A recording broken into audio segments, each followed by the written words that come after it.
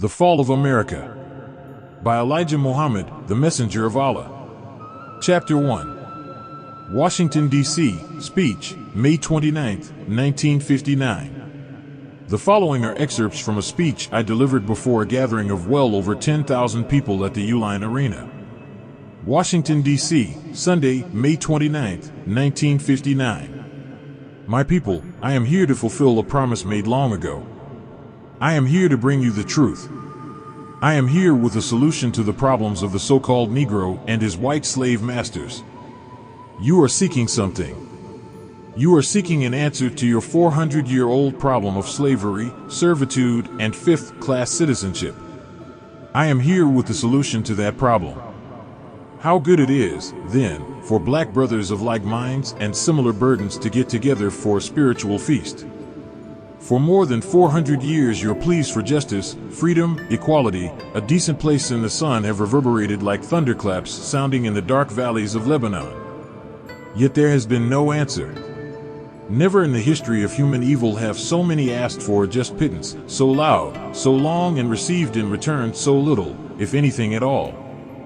The church has failed you. Christianity has failed you. The government of America has failed you. You have not received justice from any quarter.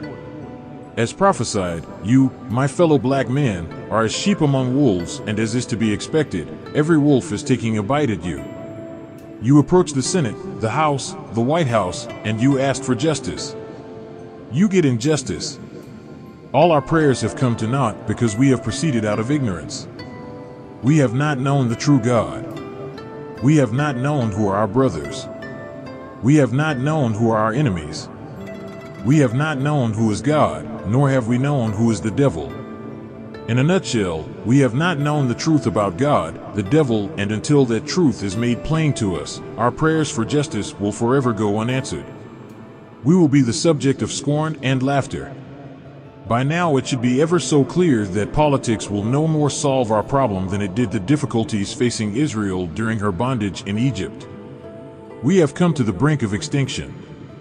We must now and here make an agonizing reappraisal of our way of life if we care anything for ourselves, our lives, our people, our race, the future of our properties, wives, and children. Justice is a common thing.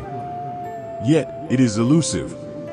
Men have sought its meaning and substance since time began. Plato shrugged that justice was nothing more than the wish of the strongest members of society. Jesus equated justice with brotherhood. Shakespeare saw it as a matter of mercy. I am here to tell you that justice is the eventual working out of the will of God as indicated in the fundamental principles of truth. Justice is the antithesis of wrong, the weapon God will use to bring judgment upon the world, the purpose and consummation of His coming. Although we are the chosen of God, when it comes to justice, the so-called American Negroes are the most deprived people on the planet Earth. Had justice prevailed, there would be no need for a day of judgment to come today to plead, not to the unjust judges of the world, but to the just judge to give the black man of America justice. That just judge is Allah, God. We have come to the end of the days of the unjust judges. Even though it may offend some, you must know the truth of it all. The truth hurts the guilty. According to the sayings of Jesus, the truth will make us free. The imperative need is for a clear-cut definition of that truth that will make us free. We must distinguish between the truth and the false so-called truths that have been handed down to us from generation by our slave masters. We have been falsely taught that the truth was the matter of Jesus' birth and death. It has been taught, and this is also false, that the truth is the revelation of Christianity. Neither of these is the truth. Neither of these will make you free. The truth to freedom is the knowledge of God and the devil, truth of yourselves, others, and the real religion of God. How mistaken you are to assume that Jesus was the final word of truth. Jesus himself admitted he could not tell it all. Yet he promised that God would send one who would not only reveal the ultimate truth, but who would reveal it to the people lying in the mud of ignorance and shame. We, the fools of the world, would be the first to know that truth, not the wise of this world. This is not cause for offense, for when God said He would reveal His truth to the fools of the world, it was a blessing, not an insult to us. After all, this names us his chosen people. Thus it is that the problem of the black man in America has set off an era of troubling throughout the world. Until your problem is solved, there will not be peace for anyone. Today, then, is a new day dawning in a new world, for the old day and the old world have passed away. The new day, the new world, if you please, cannot come into full meaning until justice comes to our people. The burden is not our oppressors alone. Much of it is upon us. The time has come when we must speak or die. Our leaders, or so-called leaders, are choked by fear. Such a leader is not worth the salt that leavens his bread. This fear is the root of their failure to tell you the truth. Now this truth must come out. You have misunderstood the Bible. Christianity is a white man's religion, and it contains no salvation for the black man.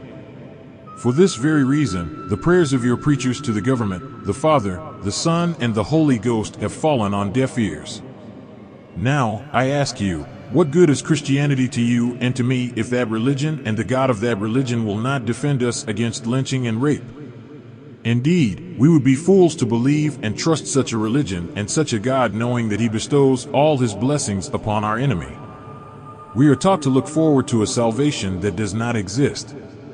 Christianity offers you salvation after death. You must go down into the earth and rot. That kind of salvation I don't want. I will not give you 2 cents for it. Any man that will work hard all his life praying to God to take and give him a home beyond the grave is a fool.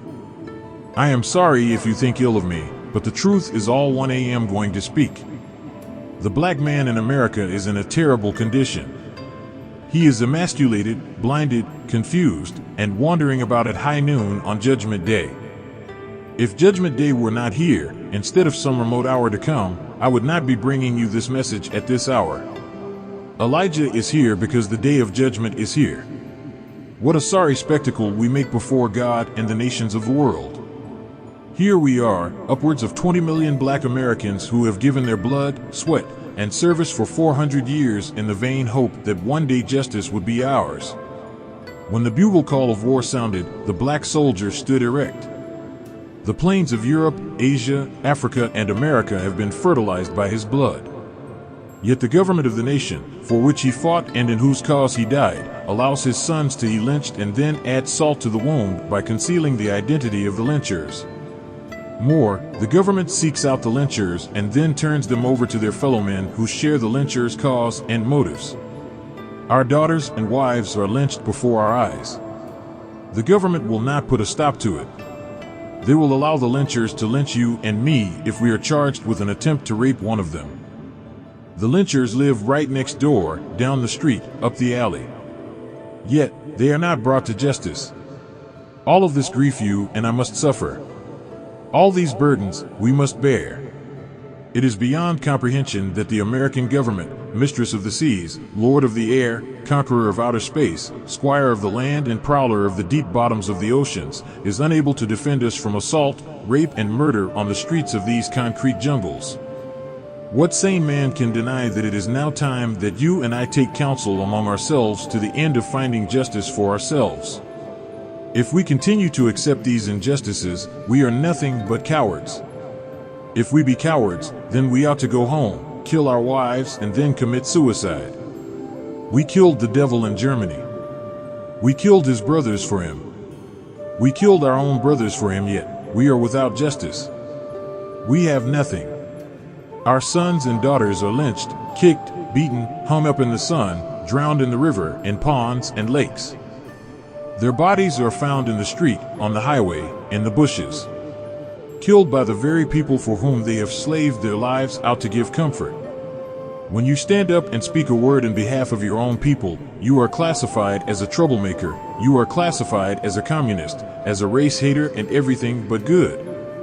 How can you as a people ever be anything if you are going to crush out your leaders who try to seek justice for you even at the cost of their own lives? I, Elijah Muhammad, am classified as a race hater. What race? What teaching am I uttering that you can classify as race hatred? How can the devil say little Elijah Muhammad is teaching race hatred in the face of over 400 years of his hatred of you and me? If God has revealed to me the truth of this race of people and yourself, and it'll you of it, and that is the truth, then don't say that I am teaching race hatred. Just say I teach the truth. There is only one thing that I am teaching today that is hatred. That is the truth of the devil. That truth I did not know. Only God knows the truth of the devil. He has revealed it to me. If that is not the truth, let the devil attack God. It is just that the truth has come to you, people without the knowledge of the truth, the deceived and misled by a wise, wicked scientist. I am here with the truth from God Almighty, and for that truth I will give my life. I will not hide that truth to the inducement of falsehood. I won't mix it up with falsehood. I say to you, my beloved brothers and sisters of injustice, if you will only reflect on what is said from the mouth of Elijah, you will not take it for insult. You will not take him for a race hater. You will take him for a beloved brother, a beloved teacher, and a beloved defender of yourself. I am not before you of myself. I have not been sent of myself. My mission is not for me, nor is my mission from the devil. I have been sent by Almighty God, Allah. It is a very strong and powerful mission that will bring a turning point in the history of the world at large, the black man in particular. The truth will make you free. What is that truth that will free us? You say, we are already free. Abraham Lincoln freed us. That is not the kind of freedom of which I speak. Abraham Lincoln was not instrumental in trying to free you. Remember that. Abraham Lincoln wanted a United States of America. They didn't want two presidents. They didn't want two governments ruling America. They wanted only one government with one president for all. It was not that they were so full of love for the so-called Negroes that he wanted to free them from the hands of his brother. But this was a good weapon to bring his brother into submission to his idea of a United States and one president of that United States. So, therefore you were just lucky that you got freed from servitude and slavery at that time. Otherwise, you would probably still been in servitude and slavery today. You say you love Lincoln. You love him because he freed us. He is your emancipator. I say to you, my beloved brothers and sisters, Mr. Lincoln was not your brother. He was not your friend any more than George Washington. Now we are 100 years up from slavery. Many of you feel proud that you have been schooled. You have a few diplomas and degrees. You can do little things educationally, but that does not get you justice in America. You still suffer injustice with an armful of diplomas and degrees from colleges and universities. Is that right? If that is not right, I am willing that you shoot me down, cut me down, any way you please to get rid of me, if I am not right. If I am right, be aware. What we want today is justice. We want the truth. The truth has come to you. You are not accepting it. Think it over. Here are a few of us who have accepted God to be our Lord. We have accepted Islam to be our religion, an old religion, as old as God himself, a religion of the prophets, of all the righteous, a religion of freedom, justice, and equality, a religion of universal brotherhood, a religion that a brother will fight and die for his brother, a religion that believes in the law that was given to Moses. An eye for an eye and a tooth for a tooth. Look at Christianity. That law is killed. Why? Because the devil did not want you to strike back at him. Therefore, they condemned an eye for an eye and a tooth for a tooth in their Christian religion because 20 million so-called Negroes might get an eye for an eye. That is nothing but the common law of justice. If you pluck out my eye, I should try and pluck out yours. But you have been made such harmless slaves by the teaching of a slavery religion called Christianity, which teaches you to love, not to strike back, but to turn the other cheek. It teaches you to give freedom to the robber. If he takes one's coat, then give him the cloak also. Help the robber to rob. Enrich the thief. That is the kind of religion that you are taught to believe. That is God's religion? I say, my friends, it is a slavery teaching. It is against the very nature of you and me to stand and let someone smite us on one side of the cheek and then we turn with enough love, I would say cowardice, and us the unsmoked cheek to the smiter. You can't do that. It is against the law of nature. America can't do it. When America's cheek is struck by an enemy, she prepares her army to strike back. The Christian government of America can't do it. The Pope of Rome can't do it. If you and I don't wake up to that knowledge and execute the law of an eye for an eye, we might as well be dead and forgotten. It is better for you and me to just go and commit suicide than for the enemy to come in our homes and drag us down, drag our daughters out, beat, lynch, and rape them while we stand by looking. If you and I are deprived of justice, if the federal government will not punish our murderers and our rapers, I say to you, we must get together and find some way to punish them ourselves. In the case of a recent lynching in Mississippi, the government agents spent a lot of time trying to find the lynched body to show that he had been lynched. It would have been easier to find the murderers than the dead body. According to the papers, that is all you and I have to go by. The government knows the lynchers. But since finding the lynchers, according to the papers, they have turned the lynchers over to the judges of their own native state and court, then they will be freed. As all the other lynchers of our people have been freed. We have come to the point where we must find justice for ourselves or commit suicide. What good is your life and my life if we have no protection?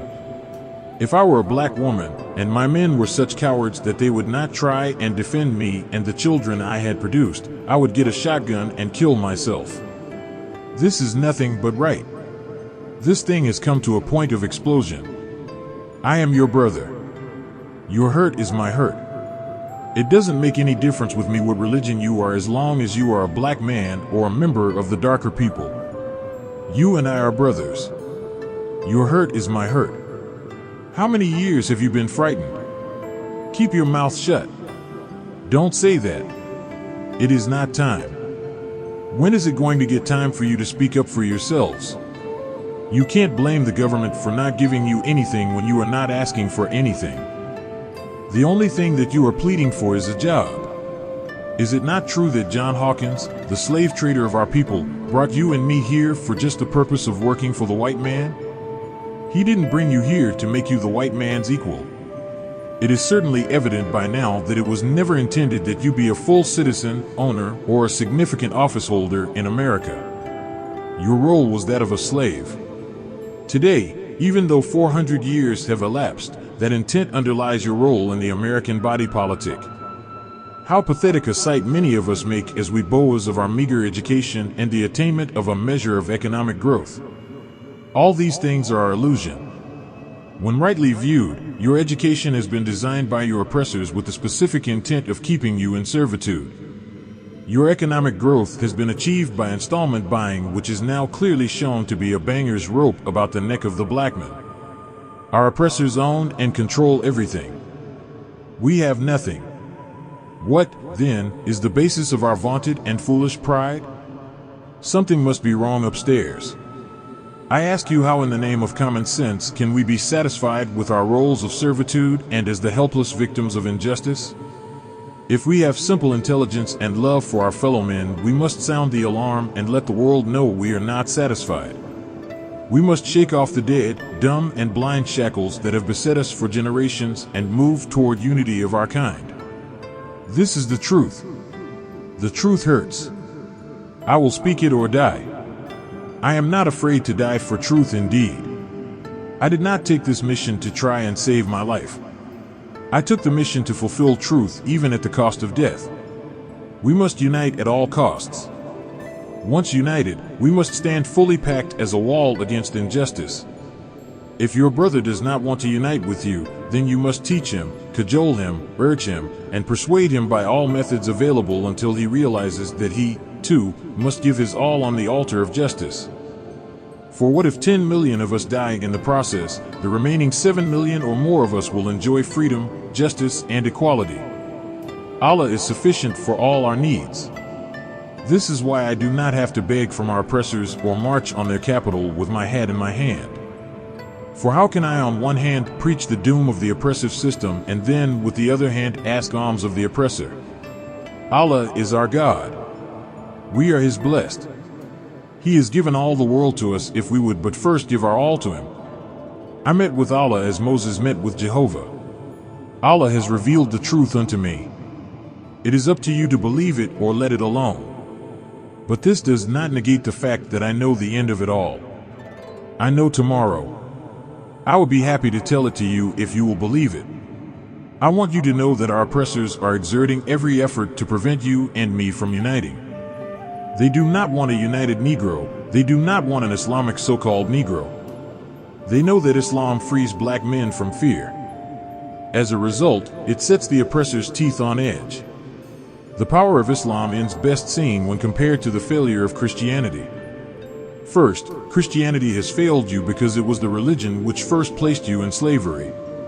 Secondly, Christianity has failed you because through its doctrine of turning the other cheek it has rendered you incapable of defending yourself in the hour of peril. Thirdly, Christianity has failed you because it has caused you to forsake the pursuit of justice in this world in the pursuit of an illusory and non-existent justice beyond the grave.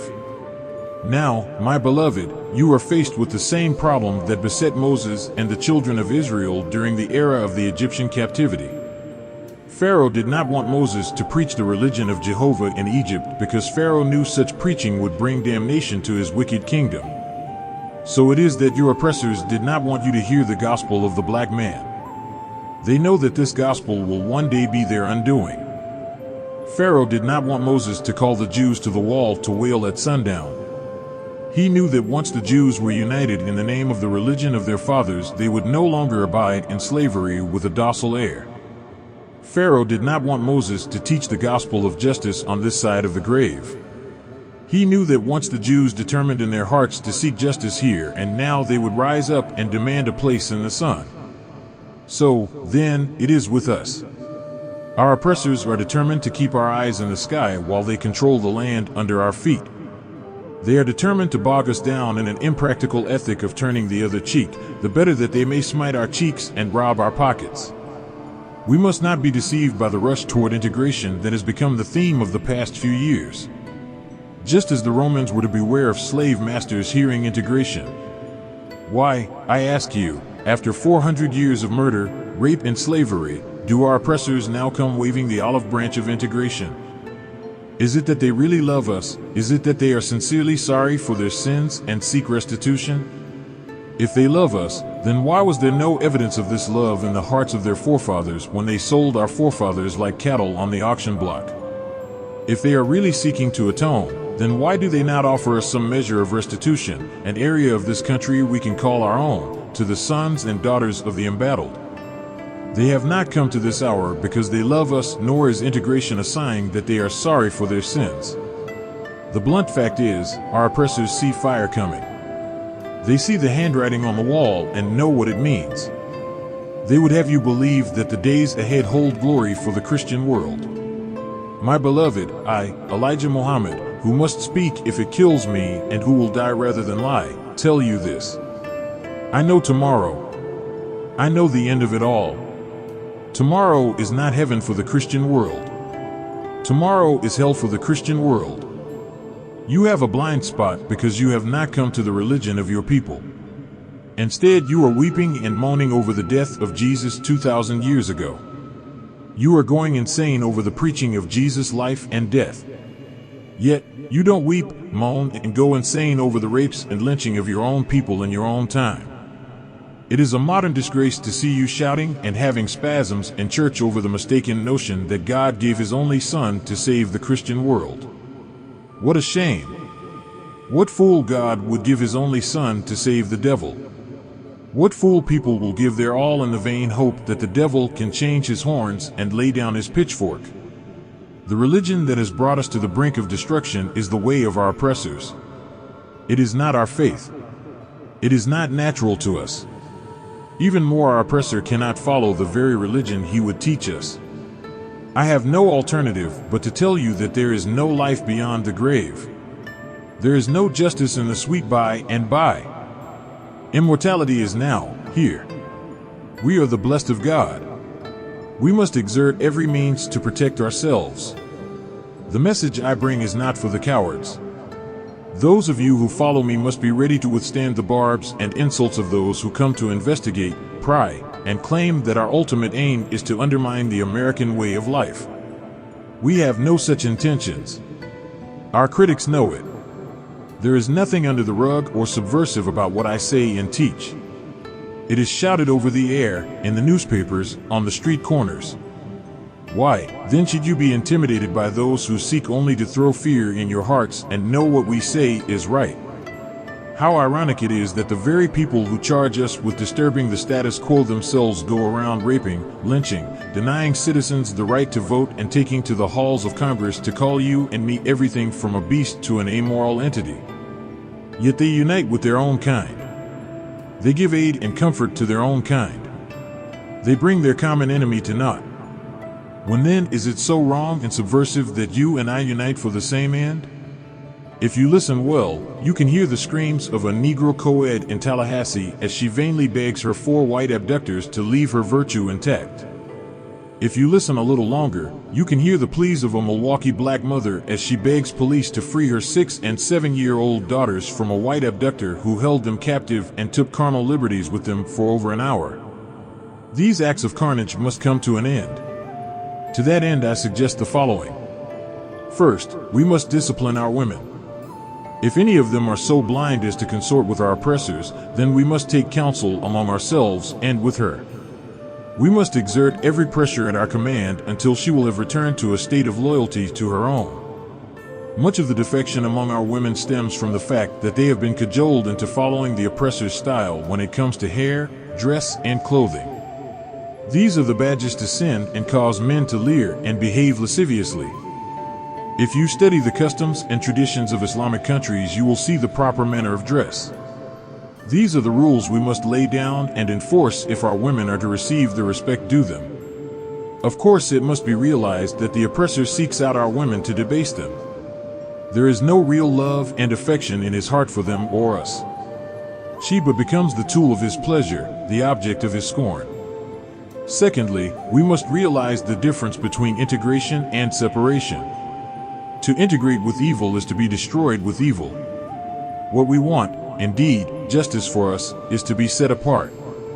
We want and must insist upon an area in this land that we can call our own, somewhere we can hold our heads with pride and dignity without the continuous harassments and indignities of our oppressors.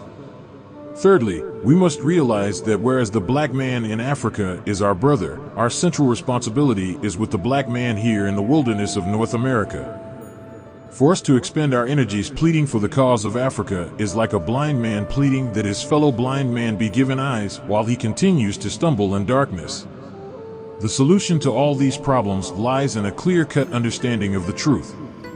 I have come to bring you that truth. Now, I spell it out so that even the children among you may know the nature of tomorrow. First of all, you must know the truth about God and the devil. We, the black men, are of God. Our oppressors, whoever they may be, are of the devil. Their nature is evil. They are incapable of doing good.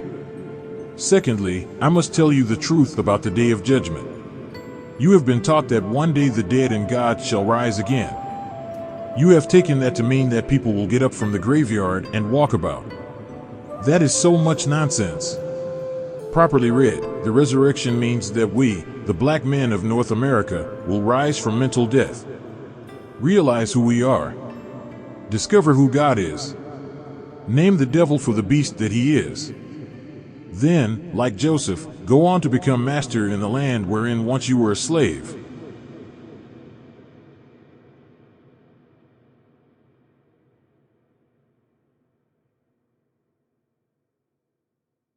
Chapter 2. Dawn of a New Day. America's burden in trying to protect herself from the attacking nations of the world is tremendous, one that she will not be able to carry. Therefore, she must succumb to the powerful forces that are coming against her. The fall of a nation makes way for another. As the earth continues, all nations and their civilizations are limited upon it, except the original nation, which takes on renewals and changes. Though in appearance America seems steadfast, she is moving towards an ultimate end. One great problem to be solved in the fall of America is the liberation of the so-called American Negro, the lost and found people of the original black nation of the earth. They have been here for 4 centuries, mistreated and brought into a state of corruption and shame. They now are being helped, although they are as blind mentally as someone is physically. In all the preparations of the divine supreme being and the nation of righteousness to remove the enemy of God and the righteous from the earth, the poor so-called American Negro cannot see it. In the South, we saw Rev. Martin Luther King, Jr., a graduate of theology, as I am told, on his knees begging the divinely condemned people, the white race, for brotherhood. You, the so-called Negro, are too spiritually and mentally blind to see. Your heart is too hard against receiving the truth, and your ears are too thoroughly closed to the truth that God, Allah, has said the white race is a race of devils, created to be destroyed. This truth is verified in the Bible and Holy Quran. Hundreds and thousands of preachers tremble at the thought of even accepting the truth and wish to take their followers into the fall of America. This is the problem to be solved. If it is to be solved, then how shall it be solved, and what is the best method to use in the solution? It must be a solution that touches not only the enemy, but those who cleave to him while defying the wrath of Almighty Allah, God. It is incumbent, says the Holy Quran, that Allah give life to this mentally dead so-called Negro. It is also made incumbent in the Bible where Ezekiel declares, in his vision, that all of the dry bones were resurrected. This does not refer so much to the Word because the Word has no effect on their resurrection. It literally took something more effective than the Word. The winds that the prophets were to prophesy to represent wars which will eventually bring harm and suffering to the rebellious rejectors of the truth. Salvation must come to the so-called Negro. Everyone's eyes should be opened. The time of the ending of this world is now, and not yet to come, as you so foolishly think. Study your own Bible, it is there. The end is predicted and hinted in many places. Daniel, in the Bible, however, gives you a better knowledge of it than in any other place. And the Quran prophecy is exact. Do not expect 10 more years, the fall will be within a few days. The so-called Negro must be stripped completely of the white man's way of life, his name, and Christianity. The world of scholars and scientists knows that Christianity will not survive. They know Islam is the only religion that will survive the destruction of this wicked civilization.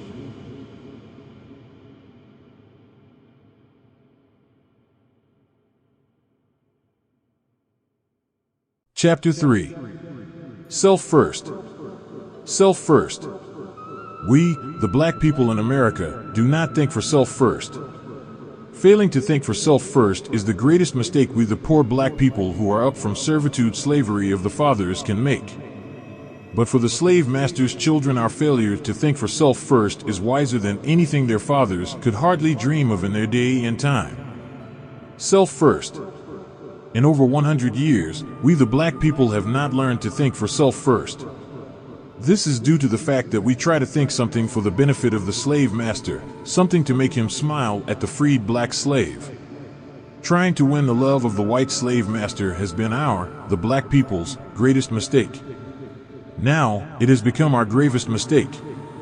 To have love for them, white race, means the fire of hell that God has heated, is being heated up for both, you who love the devil, and the devil too. Do not blame the white slave master for your love and desire for them above your love and desire for Allah, God, who loves you, while the white slave master, devil, does not love you. The devil's nature will not let him love you. The white slave master is so full of deceit that he can deceive you and all others, the Bible teaches us. The Holy Quran refers to the white slave master, the devil, as the arch-deceiver. As a deceiver, the devil has no equal. He is the professional, the wisest of all deceivers.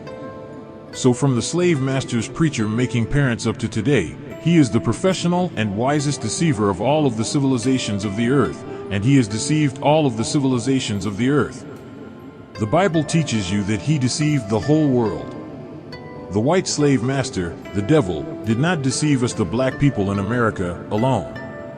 He has deceived every human being. Well, except the angels of heaven. The arch-deceiver, the white man, has deceived the reverends that he has made, and this is why they will not accept Islam. They would rather go to hell with the white slave master, devil, if the devil will just honor them as a reverend that the devil has made. In the Bible, John in the Revelation sees the preachers and his followers burning in hellfire with the devil, the white slave masters. I do not care how much you teach or tell the Reverend that he is headed for hell and following the white slave master, devil. They ignore the warning for the sake of the honor of the white slave master. But when you look into it, you will see that the white slave master is not honoring the Reverend. He is fooling him.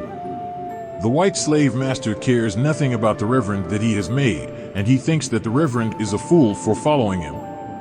It is written in the Bible which teaches the Reverend against following the devil. The people who work as the devil's disciples are called Reverend. The word Reverend means to respect, but this is a false honor from the devil, and yet the Reverend goes still, and he will walk right into the lake of hellfire with the devil, as long as the devil calls him Reverend or Father. Some of the devil's disciples are called Father after the Pope, the chief father of Satan's religion, Christianity. The Pope claims in the Bible that he will sit in the sides of the north and be like the Most High. Isaiah 14:13-14. And yet Allah, God, promised to pull him down to hell, Isaiah 14:15. And Allah is going to pull him down real fast. The Vatican, the home of the Pope, has gotten one of the worst beatings with plagues, snow, ice, and enemies, the worst beatings that you ever could have imagined coming to the head of the church. This shows that Allah, God, the Supreme Being, does not respect Rome and its father whom they call Pope. The Vatican, if it were a holy place, we would not expect to suffer the curse of nature. We who live in America live in a cursed country. America is a cursed country. America is a divine place of exile for Allah's enemies, and he promises to use America now for a lake of fire in which to burn all of his enemies. The Indians, the first people who were sent, who migrated to America, the Indians were also the enemies of Allah. Self first. The Reverends are the enemies of our own black people. If the preachers do as the white slave master tells them to do, the white slave master kills them as he did Rev. Martin Luther King, Jr., but since they are the devil's disciples, he should kill them if they do not obey him. That is right, if the devil wants to be a god like Allah, for Allah will kill those who do not obey him. So the devil kills those whom he sent and who will not obey him, so look out, Reverend. Be careful, Reverend. The white slave master has proved in our own eyes and hearing by killing Rev. Martin Luther King, Jr., who thought he was blessed to go to heaven, but instead he went to hell with his enemies. I do not mean a hell that is in the earth someplace, brother. Rev. Martin Luther King, Jr. went to hell in the wickedness of his white enemies, trying to satisfy his white enemies. He gets no credit for all of the work that he did for his enemies, and his enemies know that. I dare any one of the Christian theologists to try to prove that Rev. Martin Luther King, Jr. went anywhere else. Good man that he was, Rev. Martin Luther King, Jr. was deceived and frightened to his very heart by the enemy.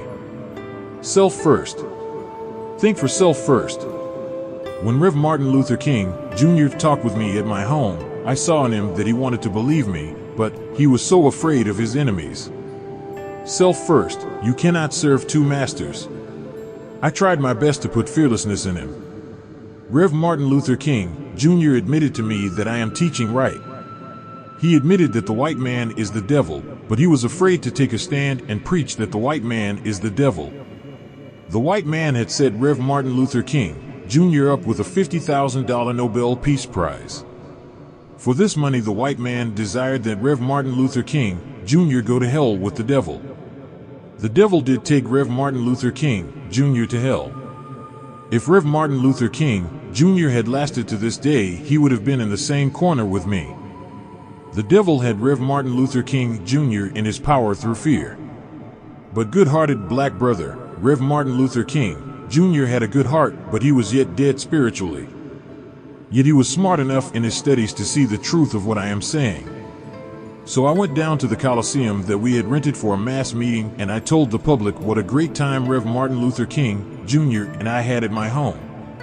I told the public what a great man Rev. Martin Luther King, Jr. was, and the white enemy showed Rev. Martin Luther King, Jr. what a great man he, arch deceiver, was, and he set Rev. Martin Luther King, Jr. up with the prize money. Just as it is written, the arch deceiver is capable of deceiving the whole world, except God's last messenger, Lamb, Bible revelations. Self first. Let us try and be ourselves first and stop trying to be like the devil. Black man, you are created black. You, black man, are the first and the last. Black man, stop trying to be white. If you see what Allah, God, has prepared for the white slave master, the devil, you will run from the devil when you get a taste of it. Allah, God, has prepared the fire of hell for them. The Holy Quran teaches that the black man will wish that between him and the devil was the distance between east and west. But you serve the devil, you love him because he has made you to fear him, from the cradle to the grave. Wake up and take pride in black self and come on and follow me. I have the God with me, the God who says that there is no fear for the one who believes in him, nor shall you grieve. Just think of the blessing that is in those two promises, no fear, no grief. I know we have feared and grieved much. So if anybody needs a God to remove fear and grief from him, we are certainly the people. Fear of the devil, the white man, is what keeps us back from enjoying heaven. If we do think to please the devil, we are most certainly members of hell. Day and night they are killing you and each other, of their kind, and yet you want to please the devil. You cannot go to heaven pleasing the devil. To go to heaven, you have to please God. You, black man, are directly from the God of heaven. Black man, you are created to serve Allah. You were not created to serve the devil. Come and follow me, and there will be no fear for you, nor shall you grieve. We the Muslims fear none but Allah. If anybody needs the fear removed from him, it is the frightened to death black man in America. Self first.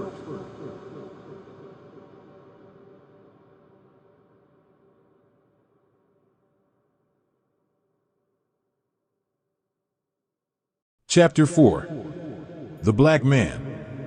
The black man, for the first time since he has been in the Western Hemisphere, is accepting himself as a black man and not as a colored man. Although the black man has been colored, now the black man has learned that the coloring was false and that the coloring came from a robber, the devil. After he, the devil himself, had put our black fathers asleep to the knowledge of their black selves, the white man pretty nearly destroyed all of the original color of us, and he has added in his own color. Never have we, the black man, been so happy to be called black. And the book, Bible, teaches us that God will come one day and God will choose us, the black people, to be his people. We did not know anything about the false color part that God had in mind to remove from us, but now God is here among us, and he is teaching us the knowledge of our color, and we love our own black color. And now we have learned that the color of our enemy has almost destroyed our original black. We are now waking up to the knowledge that black is the first color and the last color, if there be a last. And now that we have learned that black is a better color, we want to be black. You just do not have a better color than black.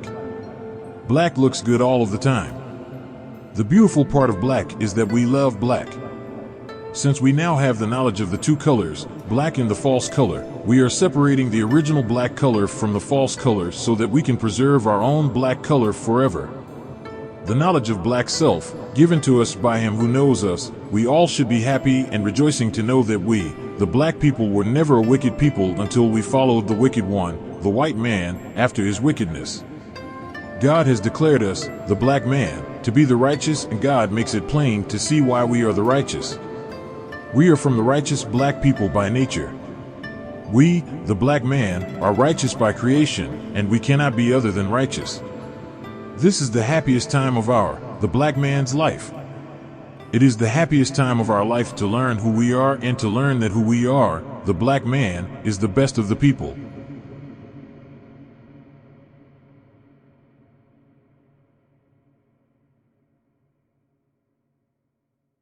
Chapter 5.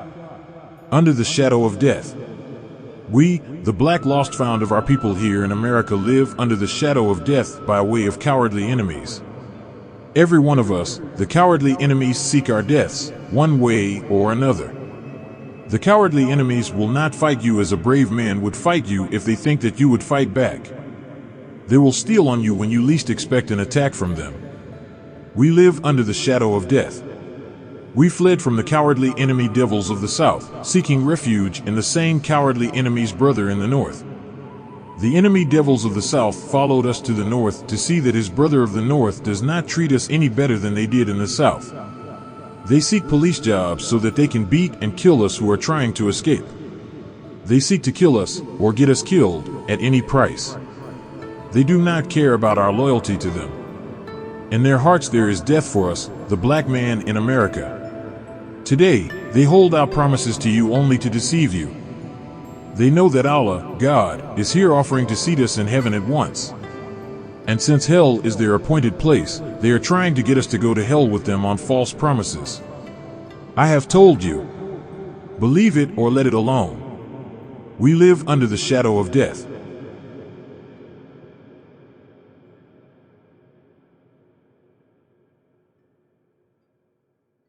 Chapter 6.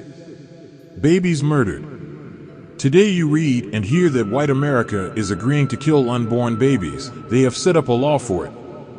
This is the worst sin that you could agree on, to have your baby killed before its birth. What are you going to do that for?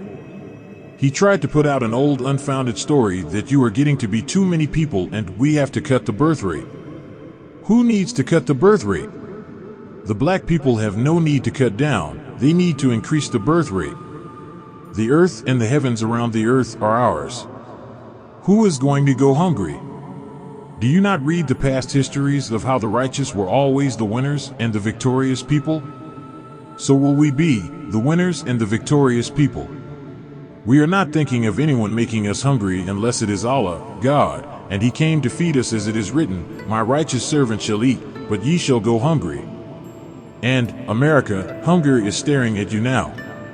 Unemployment, you cannot buy the food that you used to buy, for you have nothing to buy it with. This is why I plead with you to come join up with me and let us go to the earth and grow our food, not go walking around the city with a basket for the devil to drop food into. He will not help you, for he will not have any food to drop into his own basket. He has not only food stored up, but he has clothes stored up.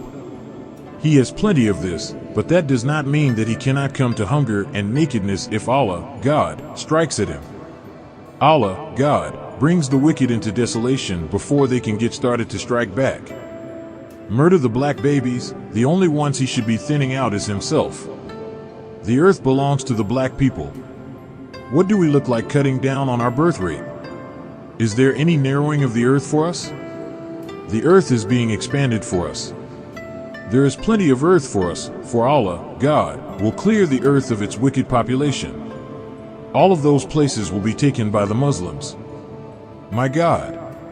To pay attention to the white man and let him slaughter the babies before and after their birth, this would be like what the fire worshippers did, who worshipped the fire god Moloch. They took their babies and threw them into the fire to be burned up, to show their sincerity to the god of fire. And, are you going to the enemy of the black man to have him deprive you of giving birth to a black baby, to let him kill it in your worship of him? Do not you think that you are acting like a mighty big fool? I think that you are. This is our earth. Have they squeezed it up so that there is no place to live, except they kill off the black people? No.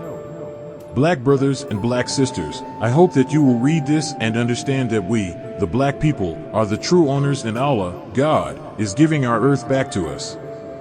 This is what He means, as well as the spiritual religion of us, when He says, accept your own. This is our earth. He is telling you to accept it. He will give it to you. The Bible teaches that the meek shall inherit the earth. The humble, poor people, they will get the earth, for it belongs to them. We have parables in the Bible which the writers of the history of Jesus tell us were spoken by Jesus, the parable of the lost sheep and the prodigal son. They returned and became the owners. This only means you and me. Why do not we take our place? Why should we give our babies to the enemy to be destroyed because he says you have nothing to feed them with? Follow me and I will show you. You will get more houses than you need and more money than you can spend. Help me, brothers, and Allah, God, will not deprive you of your good reward. I know you understand. What we do for Allah, God, He will do it for us. In this day and time we are all tried. The wicked and the righteous are both tried. What sin has the poor black baby done for you to murder it in your womb? He has done nothing. It will come back to you in a terrifying way. Your conscience will condemn you for doing such. All of our evil will come before us in a palpitating form. Let us not be such fools as to think that we have to east our babies into the arms of a murderer to murder them for the excuse that he needs to do so in order to feed and house you. No place is crowded but the cities. There is plenty of room in the country. The black man has never had a problem. Look at China and India. They do not destroy their babies just because they do not have money.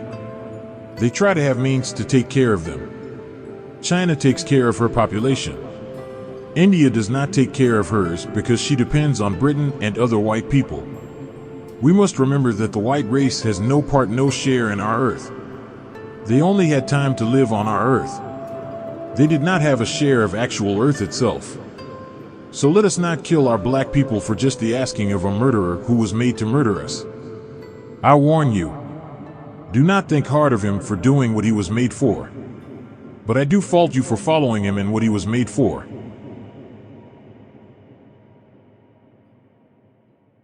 Chapter 7. When Abe Lincoln and J. F. Kennedy spoke out for the Negroes. From the death of Abraham Lincoln to the assassination of President Kennedy, it proves that on each one of these occasions where outlaws overruled legal authority, it was in the case of presidents who opened their mouths and said something favorable for the so-called Negro. I am not saying that this was the reason President Kennedy was assassinated, but it seems very strange that every president who says something favorable for the so-called Negro pays for it with his life. We also can substantiate this by the fact that any Negro who wants to lead the so-called Negro to a better life and towards true peace, freedom, justice, and equality, which he is entitled to enjoy, is also subjected to the same kind of assassinations or attempts at assassination. I know these to be facts. There are some who seem not to want a true freedom and who will also speak unfavorably and plan unfavorable actions against those who dare to lead a true struggle for justice and equality. The tragic death of President Kennedy should serve as a warning to all rulers and people of value that values cannot be trusted openly in the presence of thieves and robbers. There has never been a president elected to such a high office who had the heart of everyone for him, and never was there a king who had the people wholeheartedly with him, regardless of how good the king, the president, prime minister, or the spokesman for the king or president. There may be some people who do not like the high official holding the top office of the nation. I think that they should be well protected, and all precautionary steps should be taken to ensure such persons' safety. Riding in open cars or walking openly in the public is usually a needless risk taken by anyone holding such high office, especially when they are political officials. Those spiritual teachers, such as prophets of God and messengers, their lives have not been spared in the public according to recorded history of the lives of these characters. There are both friends and enemies of public servants, and we must be aware of them. Such outlaw action permitted in America is a disgrace and shame to the government and to people who are recognized as world leaders and examples of what others should do in the way of friendship and cooperation. With the great scientific advancement that America has made, it does not seem possible in this modern time that the tragedy that took place on the 22nd of November should have happened. This is a long way from the assassination of President William McKinley. There are 62 years between the two assassinations of the presidents of the United States of America, and with such great advancement in the science of protection, these things should have never happened. Again, it shows to the world that the government of America and its people are actually given to such outlaw and violent action. To take human lives at will, disregarding their own legal law against such action, makes the country be classified as country or government of outlaws, where people have no safety of their lives under the law which claims to safeguard the lives of human beings.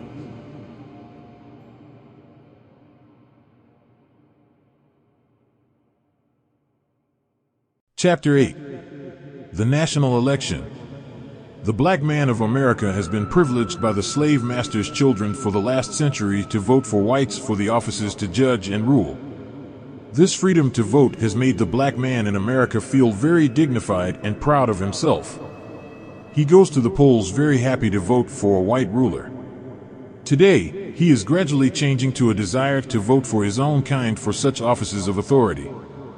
We must remember that our vote is strong and powerful only when and where the white man can use it to get in the office over his white opponent. After the election and the victory, there are very few favors that come from his office to the black voters who helped and aided him in getting in the office. Why? Because he does not owe the black voter anything as long as he has to feed, clothe, and shelter him. The black vote could be cast or not cast. The white citizens of the government are going to win and continue to rule anyway. There is much talk of this man and that man. Who shall the vote of the people put in the White House for the next 4 years? How much good have the two parties, Republican and Democrat, done for us for the last century in the way of freedom, justice, and equality? Regardless of what party wins, the die is always set against us, the black people in America. Injustice, crooked politics, and the breeding of corruption under crooked politics have been practiced ever since Adam to the present-day rulers. Adam was the first crook. There has not been justice for the black man in this race of people, and this is why the race suffers from the effect of chaos today. There are black politicians who would like to use their black people for selfish greed and will throw them behind any crook with money. Black politicians of this type have sold their black brothers to suffering and shame for self-elevation with the crook. This election is one of the most serious in the history of American government because either party that seeks the office of presidency is faced with the problem of saving the lives of the people of America. If the present party, Democratic, remains in office, you know the answer. If the Republican Party takes over, you should know the answer. There will be a lull before the storm. The storm can be delayed, and every hour and day that it can be delayed is to your benefit. The black man should be very serious and careful about his voting because 90% of the black votes cast are cast by ones who do not have the knowledge of what they are casting their vote for. I still say, as I have said for many years, vote for Allah, God, to be your ruler and come follow me.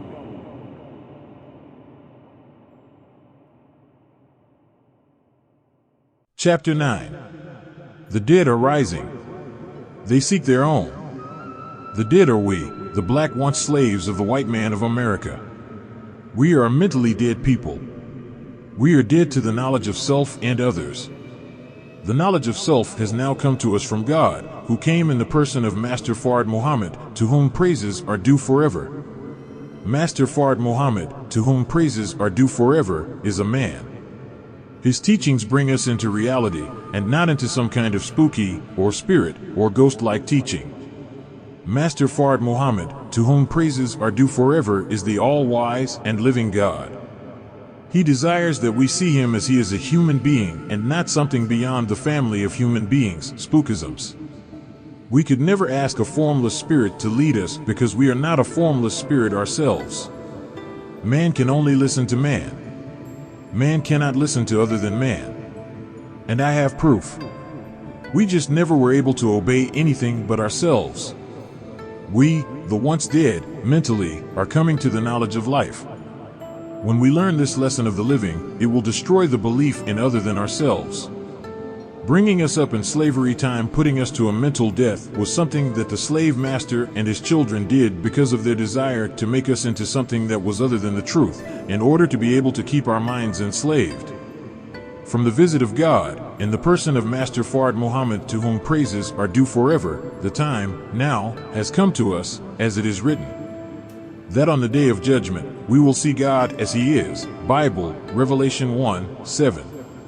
The rise of the dead does not, by any means, mean what you and I were taught when we were little boys and little girls, and even while we are little boys and little girls in man and woman age, we are still pushed on a baby's side for understanding of the truth.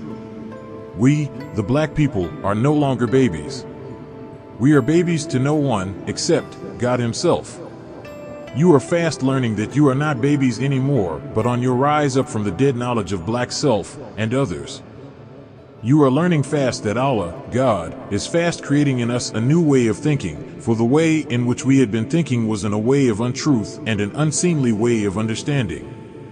America is a country where evil is dominant and the people in America think nothing but evil. It is very seldom that you can talk to a person without getting the thought, quickly, that their mind is filled with evil. We, the black people in America, are called the dead, spiritually. And we, the black people in America, now desire to make for ourselves something better than what the slave master's children have made of us. We want to make something better of ourselves than what the slave master's children still do make of us. Look at the many people who used to be stage actors and who are now forsaking the stage as being a mockery to them, and are now former stage actors who want to be seen and conversed with as civilized black people and not as some kind of a stage actor. The white stage actors are with some sense because they are civilized. A meaningless act is not enjoyed by a people who are intelligently learned into the knowledge of civilization. But the poor black man in America has no knowledge of any civilization. But the white man has gotten into all of the civilized people of the earth, and he knows them and they know him. This is why now a war between civilizations must take place, because the present ruler, white race, has deceived the whole entire civilized world with their civilization of deceit. The white race was made for the purpose of making mischief. The white race was made for the purpose of deceit. And, now that Almighty God has come to make manifest that which has been hidden of the truth, this runs the white man from under his deceitful blanket which had the white man covered. As the Bible teaches us, God will pull the covering off of the covered and show the nations his, white races, shame. Nahum 3:5. If the white man had not been uncovered by Almighty God Allah, who came in the person of Master Fard Muhammad, to whom praises are due forever, I do not see any cover left for the white man's skin. By Allah, God, pulling the cover off of the white race, this makes it possible for us, the black people who were deaf to the knowledge of the truth, to see the natural characteristics of this deadly white enemy of the black man. Now we can shun our enemy like we do a rattlesnake. When we see the rattlesnake, or hear his rattlers sing, we begin to try and seek cover from the rattlesnake if we are not able to kill, for we know his deadly sting. But this snake, white race, has overtaken us, and he has bitten us so many times that we have become so poisoned from his poison getting into our blood, from his sting, that it has taken God, now, to come to prevent the snake from continuing to sting us. And Allah, God, has the cure for our being bitten by the snake. He will separate both of us from being involved with each other so the snake's poisonous sting will not affect us. The black man in America has never known anyone but the white race. Therefore, the black man seeks pacification and mercy from a merciless people. You cannot blame the white man for what he is. You cannot blame him for being merciless, for the white people were made the people that they are. And the white man has made us, the black man, other than our own self. At the present time, we are not like we were when we were created in the beginning. In the beginning we were created right. Then, we were deceived by the deceiver who was made a deceiver by nature. Our black people are rising up. And we are happy to rise into the knowledge of self and others. The rise of the dead will be like the blast of a trumpet pretty soon. The black people will become into the knowledge of themselves so fast that it will look like the rise of the dead has taken place at once. I just love to look at my black people now. All of them are rising. And listening to them talk, you see how much different they are. My black people must get out of the white man's name. But my black people must be qualified to enter their real original name of Almighty God Allah. Come to the Temple of Islam and learn all about yourself, and after learning all about yourself, you will be able to take those who enslaved you and wrap them around your little finger, and you will not feel them on your little finger until you see them on your little finger and shake them off. Allah, God, loves you and I love you. We want to build up this world for ourselves, to live in this world in peace and happiness. Chapter 10. Resurrection of our people. The old world must be removed to make way for the new world. There is a universal struggle being waged by the old world against the beginning of the new world. Will the old world's opposition prevent the establishment of the new world? According to recorded history, the efforts being made by the old world against the beginning of a new world will fail, as did former opponents of Allah. According to the history of Noah, the people ridiculed the very thought of Allah bringing a flood to drown them. Noah was laughed at and scorned for preaching such a doctrine. According to the Bible and Holy Quran, he was called a liar and looked upon as a crazy person. Some of the members of Noah's family joined the mockers and disbelievers of Allah and his messenger, who was Noah. They met the same fate as the others who disbelieved.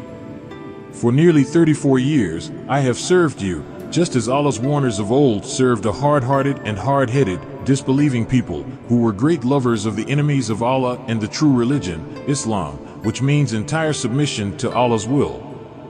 The opposition of that world to the advent of a better world was a total failure. So shall it be with those today who oppose the beginning of a new world of righteousness, Islam. In the time of Abraham and his nephew, Lot, before the birth of Ishmael and Isaac, Abraham's two sons, the people, mockers and haters of truth and righteousness in that part of the world, the cities of Sodom and Gomorrah, had become victimized to every imaginable evil. They even threatened the life of the preacher of righteousness, Lot, disregarding the strangers, angels, visiting Lot until it was too late. So it is with the opponents of the messenger of Allah today in America. Messengers are never sent, they always are raised in the midst of those whom Allah would warn, so they can't claim that they did not understand the language of the messenger, or say that he was a foreigner or stranger. The messenger is one from them.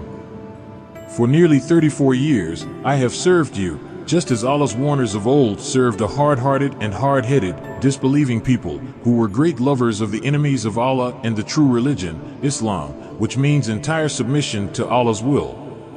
There is mockery, and evil plans are made against my life by the wicked, just as they were made against Noah and subsequent prophets. The powerful, rich world of Christianity, especially America, is made to seem as immovable as the mountains. But it is not impossible to remove mountains, they can be removed by high explosives. So wealth and power also can be reduced to nothing. We are now living in the judgment, or doom, of the white man's world. Preparations have been made to meet every effort by the white man to oppose the beginning and setting up of Allah's new world of righteousness, Islam. The government, USA, today watches my followers with an evil eye, seeking to deceive anyone who would enter the fold to help further the cause of truth and the upliftment of the mourning heads and the grieving hearts of the American so-called Negroes. To help make them a nation of righteousness and justice, to serve as a star for the nations of their own kind forever. The U.S. government is active in its deceitful work of trying to slow the progress of the resurrection of our people. American whites want us to reject Allah and the true religion, Islam, and believe in their false religion and false God, whom they cannot make manifest to you. They cannot prove to you, in this day and time, that Christianity is a defense for you, as well as for themselves, against their doom. America must be taken and destroyed, according to the prophets, at the time and end of the wicked world, where the lost and found members of the ancient and aboriginal people are found. America hates and mistreats her slaves to the extent that it has reached the heart of Allah and the righteous people of the earth, the nation of Islam. We read where our black brothers refer to the American so-called Negroes as their brothers, while according to the preaching of some of these lost and found members of the aboriginal nation of the earth, they would rather have themselves referred to as the brothers of their enemies. The extent to which the enemy has poisoned the minds and hearts of my people here in America is shameful. They willfully do anything to deceive the so-called Negroes into going to their doom with them. There is no way for the enemy of Allah, His messenger and His people, the darker people of the earth, to find strength, power and wisdom enough to win in a war against Allah. As it is written in the Christian Bible and many other places, but the day of the Lord will come as a thief in the night, and thee, which the heavens shall pass away with a great noise, and the elements shall melt with fervent heat, the earth also and the works that art therein shall be burnt up. Bible, Peter 3:10. The earth shall not be burned, it will be here for many thousands of years to come. Only that on the earth, the devils, which has sinned against Allah and His laws, will be destroyed. The earth, the sun, the moon, and the stars have never disobeyed Allah since their creation. Chapter 11. Opposers of Truth. Adam and Eve, the father and mother of the white race, Yaqub is the real name, refused the religion of Islam, peace, because of the nature in which they were made. This makes it impossible for the white race to submit to Allah and obey His law of righteousness. This, the lost-found members of the Asiatic nation from the tribe of Shabazz must learn of the white race, that it is a waste of time to seek mercy and justice from a people who by nature do not have it for each other. They talk and preach the goodness of God and his prophets only to deceive you, who by nature are of the God of righteousness, into following them away from our God to a God who does not exist. Our future is at stake, and 99% of us do not know it. With ever evil snoopers around you seeking an excuse to do their worst to you makes it hard for the 99% ignorant to ever know the truth. Their greatest desire is to prevent you from ever accepting the truth. They claim the truth to be subversive and hate teachings.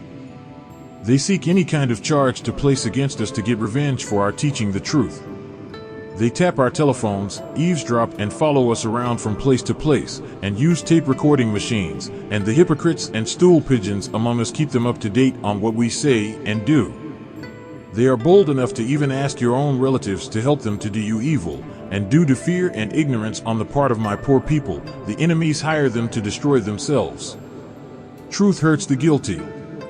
Will persecuting and murdering the truth-bearer help the evildoers in this late hour of the day, the end of their time? Our problem must be solved, saith Allah, the God of righteousness, who is with you and me to raise us up, the poor lost and found members of the original owners of the planet Earth, the tribe of Shabazz. A good solution is as follows: stop opposing the spread of Islam, peace, among us. Let us go back to our God, Allah, and our religion of Islam, peace. Since you will not give us, the so-called Negroes, equal justice, and do not want social mixing with your free slaves because of degrading and lowering your own status in the eyes of the world, help us to go for ourselves, either out or in your country. For 400 years, we have served you with our labor, sweat and blood, the lash of your whip, your killings, lynching and burning of our innocent black flesh, without even a hearing in a court of justice, nor even our murderers being punished. Although we are marched before your enemies, and there we pour out our lives for the freedom of your lives, children, and your country, we return home to meet an even worse enemy. We are hated and kicked out in certain places like an unwanted dog who has caught the game but was not given a taste of it, only that which the hunter could not and should not eat himself. The dog, being too ignorant to recognize the injustice done to him by his master, will jump to his feet again at the call of his master to offer his life for his master's life. This we have and still are doing for you. We are not wanted in your better neighborhoods. In many places we have to be guarded and protected by your armed forces in order to live in a house which one of your kind has sold to us. Yet, we are the most peaceful and humblest of the population. We are taxed equally and perhaps more than those of our own kind who are the real citizens and owners of this country, America, though our labor and the labor of our fathers made and built it for you. Think it over: the millions of us working, fighting and dying at your hand and others for 400 years without a home which we can call our own, not being allowed to worship our God, religion, nor have unity among self and our kind without being charged with the worst of crimes, subversiveness, sedition, treason and seeking to overthrow the government by force, though we have no arms to do such, just to have an excuse for your persecuting and seeking to kill the same poor 400-year-old slave. Chapter 12. Deceivers and the Deceived. We, the whole nation of the lost-found members of the black nation in America, must remember that for the past 400 years we have been reared by the enemies of our fathers. According to their own history writing, bringing us from our native land and people into the Western Hemisphere was not for the purpose of making themselves friendly people to us and our nation, but to deceive us as being that which they actually were not, a friend and advisor to us, while at the same time depriving us of truth, justice, and equality even now, after 400 years of servitude slavery. We must remember that the deceiver actually has deceived us.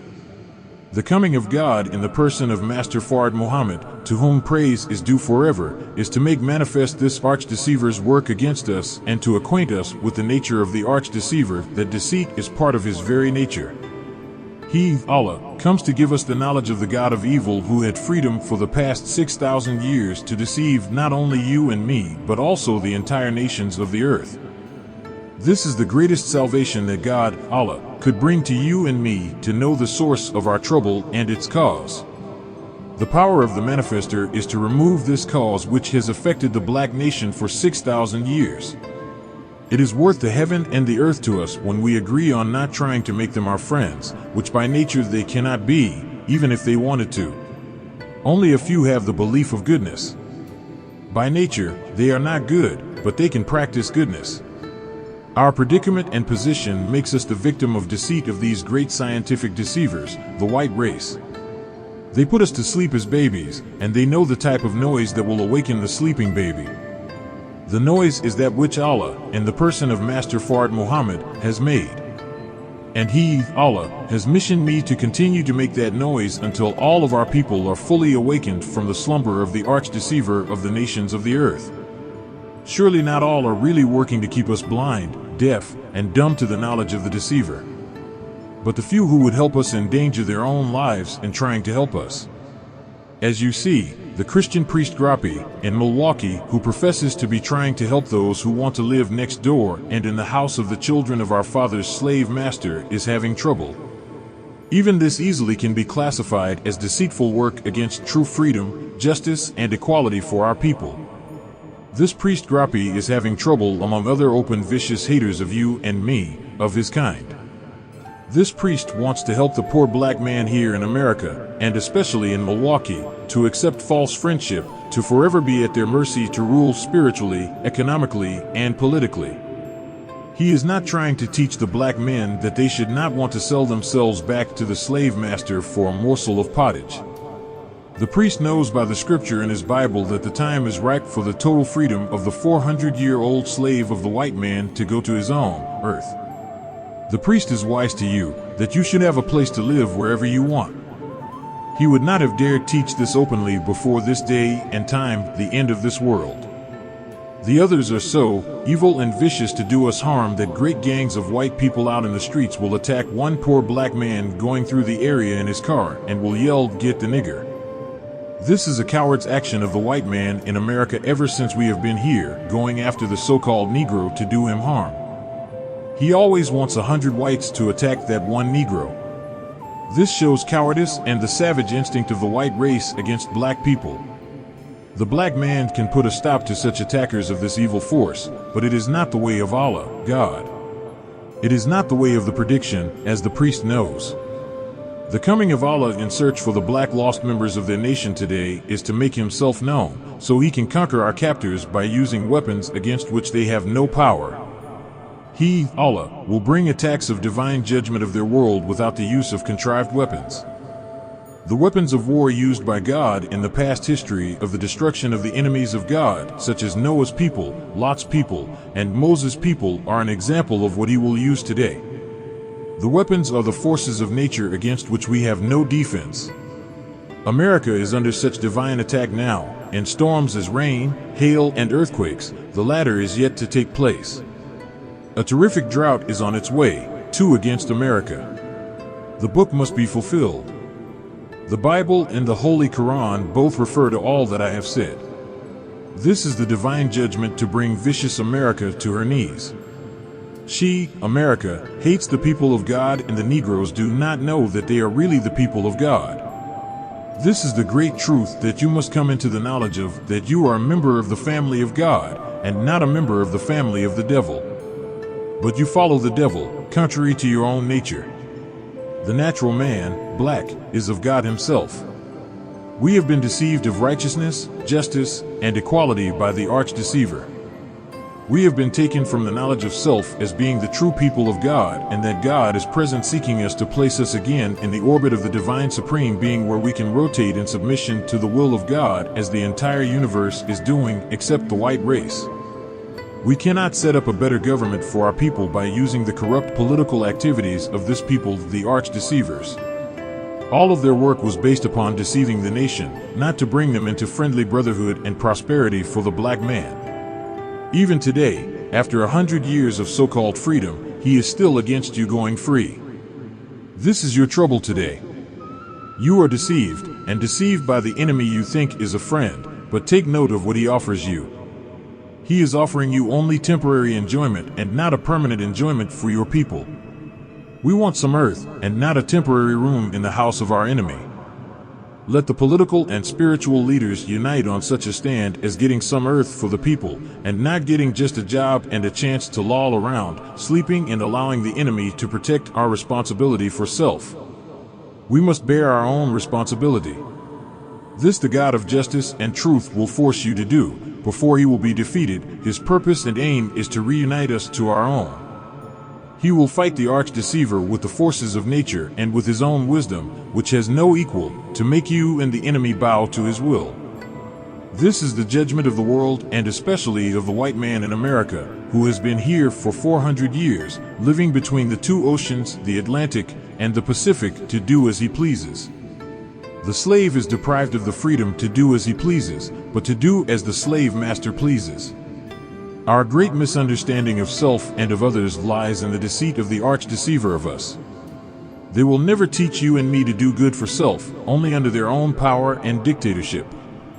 What we need is to unite, not demanding and marching all over the country to live near the white man in his home, but demand a separate place for us in this country and help us with the means of civilization, as he had to get started, limiting the time to get started within the next 20 or 25 years.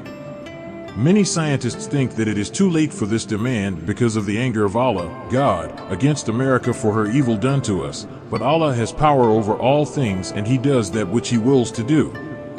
It is up to America if she wants to help us. It would be a great good, putting us on the way to self, by any evil one or nation.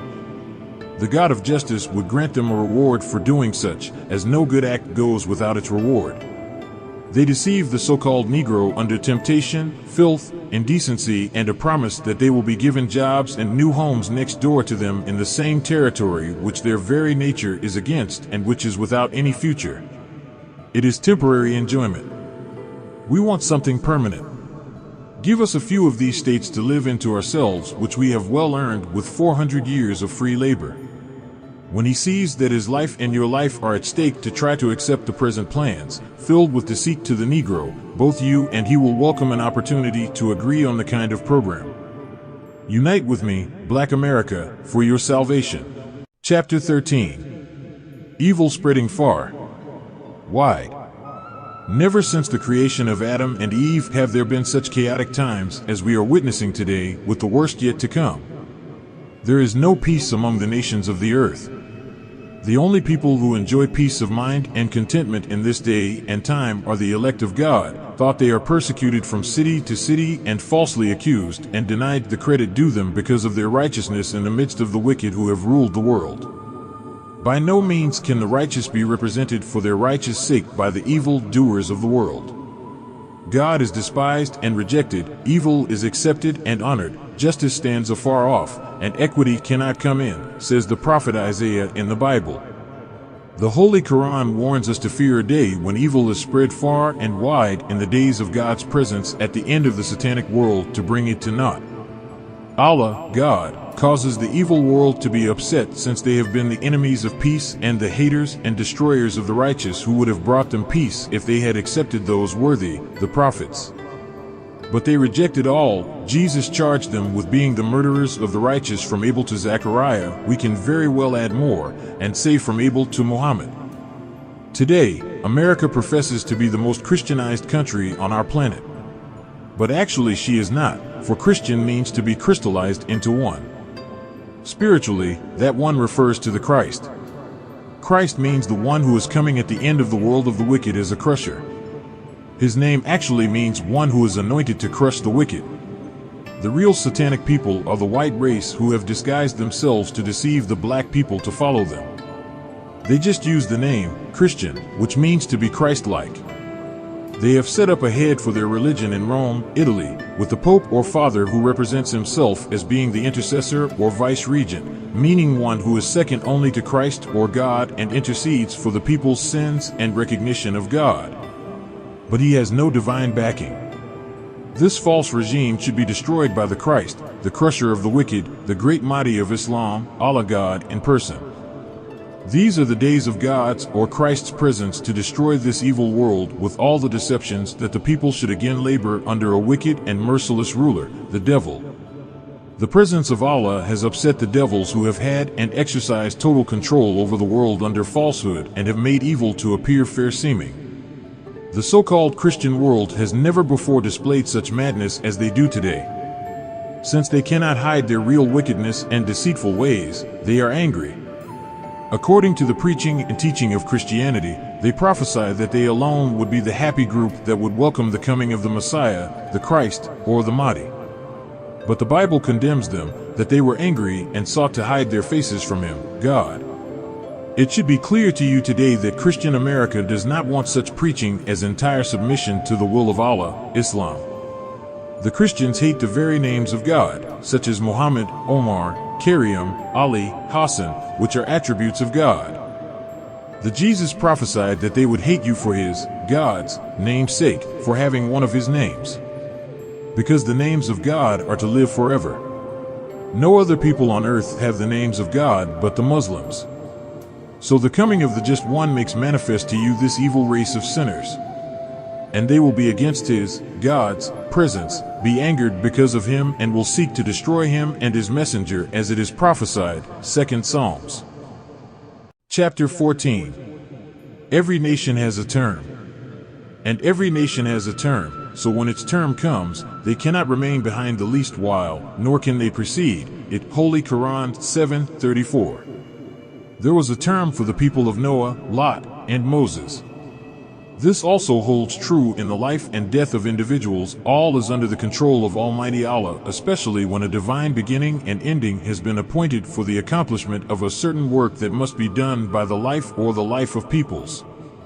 The above chapter and verse of the Holy Quran is a warning to the present nation whose term is now coming to an end. If we know what is said to us and what is written by the prophets for us to read, study and ponder over, and if we understand, we should not fall victims to misunderstanding and disbelief.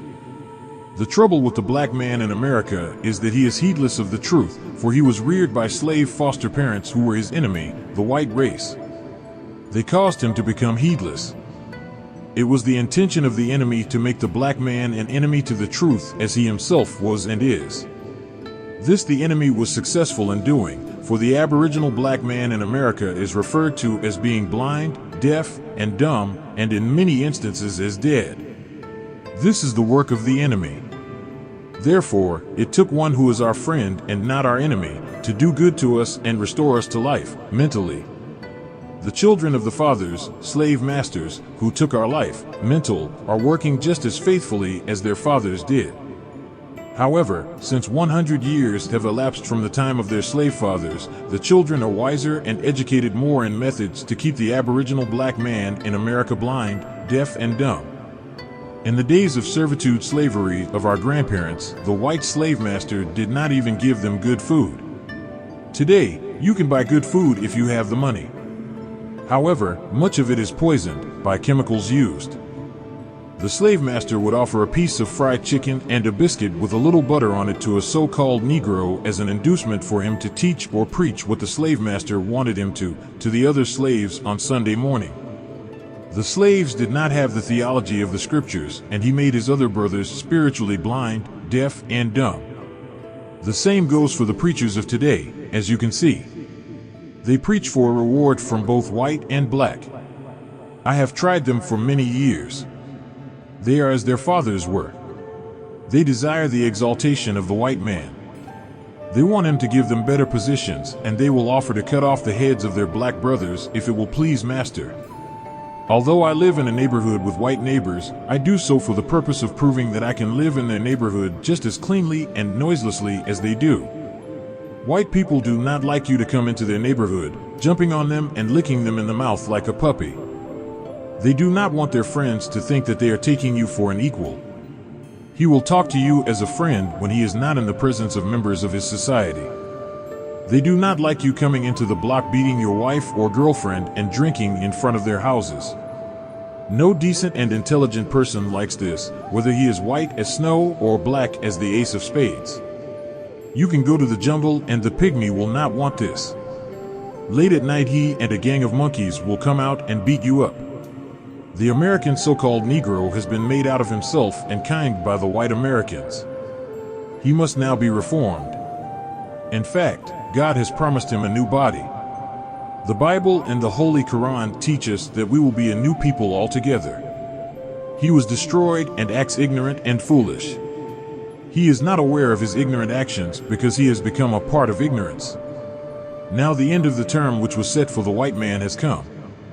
The average so-called Negro, the lost-found member of the black nation, does not know that this is the end of the world of the white man, his rule over the black nation. He will not listen to one of his own kind who tells or teaches him of the time and doom of the world that we have known, white man's world. They offer high positions and money to the so-called Negro intellectual politicians who will work against the good of the black American people. They will accept such gratuity, for they have been deprived of love for self and kind. What so they care about the millions who are sprawled in the mud of civilization?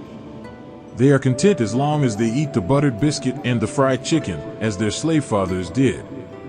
You would not think that they would hire themselves out to be stool pigeons, white man's bootlickers, and Uncle Toms in these modern times of advanced education, but they are doing just that. They do not want the praise and exaltation of God and their own black people. They want it from the slave master's children. The slave master's children will give it to them as long as they reject themselves and kind and worship and exalt the white people. The white man is very clever in making a public fool of the black man. They show the brown, yellow, and red man what a good job they have done on the black man in America and throughout the earth. He is doing what nature bids him to do. I do not blame the white man anymore for making fools of our people. It is the nature of the white man to make a fool of our people, but it is not the nature of our people to allow him to make a fool of us. But you have been given the knowledge of yourself, the nature in which God created you, and you still allow the enemy to make a fool of you, then you do not have the sympathy of God and the righteous, not after knowledge. The divine term that was given to the white race to allow them to make a fool of the black man and rule him with tricks is now up. The devil with his tricks must be removed. He was given this chance to deceive you with his tricknology, and therefore God will not hinder the devil from tricking you if he can. This is written in the Holy Quran, chapter 7. But God promised hellfire to both the devil and his followers whom he can get from the black nation. Therefore, you and I, after knowledge of the devil, his tricks, and his term, should not blame anyone but ourselves if we allow the devil to trick us, for that is the job of the devil. It is his nature. We blame ourselves and not the enemy. You lust for his half-nude women and thirst for whiskey and beer. You desire gambling, robbing, and killing each other for the personal property of others. This is the work of the devil upon you. You do not have to allow him to cause you to live such a life. Do not blame them, blame your foolish self. It has always been the policy of the white man to use a black man against a black man, especially leaders. Look at history. See how he has deceived and killed off the black leaders of foreign lands, and then they took over themselves. This should be a lesson for you and me. We, the Muslims, have watched our people who have come among us as eyes and ears, stool pigeons, for white folks. When they have become converted to the truth and join us, they confess that they are ashamed that have worked against us for the sake of a few perishable dollars. We know that the white man is our enemy, and wherever we are, he offers some silly so-called Negro a higher office and higher pay to work against us Muslims, the righteous, or any so-called Negro. Whether he be a Baptist, Methodist, Holy Roller, or Sanctified, some lazy so-called Negro will work against him for the white man. It is a shame in such modern times to see black politicians and preachers accepting positions to work against their own black people for a few dollars from a race whose time has come to an end. We are justified in taking it if the white man gave us $1 billion or $100 billion. We deserve it. But we are not justified to sell our lives for such a gift in this day and time. Declare yourself a Muslim and see how much the devil will give you. He would say, "We will give it to you if you preach that we are not the devil." We would answer, "That is just the same as saying, if you do not teach the truth of me, so that I can continue to deceive the world of your kind, I will help you." Remember what the Bible teaches us, that Satan said to Jesus, "All these things will I give thee, if thou wilt fall down and worship me." Matt 4:9. And he showed him the kingdoms of the world. Perhaps you will be offered the world of the wicked pretty soon. If so, the Bible says, "What profit a man if he gain the world and lose his own life, soul?" This is a warning to the preachers. The little money, with its dying value, will not help you against God's aims and purpose of the resurrection of the dead lost found members of the Aboriginal nation. You will lose your lives for so doing, and you should, for you cause innocent ones who are blind, deaf, and dumb to go to hell with yourself and the enemy. Allah, God, came forth in the person of Master Fard Muhammad, to whom praise is due forever, the Son of Man, as it is written, seeking to save that which was lost and to restore again that which had gone astray. He said to me that he would eat rattlesnakes to save our lives, and that he would walk 40 miles up a mountain to teach just one in order to save his life in exchange for our safety and return to our own. I have taken him for my God and my Savior. I advise you to do the same, regardless of the offers of money, which is fast becoming worthless. Jesus refused the money and dwelt upon the truth that is written, that we must not worship Satan. Satan's place is behind us and not in front of us. It is the nature of Satan to try and deceive the very angels in heaven, not to think of the fools who are in his hell. In the Bible, Reverend, it is written that you would accept the enemy and go down in a lake of fire with him.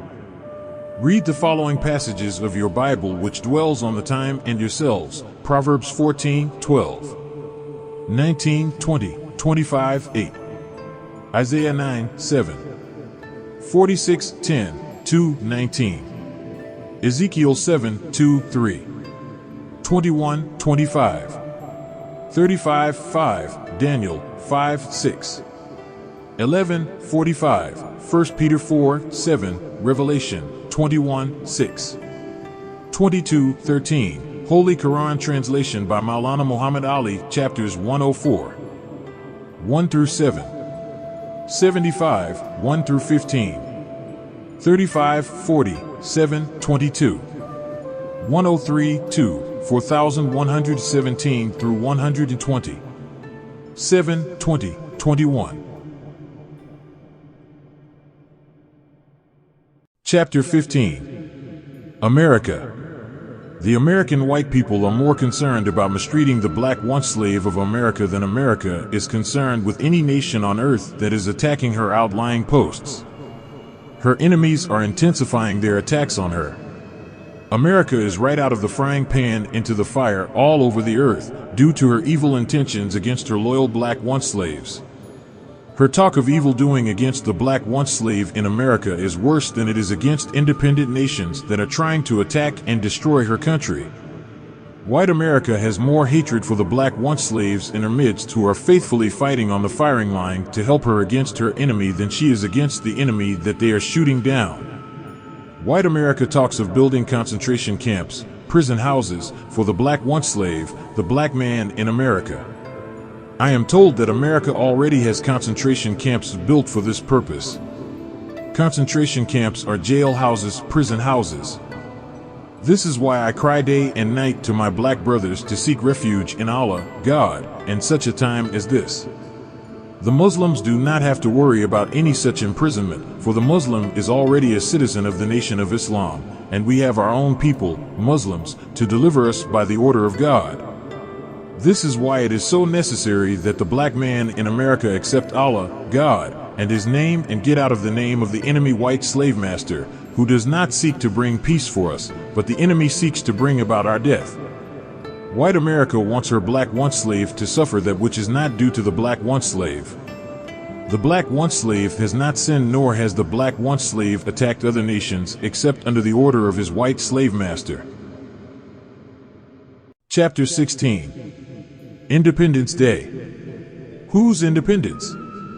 Since 1776 you, black man, have been worshiping the 4th of July along with the real author of the 4th of July, the white man, as a day of independence for themselves. It is the white slave master and his children who enjoy setting forth the 4th of July as a day of rejoicing over achieving this country's independence from any other foreign source. Now, the history of the 4th of July shows that it is the Independence Day of the American white man. They wrote the Declaration of Independence for themselves. The white man did not put anything in the Declaration of Independence for the benefit of the black man, who was the servitude slave of the white man at that time. The joy which the black slave experienced on these holidays of the white man was due to the black man getting a rest from his labor and the days which the white man had set aside for celebration. That is all the black slave was rejoicing over, that he did not have to work that day. But you are free now, and you do not need this for an excuse for your worship of the 4th of July. There is no further need for us to worship the gaining of the white man's independence. Let us look again at our own black independence and how it came on this same day of the 4th of July, at the coming of Allah, God, who came in the person of Master Fard Muhammad, to whom praises are due forever, on July 4th, 1930. The significance of his coming to us, on the Independence Day of the white man, is very great. It is their day of great rejoicing. As with former peoples and their governments, their destruction took place when they were at the height of their rejoicing.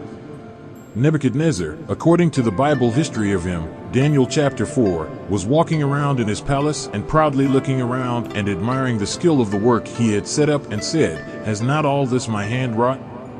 The Bible teaches us that while the words were in his mouth, the end came. Allah, God, changed his mind and heart from that of a civilized man to the mind and heart of a beast. He had the brain reactions of a wild beast, and he was cast out among the dumb brutes. What does that signify?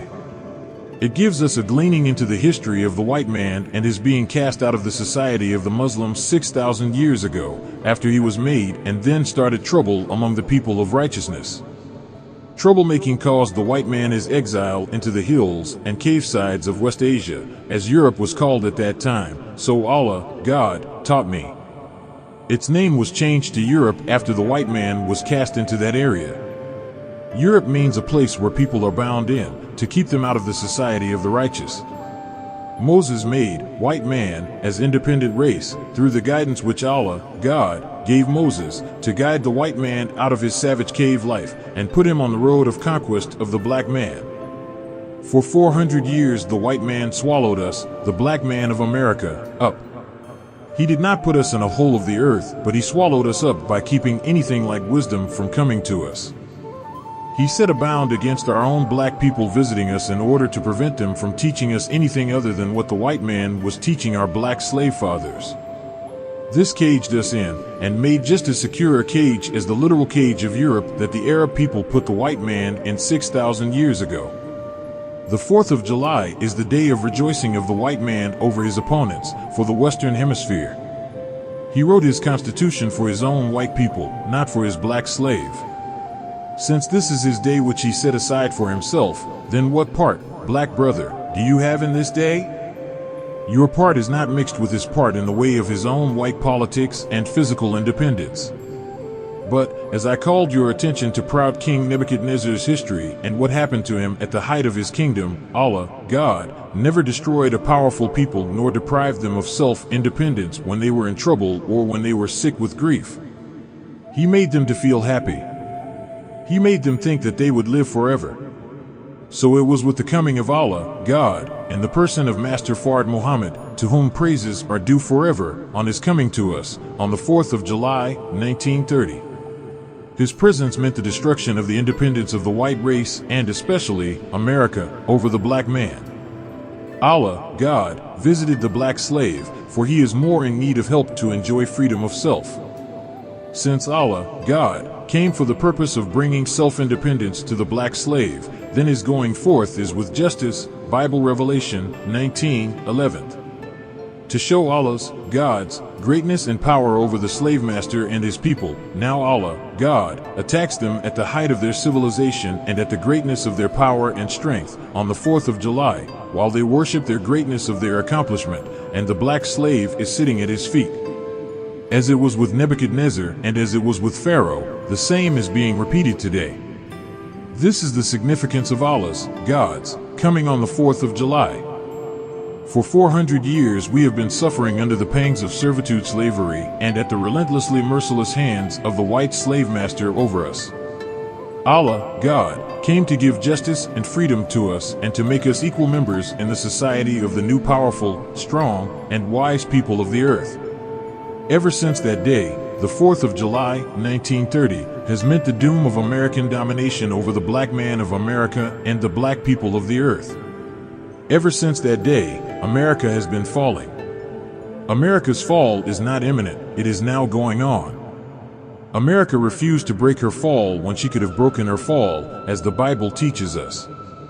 Babylon could have been healed, but she was not. Jeremiah 51:9. She did not do anything to warrant such forgiveness. America has been offered the chance for forgiveness, but she refused to accept it, for she never offered to do anything favorable toward her black slave that would make them free of her power to rule them. Black slaves went to their death, fighting the enemy of the white slave master, to help America to maintain her independence against foreign dominance. The black slave was not given anything in exchange for his sacrifice. When a dog hunts for a hunter, the hunter, master, will sometimes share part of the gain with the dog. The black slave has helped his master to overcome and to put other peoples under the control of his white slave master.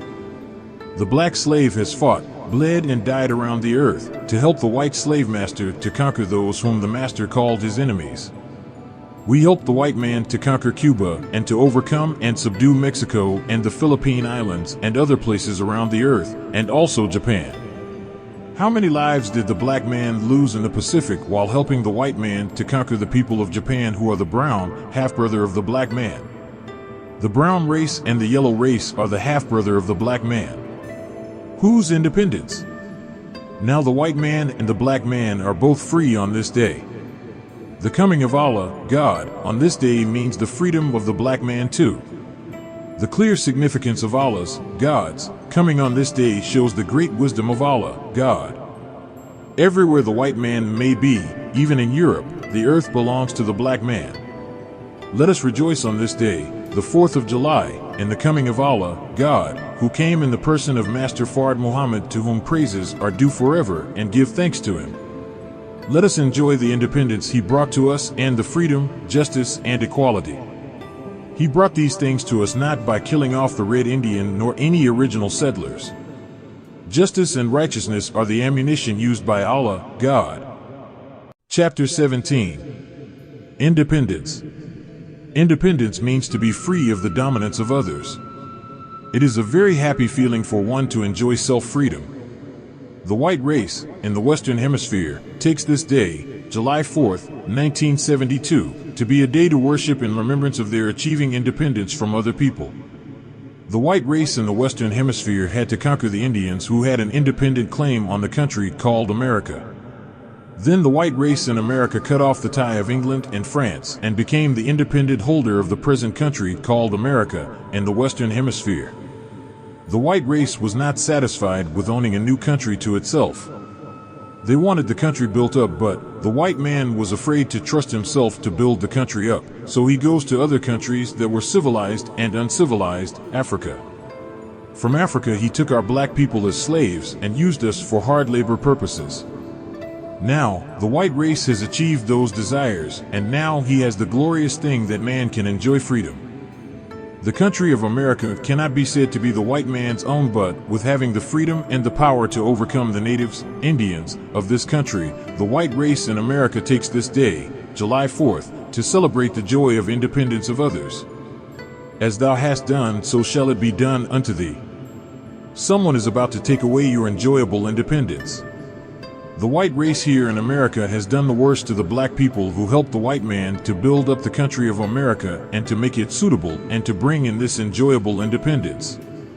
But the white race in America has angered God due to the evil done to us after our 400 years here under the white race.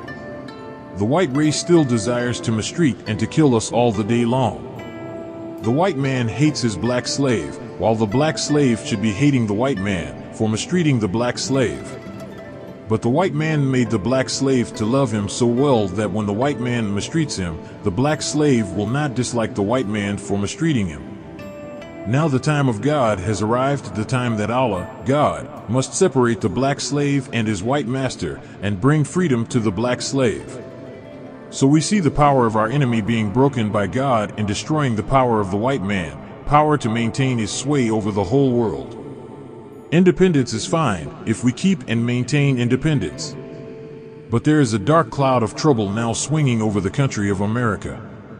The dark cloud makes her once freedom of thought and action become instead a freedom of death, hell, and destruction. It is awful to think over the things of evil and of trouble that are coming upon the glorified North America. The poor black slave, numbering now into tens of millions of black people, never knew anything of the joy of freedom because the vicious enemy, like a young lion, as Daniel gives it in the Bible, has made the black slave a prey to all of the white man's wicked desires. Now, what do we have to celebrate in the fact that the white man is enjoying freedom over us? In celebrating the white man's independence, we make a fool out of ourselves.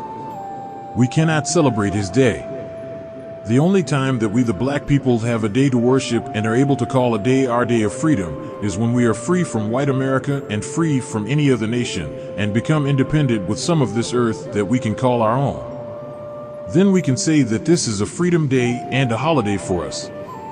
Black sister, black brothers, let us unite and get together and try and go from that which binds us to others. Chapter 18. Slavery in Alabama and Mississippi. The white man's tricknology is always being trumpeted to the world that they are peace lovers, as though they want all people, as they falsely claim, to be free and to live in peace, while they are sitting on and crushing between 20 and 30 million black people in America who were their servitude slaves 100 years ago. Now, for 100 years, the slave master's children falsely claim that we are free and that they are trying to treat us as free people. It has come to me that in the state of Alabama, in Greene County, Alabama, there are big plantations owned by white people, and their stately white houses sit up on hills, and the slaves live in a surrounding of shacks. These black people work hard for very small pay. It is said by some that the salaries range from 25 cents a day to $2.50 a week. Rough clothes to work in are furnished to them. This kind of slave labor goes through the generations. One generation after another is subjected to this slave way of life in what is called the free world. In order to keep these black people in this type of slavery, the owner has a mounted guard patrolling the plantation with a gun lying across his lap in the saddle on his horse, to see that there is no black interference from the outside to entice the enslaved blacks on the inside of his plantation to come in a better area for better wages. These people grow up there and die there on the plantation. Some of them never know civilization. They are satisfied because they know no other life but the slave life that their fathers and grandfathers have been living under. We hear this kind of slavery goes on not only in Greene County, Alabama, but in other states such as Mississippi and Georgia. Years ago, when I was a young man in Georgia, I heard that such slavery on large plantations was going on in certain areas in Georgia. Our people will go to farm there, and the poor man probably owes another white farmer, and this white farmer pays the debt that he owes the other white farmer. And then the black man becomes the slave the balance of his and his family's life on the plantation of this white man who paid the debt to a previous white plantation owner. As long as he lives, he never pays that debt. This is the worst injustice and the most cruel slavery of all. They are shot and killed or beaten to death if they are found trying to leave the plantation. The white owners make other blacks of the same plantation, under fear, be their informers of what is said and planned by other blacks. It has been told to me in my younger life that certain rivers, lakes, and wooded wilderness-like places carry the bones and skulls of many black slaves from these plantations in so-called freedom times and in the age of abolished slavery by the law of this government and the world. But in these southern states where Mr. George Wallace was running for president, he could make every black man and woman in the South vote for him under fear. These black people are afraid to disobey white people in high offices, or even an old white farmer who is hardly able to buy himself a new overall suit. The black people in the South have been brought up for many years and for centuries to fear white people. Where there is no freedom or chance to get out among free people, these black people become the most ignorant and the most terrified people of whites that there are in the country of America. And the white man knows this. He gets rich. He builds himself a fine luxurious home on the plantation, and as far as he can see he claims that the land is his and the poor slaves are living in the worst of shacks. When the rains come, some of them have to go to the walls of their houses with pails to catch the rain coming through their almost open roofs. When winter comes, they are sitting up to their fireplaces trying to keep warm. These are the worst living conditions of human beings that could even be in the jungles of Africa, where they do not have sawmills or brick kilns to saw timber into lumber and to mold bricks. America has everything necessary to make her slaves good warm homes, cool homes, and to give her slaves a good living wage, because our fathers, for 400 years, have already supplied the wealth for us today to be given food, substantial wages for our necessities of life. It is pitiful to go in these southern areas, out in the rural districts, and see how, after 400 years, the wicked, sunburned, keen-nosed, tobacco juice-mouthed, and blue-eyed devils are buckling our poor people down to such slavery conditions, crushing them to death, and diseasing them. Their children are coming up suffering from malnutrition. Fever and other diseases capture them and take them to their crude pine box graves or to a hole in the ground in the south. Without anything like honor of their death, they are buried in rough pine wooden boxes. The black man of America is so mistreated by his 400-year-old slave master and his slave master's children that you just cannot describe any other mistreatment of human beings to equal the evil and ill treatment that the black man has and still suffers in America. In many towns and cities of the southern states, even in their capitals, you will find the black man living in a very bad condition. His toilet is sometimes an open boarded-up place, stinking right there in the city and diseasing the citizens because of all that evil demon, the white man, who wants to give all the ill he can to a people who have served him as slaves for 400 years. This is going on in the South. Go see it for yourself. The U.S. mail comes into these towns and cities, and in some places the black people are forced to walk to a drugstore and ask a white drugstore owner for their mail. Then they are treated like dogs and as though the white devils are giving him something free while the senders of the mail have paid tax for postal carriers to bring it to their doors. Little black children are walking around with sores, pus running out of them for the lack of medical attention. Little black children are dying of diseases right in the false freedom of the U.S. The black people are cowered down by this vicious enemy who keeps his gun loaded to blow them down. And every happy, one-sided, grinning-mouthed policeman or sheriff is seeking just the slightest chance to kill a Negro. He only has to say to his brother devil judge that he had to kill a Negro, and the judge looks at him and gives him a big smile and a hand clasp as though he did not kill enough. You ought to kill all of them. I have heard from their mouths, when I lived in the South, that there were too many Negroes in the South and the white people should kill off some of them. There are more Negroes than whites, and the white man should kill off some of these Negroes. What chance does the black man have under the shadow of the American government for freedom, justice, and equality? I thank Allah in the person of Master Fard Muhammad, to whom praise is due forever, who has come to deliver the black man in America and to kill our oppressors. This is very good, and we should be shouting day and night that a deliverer has come. The revelation of the Bible has given this people the right name, a beast, and a most vicious description does the revelation give. In Daniel of the Bible, this people is described as a beast rising up out of the sea with 3 ribs of a man in its mouth. This is the description of America with the black slaves swallowed for 3 centuries in the power of our enemies, the devils. The black man of the South would be a fool to vote for any white man of the South to rule him.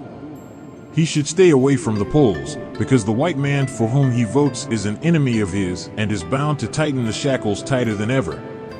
They preach of enforcing the law, and that law is an unjust law directed against the black man. Vote for Allah and for his servant, Elijah Muhammad, and by the power of our Allah, God, who has come in the person of Master Fard Muhammad, to whom praise is due forever, all the prophecies of the Bible of what he will do in freeing the black man of America will be fulfilled. Let us submit to him and live in peace with money, in good homes, and with the friendship of God and the righteous. There is nothing that you have to fear today, but God himself. It is useless for us to fear our enemy after the coming and presence of our God, who has power over the very atoms of life, for it is fear of the white man that will cause our people to eat the fire of hell with the white man if they do not recognize the fact that it is God whom they should fear and not the devil. The world of the white man is now crumbling and coming to naught. The safety of the black man is in his God. As the Holy Quran teaches us, in this day and time, seek refuge in Allah, the God of the black man. He is the only place of refuge. We have made America one of the richest and strongest people on earth. Her mighty navy is commanding the high seas, with undersea craft crawling on the bottom of the ocean, carrying deadly weapons to surface and pour out on towns and cities of other than America, and with listening devices set up throughout the earth on land, sea, and in the air, to listen to see what people are saying about her and planning against her, knowing she is guilty and deserving of death, and that she should be taken and destroyed. She is prepared to put up a mighty battle, but Allah too has prepared, and He is the best preparer, knowing their thoughts before they were ever made. They have not the slightest chance today against the power of Allah that is working against them, even through the forces of nature. The white race has been disgracing the entire black nation of the earth. Africa is suffering under the same wicked power of the white race and having an awful time trying to rid herself of such a demon. She will do so, and soon. Here in America, Almighty Allah, God, wants to make Himself known with both the punishment and the destruction of this mighty, powerful, and rich people. Fear not, my dear black people, for we have Allah with us, and He is a mighty, a strong, and the most powerful one to be feared. Come follow me, and I will lead you to your salvation. Chapter 19. Alabama. According to an article in the November 25, 1969, issue of the Wall Street Journal, written by Mr. Neil Maxwell, staff reporter, and according to the reports of our own farmers, the Muslim property and lives are being attacked by a devil, Mr. James H. Bishop, who calls himself a missionary. He has started attacking us for a fight. The Muslims have lost a couple of head of cattle by gunshot perpetrated by some coward, according to the report of Mr. Neil Maxwell. This demon, Mr. James H. Bishop, seeks to bring himself and the American people into a war with Allah, God, and the righteous, which will be the end of America and her people. We, the Muslims, are a people of peace and are proving ourselves to be just that all over America. And of course this demon, Mr. James H. Bishop, is proving himself to be just what he is made to be, a mischief maker, as Allah, God, who came in the person of Master Fard Muhammad, to whom praises are due forever, has taught me that he is. I will warn this troublemaker that he is playing with fire, and a very hot fire, for he is not attacking Elijah Muhammad and his followers, but he is attacking Allah, God, who welcomes the attack, for this is what he came for. As sure as Allah, God, lives, we will convert every black man in America to his or her own, and this includes those in Alabama. Look at the Muslims' condition in Alabama. We went there to buy a piece of land from a citizen of Alabama, and then some white enemy appeared who calls himself a preacher of the gospel of Jesus, but he did not forget to preach the gospel of the devil along with it. This devil, Mr. Bishop, we hired him when we first went to the farm in Alabama. He worked for us on the farm digging holes to help us to get set up on the farm. At that time he said nothing to us in the way of charging us with there illegally. Why did he hire out to us? Why did he help us to get started on our farm?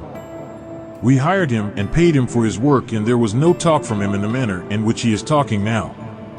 So this man has now turned to be a real open enemy and not a secret enemy.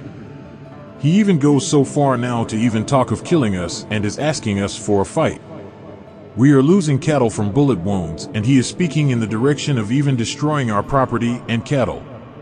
He even makes it hard for us to buy gasoline, and the most ignorant and worst thing is that the gas attendant sells us the gasoline, and then we are arrested and charged with a crime for buying the gasoline, instead of charging the man who sold it to us. It is very ignorant and silly. We bought land and cattle in Alabama. We mean to get the profit out of what we bought, and if the government of Alabama intends to drive us out from our property, they will have to buy us out, not drive us out. If the government of Alabama is in agreement with the white people of Alabama in what they are doing against the Muslims, then I want to say to the whole of white America that we have Allah, God, on our side to retaliate against anyone who mistreats us. We did not go down there with rifles and guns to shoot anyone. If we are not accepted by our brother Muslims, we most certainly have been accepted by the God of Islam, Allah, whose proper name is Master Fard Muhammad, to whom praises are due forever, who came to us without observation, as it is written of him, however he makes his work manifest. The Nation of Islam's idea again is to build better country homes for the black people. I say to the whole of the American white people that you could never win against anyone outside or inside America as long as you seek to mistreat us. As it is written in the Bible, he who contends with thee, us, Allah, God, will contend with him and give them their blood to drink like sweet wine. So remember, we are the people of Allah, God. We make no trouble with anyone, but Allah, God, will retaliate against anyone who makes trouble for us or who seeks to do us harm. Chapter 20. Decline of the Dollar. The stronghold of the American government is falling to pieces. She has lost her prestige among the nations of the earth. One of the greatest powers of America was her dollar. The loss of such power will bring any nation to weakness, for this is the media of exchange between nations. The English pound and the American dollar have been the power and beckoning light of these two great powers. But when the world went off the gold and silver standard, the financial doom of England and America was sealed. The pound has lost 50% of its value. America's dollar has lost everything now as power backing for her currency, which was backed by gold for every $5 note and up. All of her currency was backed by silver, from a $1 note up. But today, the currency of America is not backed by any sound value, silver or gold. The note today is something that the government declares they will give you the value in return, but does not name what the value is. But they definitely are not backing their currency with silver or gold. This is the number one fall, and it is very clear that the loss of the power of the American dollar means the loss of the financial power of America. What will happen since there is no sound backing for her notes we do not know. What should we expect even in the next 12 months under the fall of the power of America's dollar? This means that we have 100% inflation. What could happen under 100% inflation? Your guess is as good as mine. The power of gold and silver was once abundant in America. But the touch of the finger of God against the power of so mighty a nation has now caused the crumbling and fall of America.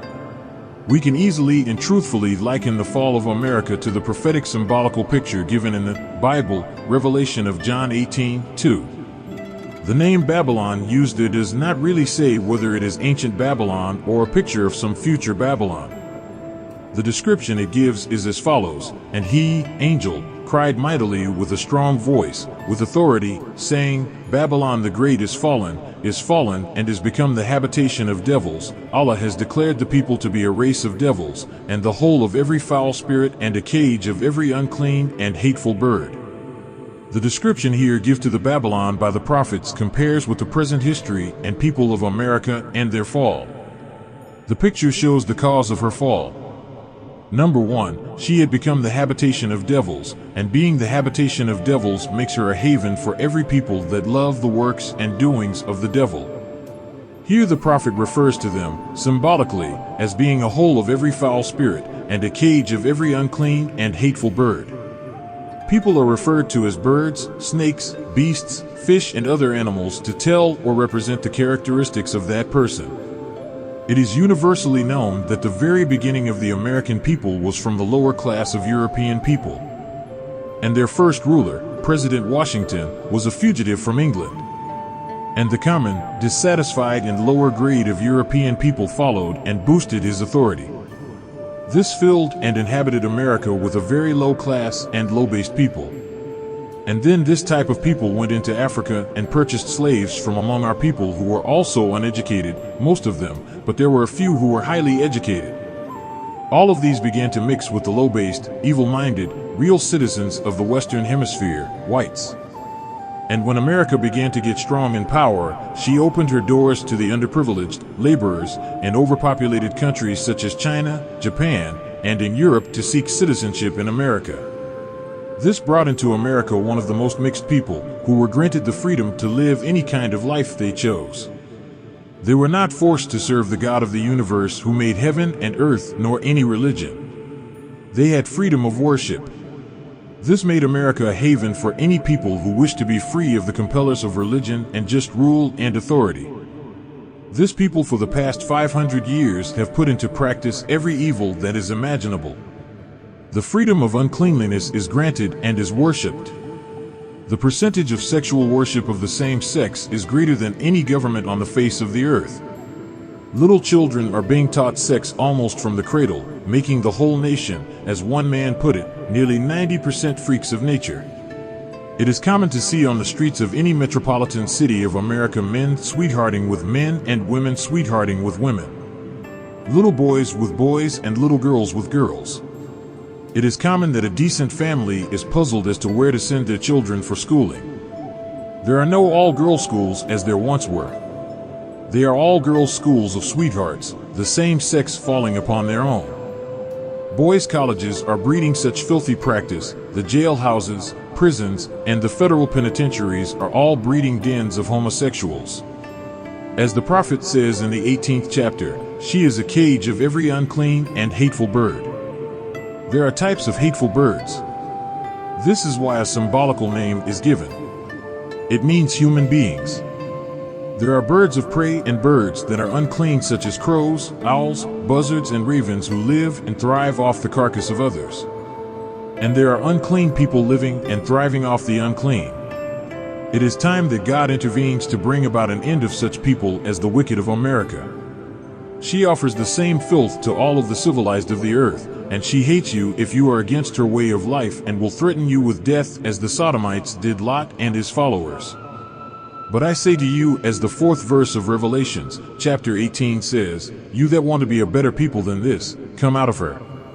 The so-called American Negroes are referred to here in the 4th verse as being God's people. My people, come out of her, that ye be not partakers of her sins, and that ye receive not of her plagues.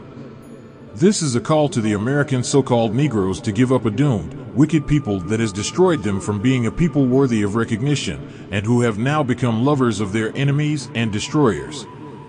The 5th verse tells us that her sins have reached into heaven, and God has remembered her iniquities and is ready to destroy her. Her destruction cometh quickly, according to the 8th verse, that plagues of death, mourning and famines which cometh in one day, 1 year, then after that she shall be destroyed by fire, utterly burned. This is backed up by the words, strong is the Lord God who judge her. Here it gives us a knowledge that he who judges is well able with power, with wisdom, and with deliberate and careful maneuvering to make judgment against her.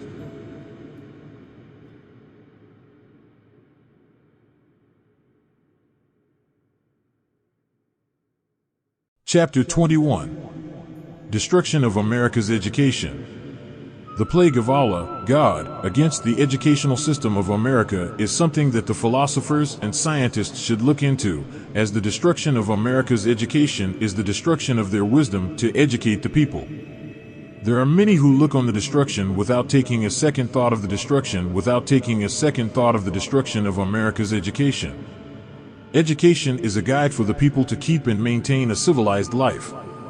It is education that civilizes us. Now to see the citizens of America rebelling against the American educational system is something that the wise of the wise should take thought of.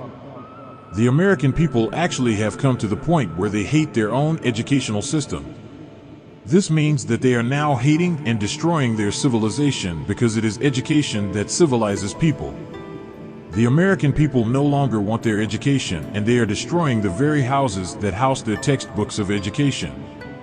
They are rebelling against their teachers, and then they set their houses on fire: schools, colleges, and universities.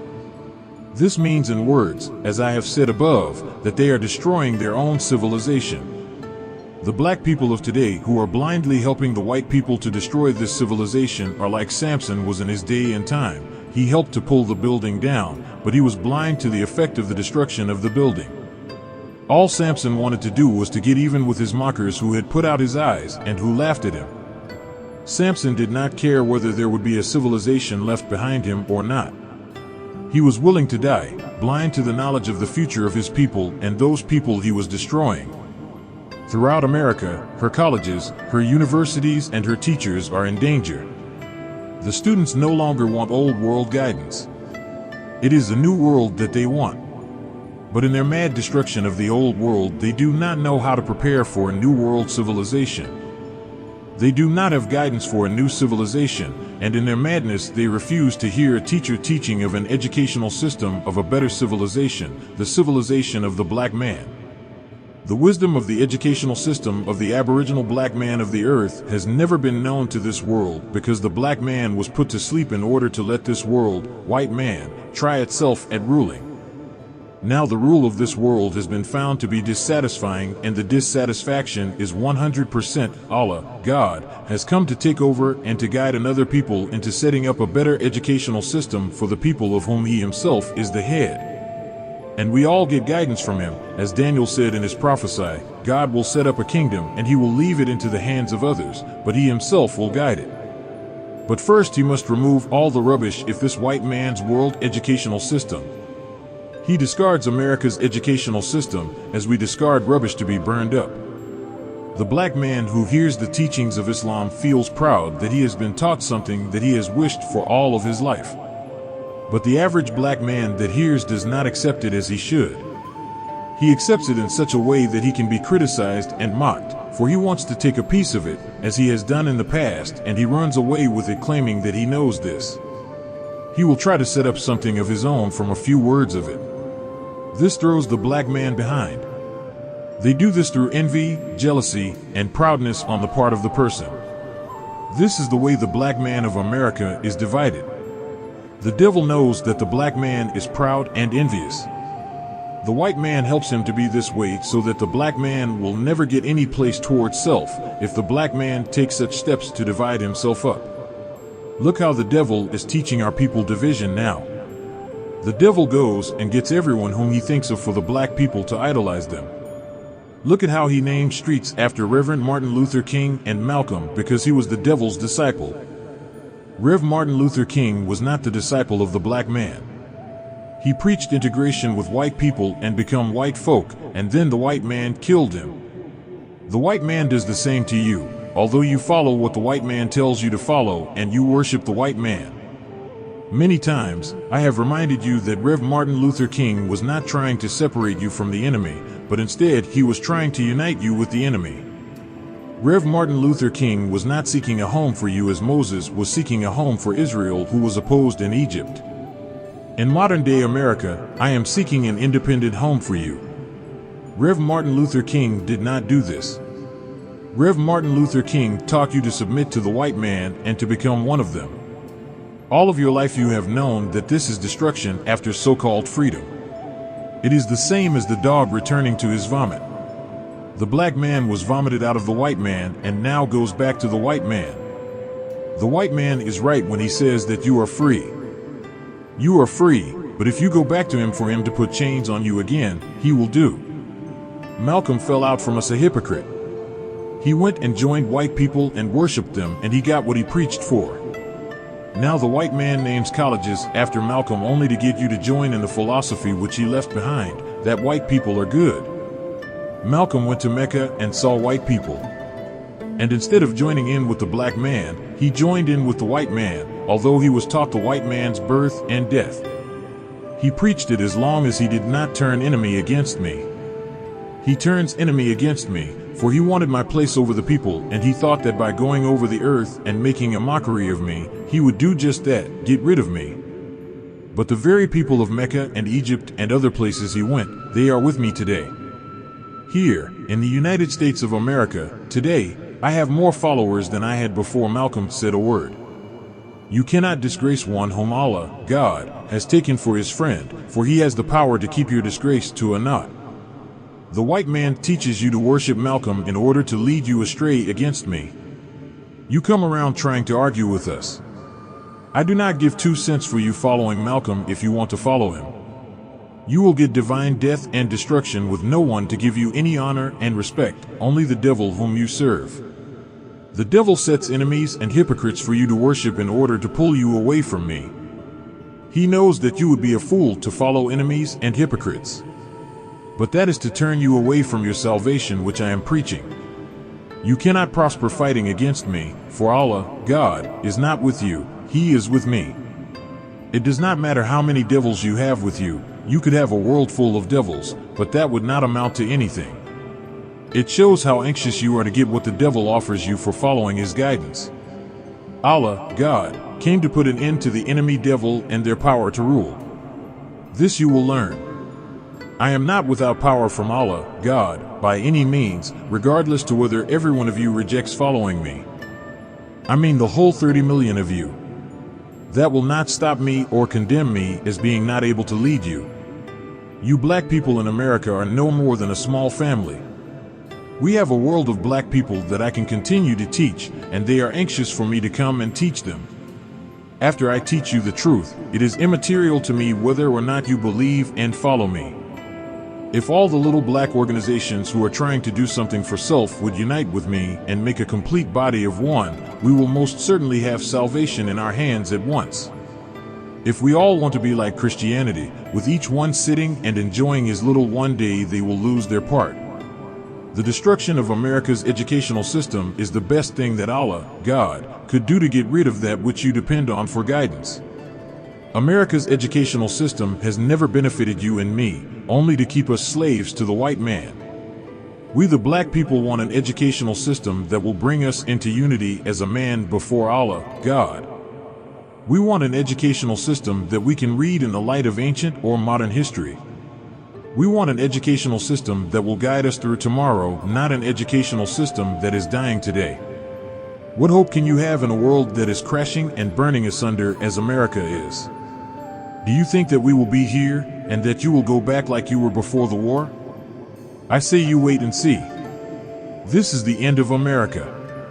Allah, God, will destroy her, for she is the most evil one of the white race. America is more evil than Europe. America is worse than her father, England.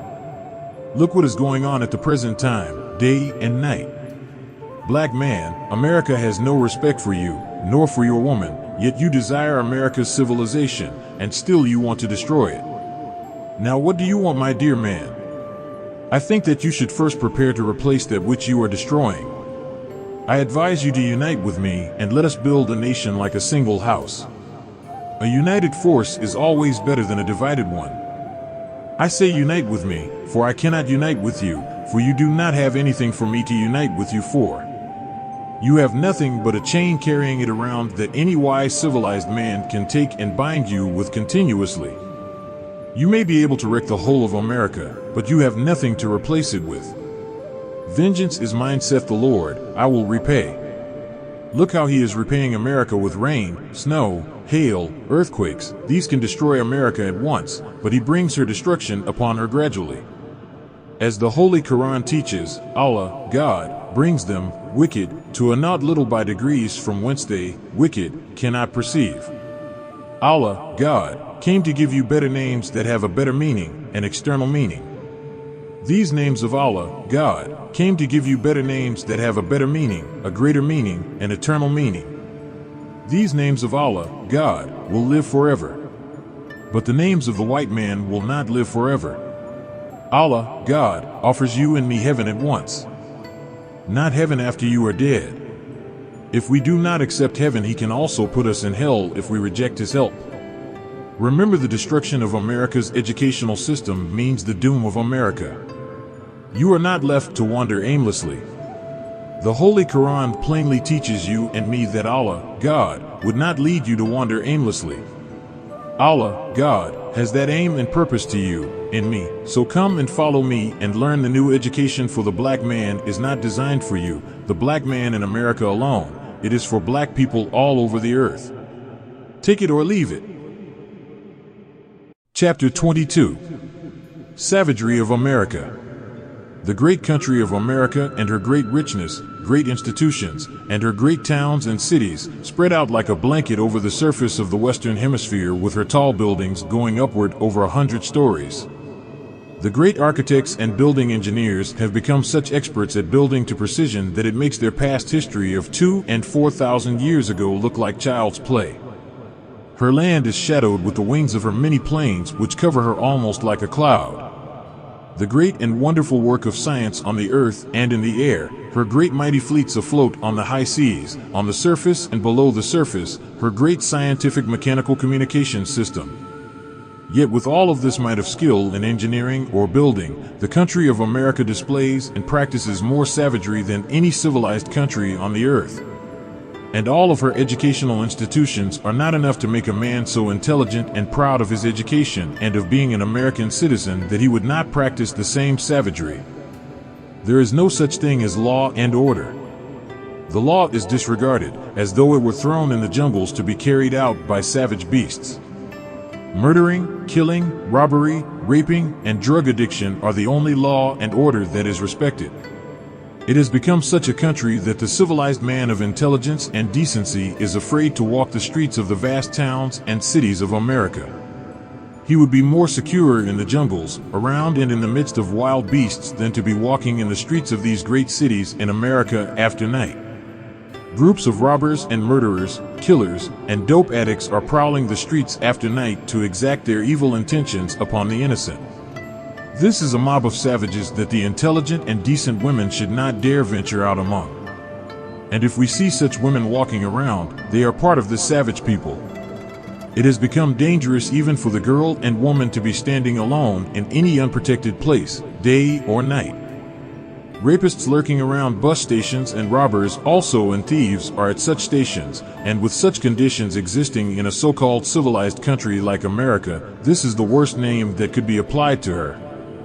Police, detectives, and FBI all are here, but these daring savage acts are committed right before their eyes and ears. Chapter 23. The Dissatisfied. We are living in the time when dissatisfaction is 100% throughout the world of man and mankind. Therefore, we are living among the dissatisfied persons, daily and nightly. No one is satisfied though they may be righteous. They are not satisfied because they are living among unrighteousness.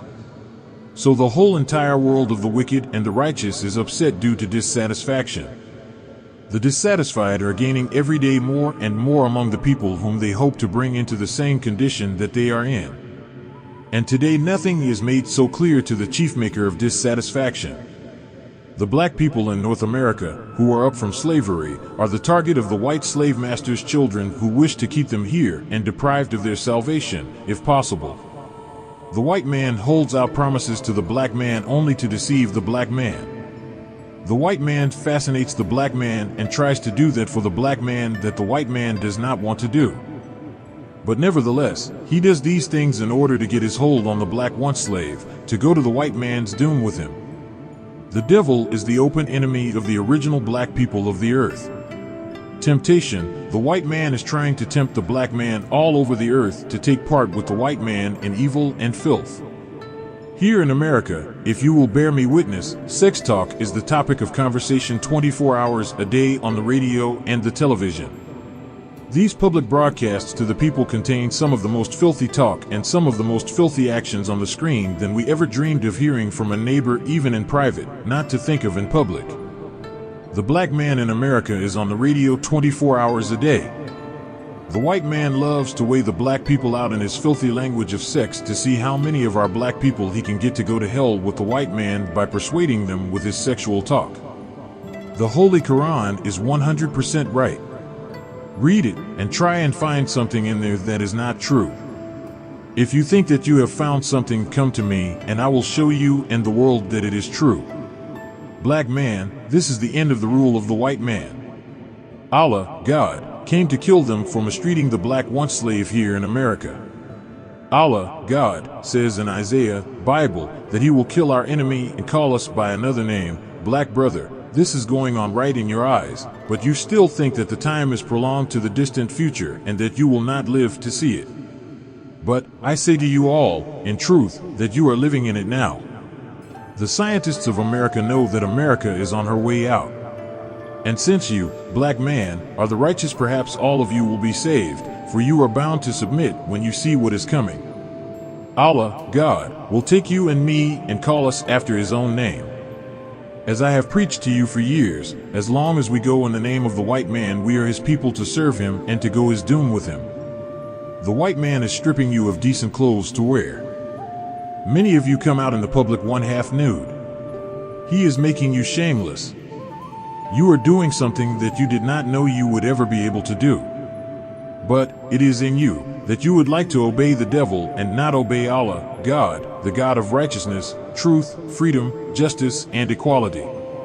It is so shameful for you to sit and let your voices be heard on the radio and television answering the filthy questions that the white man is asking concerning your own personal self and the way that you think.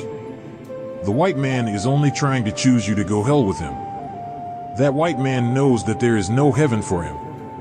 There will be a remnant of them saved, but the majority are going down, and they are taking a fighting chance of it in the way of deceiving you to go along with them. That is the reason both books, the Bible and the Holy Quran, teach us not to let the arch-deceiver deceive us. But the devil is doing it night and day. Why do you think he has these 24-hour talk shows talking among you and with you, if it is not to get you to agree with them so that you will go along with them to their doom? Certainly they hate me and the Muslims who follow me. But their hatred does not make any difference with us, just as long as Allah, God, does not hate us. Their hatred goes for nothing if Allah, God, is not hating us. As it is written, he whom Allah befriends is not disgraced. Allah, God, has always backed up his people, who are of the righteous and who believe in him from ancient time, until this day. Fear not. Lift up your heads in the pride of truth and love for you black man and the God of the black man. The dissatisfied must be removed from the satisfied of Allah, God, and his people of righteousness. The lost-found black Aboriginal people in America have the greatest gift coming to them of any people who lived in the past. They will have a new growth put into them, and they will be changed in the twinkling of an eye, as it is written in the Bible and in the Holy Quran. This change will take place after Satan has been conquered and cast out of the earth from among the Aboriginal black people to whom the white man is no kin. Chapter 24. Confusion of the people. Now the rise of America's once slave into the knowledge of self in the spirit of Allah, in the person of Master Fard Muhammad, the Son of Man, the author of the resurrection of us, the mentally dead, is causing untold confusion among the heads of state. The scripture is being fulfilled wherein it prophesies that in these days, meaning the end of the wicked world of Satan, rulers are against rulers, kings against kings. In the days of the prophets, there were no heads of government who were given the name president. Rulers were referred to as rulers and as kings of the people. The prediction of the prophets, who wrote our future before we lived, is now coming to pass. The slaves, or foolish people, as they are referred to by Moses, are vexing the slave master. Today, as these prophecies are now being fulfilled, we are not surprised at the truth God gave to us through the mouths of his prophets coming to pass, as it was prophesied. The master must give up his slave, and the slave must give up his master, regardless of his desire to remain with his master. It is the purpose of God himself to separate the two so that he can give the slave justice and equal chance for survival, as the slave master has been exercising power over the slave. America is being torn to pieces politically, as Pharaoh's political party was in the days when Jehovah went after the freedom in Israel. Egypt was plagued with droughts, great hail, storms, rain, and fire, according to the Psalms, running side by side, fire and water. These plagues now are visiting America from Almighty Allah, God. Our people, who have no knowledge of the book and scriptures, can make grave errors in trying to continue with the old world of the black man's enslavers and enslavement. There are many of our people, especially among yesterday's leadership, who desire to lead the shackled slave into more secure shackles for the sake of the master and for the fear of the master's dislike of the leadership. This found among the spiritual leaders more than among the political leaders of Black America, which makes manifest to you that the spiritual leadership fears not the God of truth and justice, but fears the enemy of God. God is the author of freedom, justice, and equality of man. We must have unity with the black nation of the earth, of which you and I are members, and who are leaving in search of us, since now having the knowledge that we were bound in the chains of slavery in the western hemisphere of our earth. We cannot come forth, making the steps of freedom towards a free people, until the shackles have been cut to allow our steps to be made freely. It is written so plainly in the last book of the Bible that the fearful and the unbelieving leadership and their followers of the enemy, the beast, and the scripture does not try to hide giving the slave master one of the worst names, as he is like a savage beast against the black man of America and the world. People of God shall go down with the beast in a lake of fire. Our unity with God, who has already appeared among us in the person of Master Fard Muhammad, to whom praise is due forever, will set us in heaven while we live and on this earth, our national home.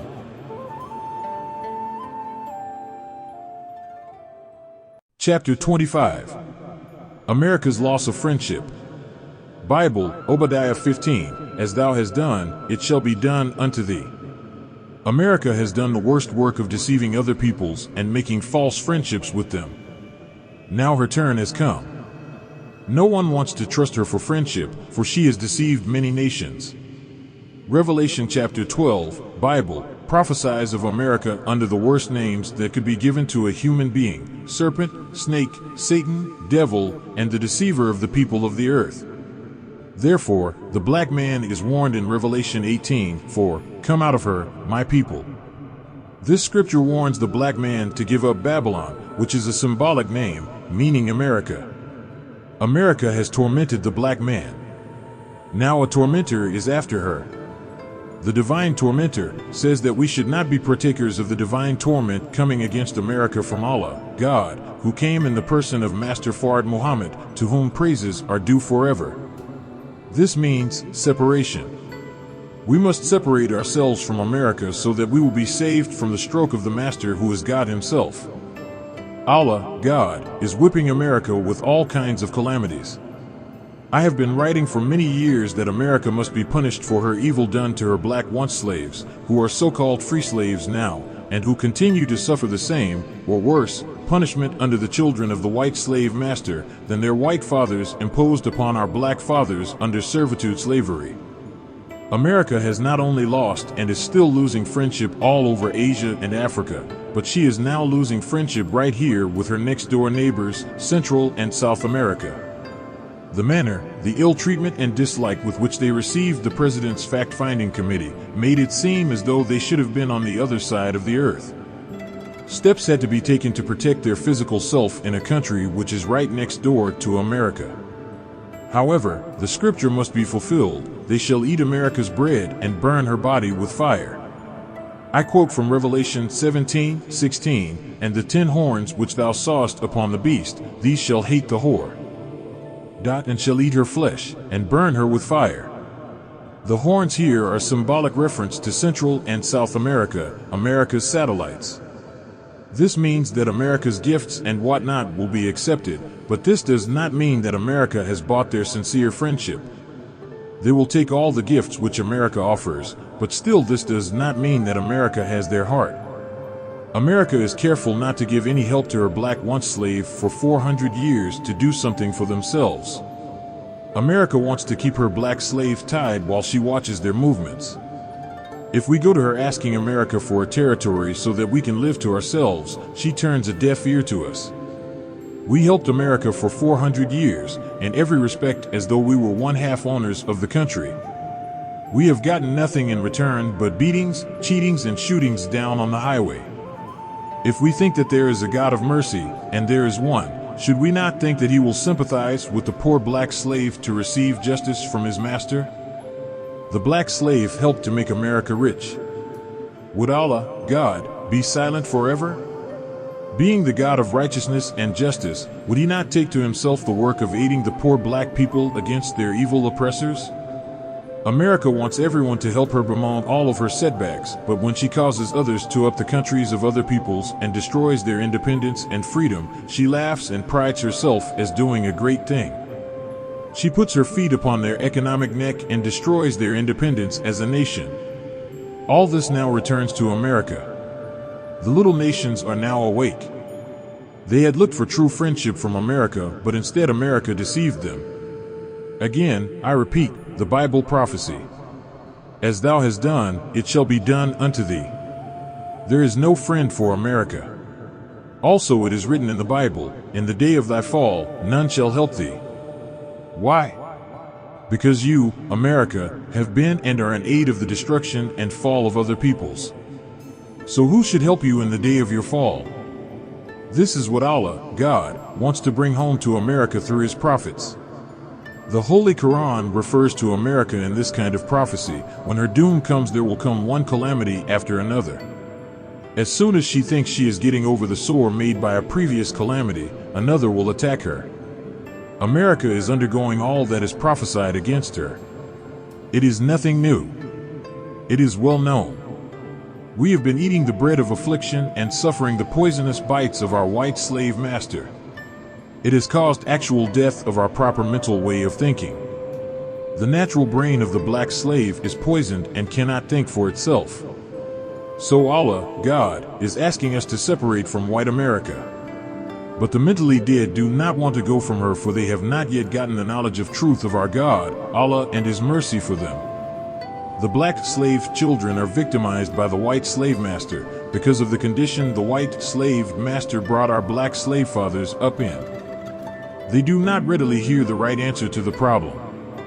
Regardless to how I cry in their midst, they are poisoned and mentally dead. Chapter 26. Will America repent? This is a great question. America knows her evil doings against us, but to repent of it, I doubt it much. She feels that if she tries to make up with us for her evil doing to us, she would be inviting her disgrace among the nations of the earth. Her determination is to try and keep the so-called Negroes from believing in the true God, Allah, and the true religion of Islam, which is our salvation. They are using many tricks now to deceive the so-called Negroes. The foolish so-called Negroes are falling for them. False friendship is not able to stand up for very long. An enemy is just not able to put over false friendship for long. You should be able to know them and their tricks as long as they have been putting them over on you. According to the Holy Quran, 61, friendship relations with enemies of Islam is forbidden. Oh, you who believe, do not take my enemy and your enemy for friends. Would you offer them love while they deny what has come to you of the truth, driving out the apostle and yourselves because you believe in Allah, your Lord? In this kind of doings, the foolish so-called Negroes will be trapped. There are even some weak Muslims who ignore this warning. Some even go as far as to marry the enemies of Islam, and they even hate me for teaching the truth of the enemies. But Allah is with me, and I have no right to worry about the doings of the people after knowledge. The enemy does not love either you or me. As the next verse teaches, if they find you, they will be your enemies, and will stretch forth towards you their hands and their tongues with evil, and they ardently desire that you may disbelieve. They would slay you with their hands, and speak evil to and of you with their tongues. You must remember that you do not like one who befriends your enemy. How much does God dislike you for making love with His enemies? The enemy does not have to be a real devil.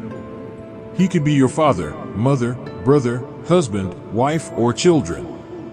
Many times they are of your own household. Today is the great time of the separation of the righteous Muslims and the wicked white race. The wicked are not by any means asleep to the knowledge of the time. They are really on the job of truth. You must know the truth whether you accept it or reject it. Ask yourself these questions. 1. If Christianity is the religion of Jesus, why is it that the wicked, white race, represents it, instead of the righteous or holy people of the East, Islam? 2. Why has not the holy city Mecca allowed it to be taught within her? 3. Why is not Jerusalem the capital of Christianity instead of Rome, Italy? 4. If Christianity was the religion of Jesus and the white race is Jesus' beloved people, why did He preach the doom of the white race and coming of a new world? This people will most certainly carry to their doom many of our people because of our people's fear and love of them. Look out of your door or window, see the black woman sitting in the car close in the arms of your and her enemy. The enemy does not love her. He only wants to disgrace her and you and keep her from seeing the hereafter. You cannot have any such freedom with His women, and especially not in front of His door. Love of them will get you the hell. Chapter 27. The troubled America, no peace. America, in trying to hold her place as the greatest power among the nations of earth, is one of the most troubled countries on earth today. The world has never before seen the top rulers of the land leaving their offices to visit nations abroad. The purpose of these visits to foreign countries is to make peace with them after years of troubling them. America brought all of her troubles upon herself. She alone is to be charged with being the cause of the troubled world and people today. America loves meddling into other people's affairs. She just cannot stay out of other people's business, whether they be a 2-cents worth soapbox teacher or presidents and kings of countries. America's actions fit the description of the prophecy, Bible, the beast has eyes around about. This refers to the mechanical listening devices with which America listens in on other people's private affairs, as well as her listening in on foreign governmental affairs. This also refers to her powerful telescope. America goes abroad and makes war against other people. Then she charges them with making war against her when she is the one who is guilty of the war-making. The Bible says Allah, God, will destroy those who delight themselves in making war. Chapter 28. Is modern America as merciless as ancient Nineveh? Woe to the bloody city! It is all full of lies and robbery. The prey departeth not, the noise of a whip, and the noise of the rattling of the wheels, and of the prancing horses, and of the jumping chariots. Nahum 3:1-2. America answers this prophecy of the ruins of ancient Nineveh. Nineveh was full of lies and robbery, so is America. The prey departeth not. The poor so-called Negroes in America are the prey, and they refuse to depart from America regardless of the evil treatment they receive. Though the whips and the clubs of their enemy are heard night and day upon the heads and backs of the prey, so-called Negroes, they still do not desire to depart from America. Ancient Nineveh, according to her history, was full of chariots that made much noise and the prancing horses carrying the chariots in full speed that the prophets described them as jumping chariots. So it is in America today. Her cities are filled with automobiles, and the noise of them is heard every hour of the day, rattling past our doors. She is full of blood from murdered people. She also fills another prophecy made in Habakkuk 2:12, Woe to him that buildeth a town with blood, and established a city by iniquity. America was founded and built with blood and established by iniquity. She killed the aboriginal inhabitants, Indians, to establish herself as an independent people at the great loss of lives of the original owners. Her great progress has been made by the work of iniquity. She has robbed many people, and the blood of her slaves, the so-called Negroes, has stained the earth here and elsewhere, stained by her hands. The lawless people kill their own leaders and assassinate their rulers. Anyone who opens his mouth for justice for the poor prey, so-called Negroes, is seized, prosecuted, and in many cases slain because he dared open his mouth for the oppressed against the oppressors. Woe to America! She has established a government with blood. The murderers seek to kill the innocent all the day long. Regardless of the people's choice of a ruler, if chosen, he should be obeyed and given a chance to serve the people until that people dispossesses him for another. It is very evil, very shameful and savage in these enlightened days of education and science for America to be charged with killing her rulers and great men of wisdom and science without due process of law. There is no justice for us, the so-called Negroes, in a government whose citizens are free to kill until satisfied and then turn upon their rulers and slay them. What chance have we under the rule of such people? We live under the very shadow of death all the day long. The Assassinated President Abraham Lincoln, by John W. Booth in Washington, D.C., April 14, 1865, who died April 15, 1865, was successful in freeing our parents from servitude slavery, to weaken the slave master's strength against the federal government. For this he paid with his life.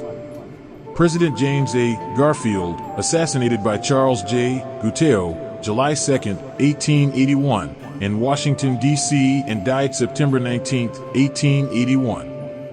President William McKinley, shot September 6, 1901, Buffalo, New York, by Leon Zalbisi, and died September 14, 1901.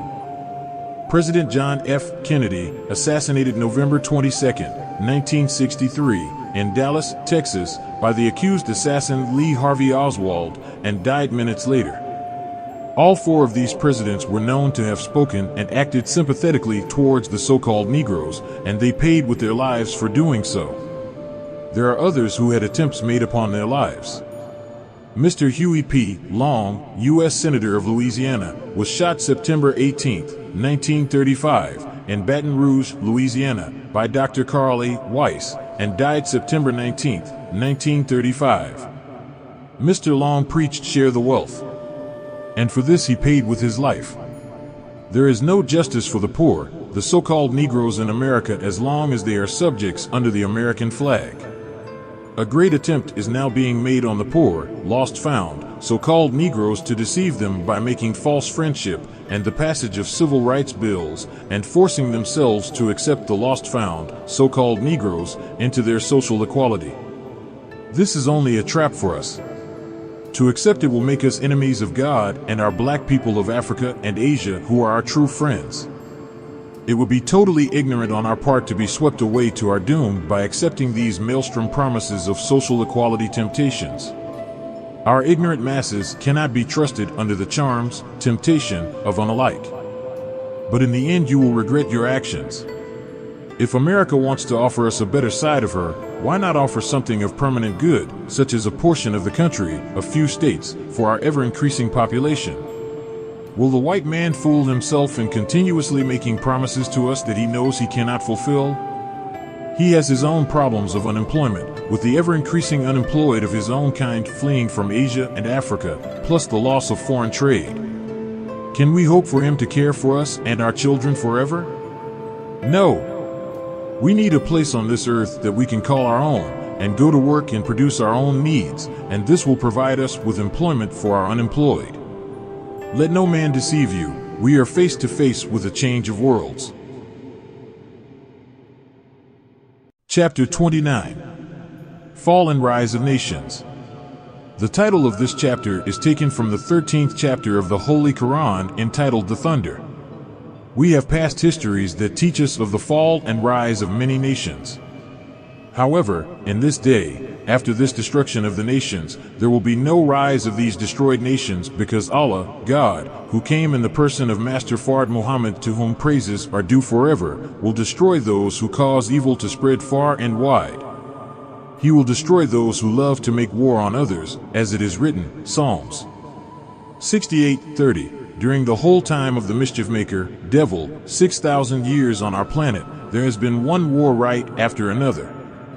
There has never been any peace among them. You cannot live with them in peace. Peace was never in the nature of the white race. The white race was made to destroy the peace from the earth, and they have just about destroyed the peace from the earth. The Bible, Isaiah, as it is written, the people know not the way of peace. Why should peace lovers want a world to live in where there is no peace? If peace can be established, the nations want peace, but they cannot have peace until the power of the peacebreaker has been broken. America is angry over the possible freedom of her black once-slave to go for himself and to set up self-independence. America is angry and does not want the black slave to seek some other nations to help him. There are other nations whose populations run into hundreds of millions of people, and these hundreds of millions of people of other nations have sympathy for the black man in America. They hope to help the black man in America to be free to go for self, while white America is working with all of her might in order to prevent the nations from giving any aid to the black man in America. If other nations give black man in America any aid, white America wants to hinder us. A people who are that wicked against the black slave, whom they have had for 400 years, Allah, God, should not have any pity on his destruction of them, nor should the nations of earth pity white America, because white America is wicked beyond your and my imagination. White America turned the world into evil, filth, and indecency. You cannot go out into the streets accompanied by your decent families without your being made ashamed of the work of the white man. He has made it lawful for people to go nude if they want to do so. It is a dangerous world for a person who loves to live in peace and who desires to keep his own property as well as his life. It is a dangerous world. The rise of ancient Babylon, with her persecution of the righteous among her and with her hatred of the Jews and their religion, Babylon was brought to naught. Is America better than ancient Babylon? No. The people of Noah committed the same evil and the same unsightly filth that is going on here in America today. But the evil and filth of the present-day America is being committed on a larger scale than that committed in the day of Noah. The people of Noah were drowned and destroyed. So it was with the people of Lot. and Sodom and Gomorrah wickedness and filth had become the order of the day. Those wicked people were removed from our planet Earth. Is America any better? No. America is worse than that ancient people. White America sees that we, the Islamic believers, the Muslims, want to do something for self and our black kind. But white America opposes us to a degree that she destroys our cattle, our farm instruments, and our machinery. White America wants to destroy our lives. White America is planning to destroy our lives, but Allah, God, too is planning, and Allah, God, is the best of the planners. The fall and rise of nations. The fall and rise of nations. The quickest way for America to hasten her fall is to try and to mistreat and to do evil to me and to my followers. The quickest way for America to receive her approaching hour, doom, is for America to always to try to find some way to block the success of Allah, God, and guiding me and those who are following me. America. As soon as white America learned that we are trying to purchase wholesale quantities of low-priced merchandise from Japan for the benefit of all of my black people in America, America goes in to make it hard for me and my followers to purchase and to receive anything from outside of America at a lower price than we pay to America. This is evil on the part of America. America will have to learn us. America will have to learn that we the black people in America are the brothers of the black people, the brown people, and the yellow people. We have many Muslims in these lands, and to try to interfere with the success of the Muslims in America, which is coming from Allah, God, Himself, Allah, God, will continue to confuse America, and she will have the loss of her victory in any land and among any people on earth. Fall and rise of nations. Chapter 30. She had become the habitation of devils. This is America, the glory of the world in wealth, sport, and play, with her merchant ships plowing the high seas, carrying her costly merchandise throughout the population of the nations of the earth. Bible, Revelation 18:19. The ships of America can be seen every port of the nations of earth. Her great navy is built to command the high seas. Her decks are mounted with great bristling rifle-barreled guns. The decks of her ships are covered with planes with which to carry deadly bombshells to pour on other nations who dare now to reject her entrance into their waters. The writer, John, foresaw America threatening and daring the nations to disobey her order to allow her entrance.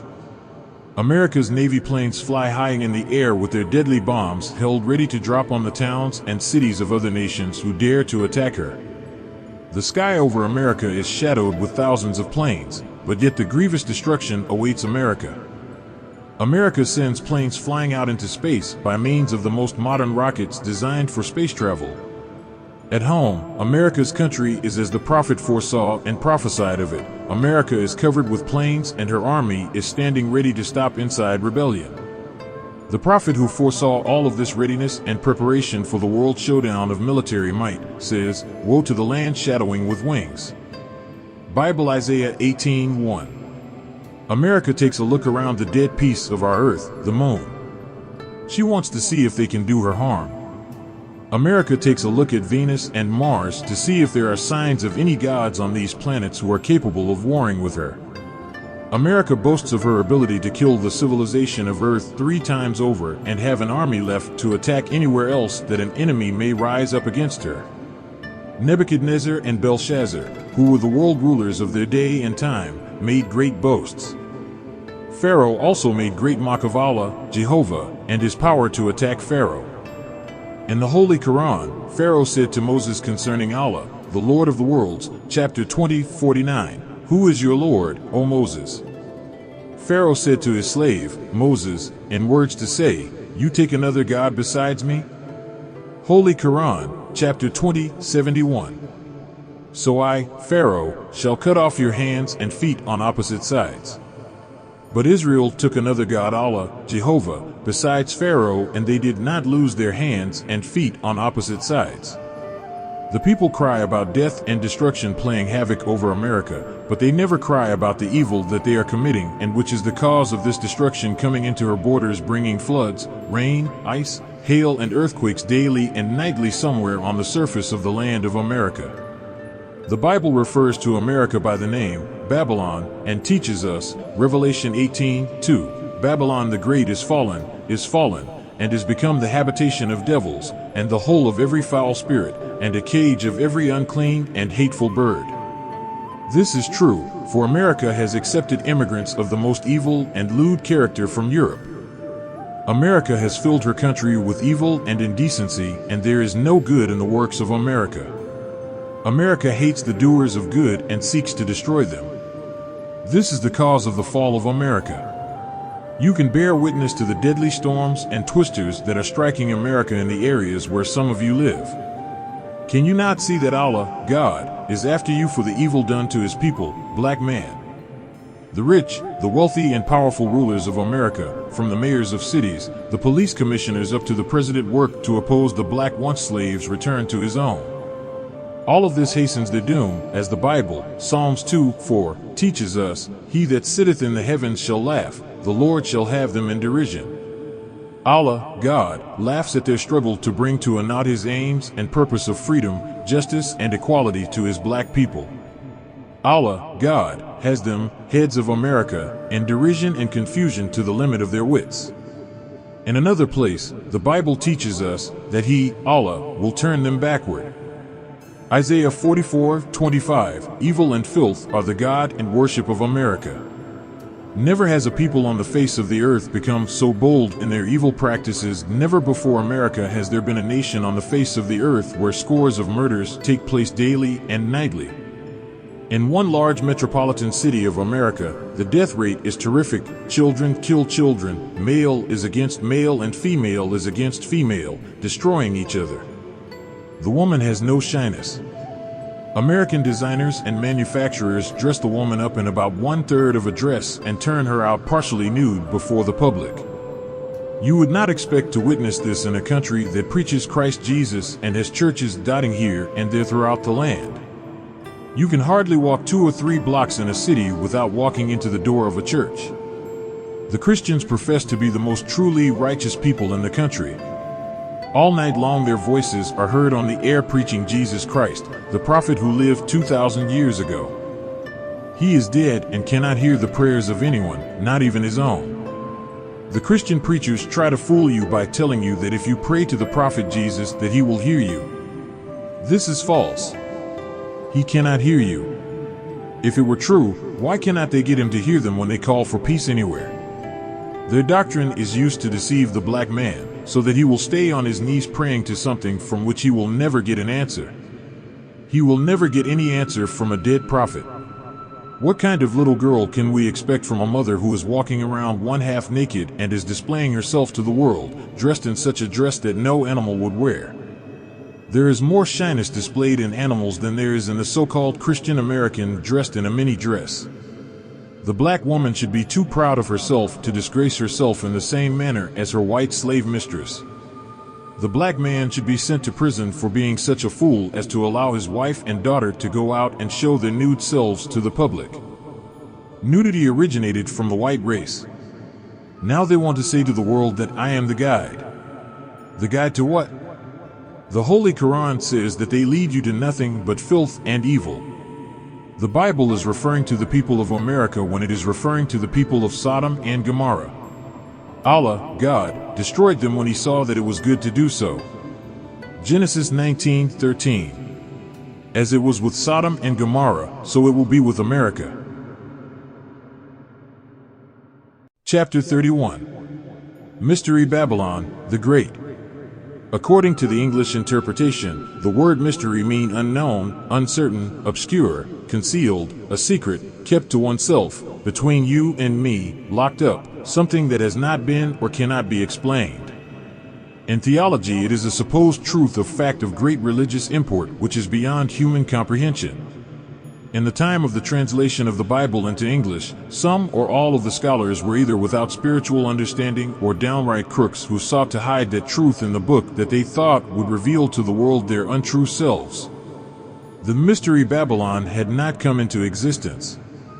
In ancient times, Babylon, under the kings Nebuchadnezzar and Belshazzar, was the great city of idol worship and evil. She was the queen of evil, rich and well fortified.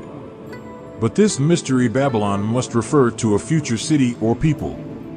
No city or people answers the description better than the cities and people of America. This mystery Babylon just could not be the ancient Babylon as we know her history. You must remember that I am interested in bringing the truth to my people as clear as sunshine. So be not disturbed in seeing and hearing it the clear and simple way, for my people are the blind, deaf, and dumb of the nations of the earth. They must be taught the truth by one who knows it. I am he who knows the truth, and I have been missioned from the Lord of the worlds to tell the truth, whether it is to your liking or disliking. America and her future was not known in those days when the Bible was being translated into the English language. Not until 1611 did the translators bring into existence what is known as the King James Authorized Version. According to history, there were several attempts made before to get the Bible to the people in the English language, but they were met with opposition. America was discovered in 1492. These first translations of the Bible were far more near the truth than these later translations. The so-called Negro slaves were not given the King James Version to read until it was over 300 years old. The white slave masters were not interested in educated religious Negroes and are not today. The so-called Negroes now must understand that which was hidden from them by their slave masters. The mystery Babylon, the Great, is none other than America. This mystery Babylon is full of riches, hatred, filth, fornication, adultery, drunkenness, murder of the innocent, and idol worship. Mystery Babylon is full of names of blasphemy. America is full of various religious faiths of the most ignorant kind. She was once the greatest slave buyer and seller. She has the greatest merchant marine service, the world's greatest export shippers, and the merchandise of wheat, beasts, sheep, horses, chariots, gold, silver, iron, brass, wood, slaves, fine flour, corn, and many others. You must know that all of the revelation, or at least 90%, is directed to America. The 17th and 18th chapters should open the so-called Negro's eyes to the white race and white Christianity. There is no hereafter for the white race. Some few who are in Asia will stick around for a while.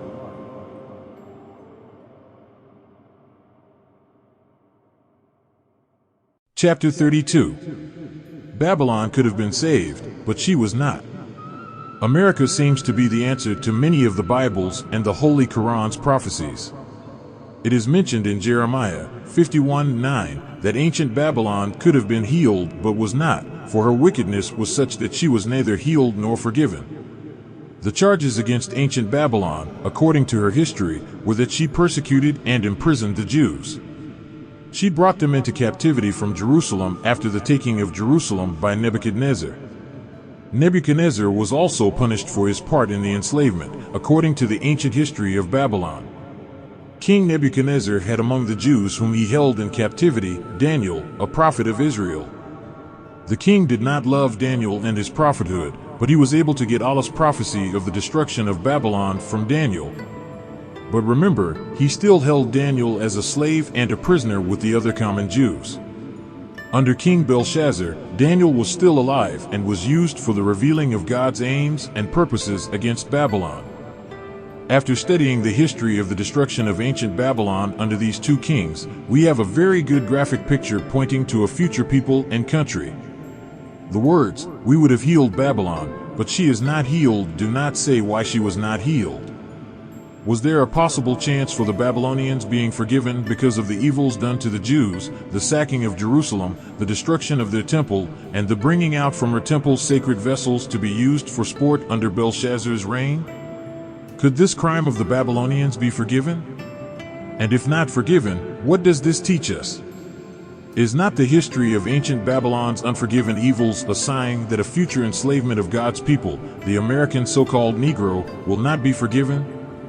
Yet, there may be a chance, as Babylon had, but they will not do that which God desires them to do so that he may pardon them and forgive them and prolong their time. The revelations of John's prophecies were that they repented not of their evil deeds, but blasphemed the very name of God, Revelation 16:9. Therefore, when a man is guilty of a great evil done against the cause of God and his people, he cannot be forgiven unless he seeks forgiveness himself. We see this in the working of the fall of America today. I say fall, for most surely this is the divine fall of America, as it was of ancient Babylon for its evils done to the Jews.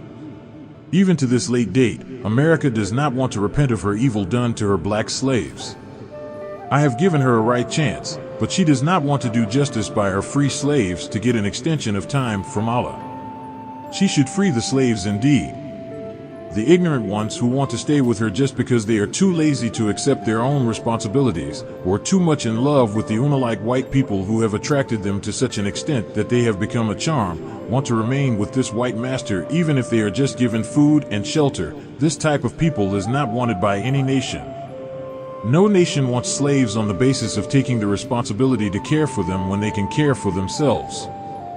The American black, once slave for 400 years, had now become a free, proud slave and a lover of the children of the once slave masters. The refusal of white America to do something about justice for her so-called free slaves is bringing her into the same type of judgment that God brought upon ancient Babylon. Jeremiah 51:45 mentions a warning to the people of God to flee out of Babylon. Could this be referring to the captive Jews in ancient Babylon? If God called the ancient Jews his people, it was for a sign of a future people that he would choose to call his people, the American so-called Negro. The black people of America today are called his chosen people by God himself, chosen by him to build a new government based upon truth, freedom, justice, and equality. This type of government is to live forever and never to be removed from the people, according to Daniel's prophecy of a kingdom of God set up in the last days, the government of which will not be left to the people. God himself will be the head and the ruler. In ancient Babylon's history, the enslaved Jews were ordered to flee out of her midst and be delivered, every man his soul, from the fierce anger of the Lord. Jeremiah 51:45. The last book of the Bible, the Revelations of John 18:4, makes this a little clearer. Both prophecies are similar, but the one in Revelations is warning a people to flee out of Babylon so that they be not partakers of her sins, of Babylon, and receive not of her plagues. This showed that God was going to plague Babylon, and that his people should not suffer the divine plagues sent upon Babylon. They are ordered to flee out of her. Jeremiah 51:45. This is a future prophecy of a future Babylon similar to the ancient Babylon under the rule of Nebuchadnezzar. The history of these two kings of ancient Babylon teaches us that they held slaves who were trying to serve the right God. The coming of Allah in the person of Master Fard Muhammad, to whom praises are due forever, was for the deliverance of the lost and found people, black, from a 400-year-old enemy who has never shown them anything but evil, murder, and death. Being very angry, as it was written of him, and as I know it to be the truth, he desires nothing more than freedom, justice, and equality for us, the once lost and now found black members of our nation, the original black nation of the earth. America now is at war with God through God's people, the so-called Negro. The confusion and the plagues of the country with disasters, one after another, is divine retaliation against white America's evil doings and intentions, against her once slaves and her false friendship, which has her opening her homes to integrate the people of God with them who by nature are different or foreign. The white man has poisoned our people's minds so thoroughly that they fight against their own God and salvation to gain the favor of their own enemies. The call of Islam, the true religion of God to us, the once slaves of America, is the same call telling us to flee out of the American way of life so that our lives may be saved from the divine destruction of a non-repentant enemy. Jeremiah 51:45. Divine plagues and foreign wars are now destroying the American standards of life and money. Her deceitful, filthy temptations, now being displayed before her once slaves in the world, are designed to make the once slave an enemy of his God and of his own salvation, and are designed to make them take part with them against the aim and purpose of Allah, which is to set the so-called Negro in heaven while he lives. A prophecy relating to America is mentioned in Isaiah 47:1 as a virgin daughter of ancient Babylon's history. As we all know, America is the last, the greatest and the richest remaining power of the white nations. But now she is falling, and the prophet Isaiah says, "Come and sit down in the dust, humble yourself, for you are no more called delicate." The filthy display by white American Christians, walking around half nude, sitting before their pastors in their churches with dresses halfway up their thighs for the pastors to stare at their nude forms, goes on.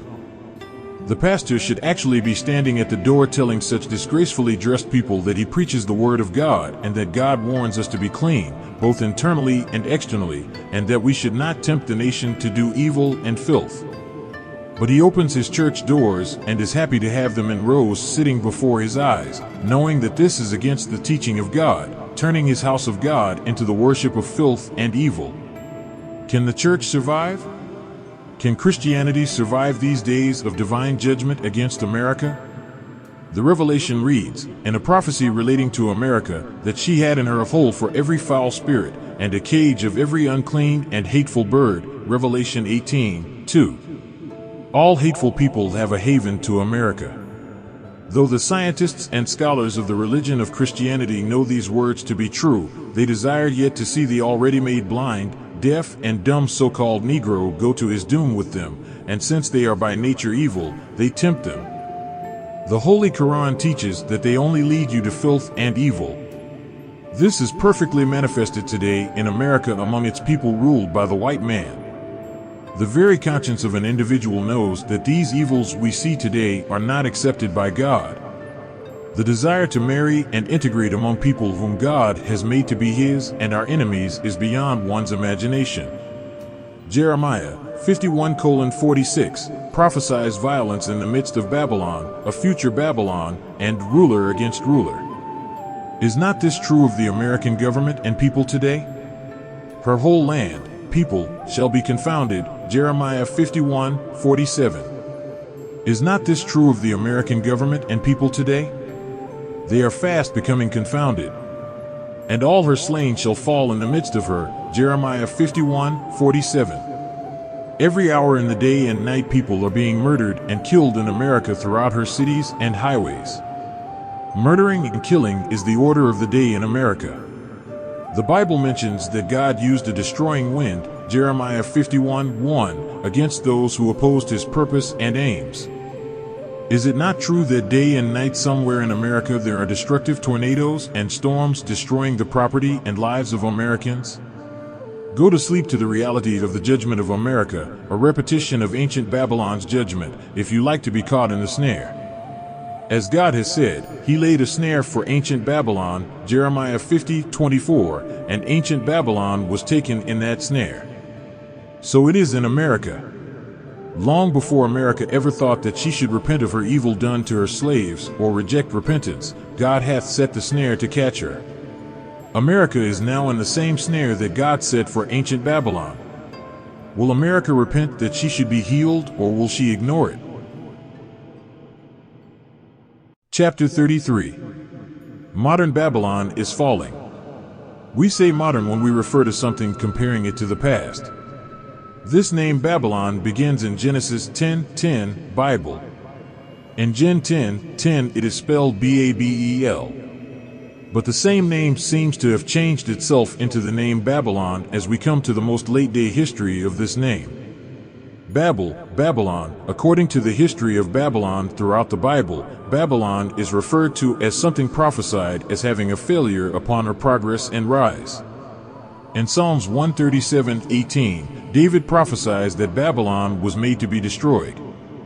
We know of nothing other than the devil and his works that was actually made to be destroyed spiritually. The devil was not made to exist forever. This is verified by both the Bible and the Holy Quran and by all writers and teachers of Scripture. So, here, Babylon seems to refer not only to some town or city, but it also seems to refer to a race or a nation of people. Ancient Babylon, as is known by all of us, was a city under the reign of Nebuchadnezzar and Belshazzar. The fall of Babylon was final. Babylon was never to be rebuilt after her fall. And Babylon was never rebuilt. This points to the same prophecy of the devil and his kingdom in the Revelation of John, Bible, that Satan and his kingdom would be burnt up and it would never rise again. In the epistles of Paul there is a prophecy of the devil and his kingdom that the devil was made for fuel for the fire. The Holy Quran refers to this prophecy in these words, "Fuel of hell is men and stones." So the fuel of hell is men and stones. We do not know why stones are put there with men. It could be referring to the hardness of the stone and to the hardness of the heart and the hardness of the wicked against truth and righteousness. The book of Revelation, Bible, it is prophesied here that an angel heralded a warning to the people that Babylon is falling. He then tells why Babylon falls. Babylon fell because she is become the habitation of devils, and the hole of every foul spirit, and a cage of every unclean and hateful bird. The foul spirit here is used to tell us that the people of Babylon were filthy. The term, a cage, this tells us that her cities and her country became a cage for people of filth. The Bible teaches us that the God referred to the people of Sodom and Gomorrah as being people whose doing and work was such that it came up and stunk in his nostrils. But I think that if the God would get a good smell of this modern wicked filth here, he would think the smell of Babylon in his nostrils was like the smell of a flower compared to the wickedness of today. Babylon is used as an example for some distant people or their history. According to the prophets, this name Babylon is something that begins in Genesis and ends in Revelation.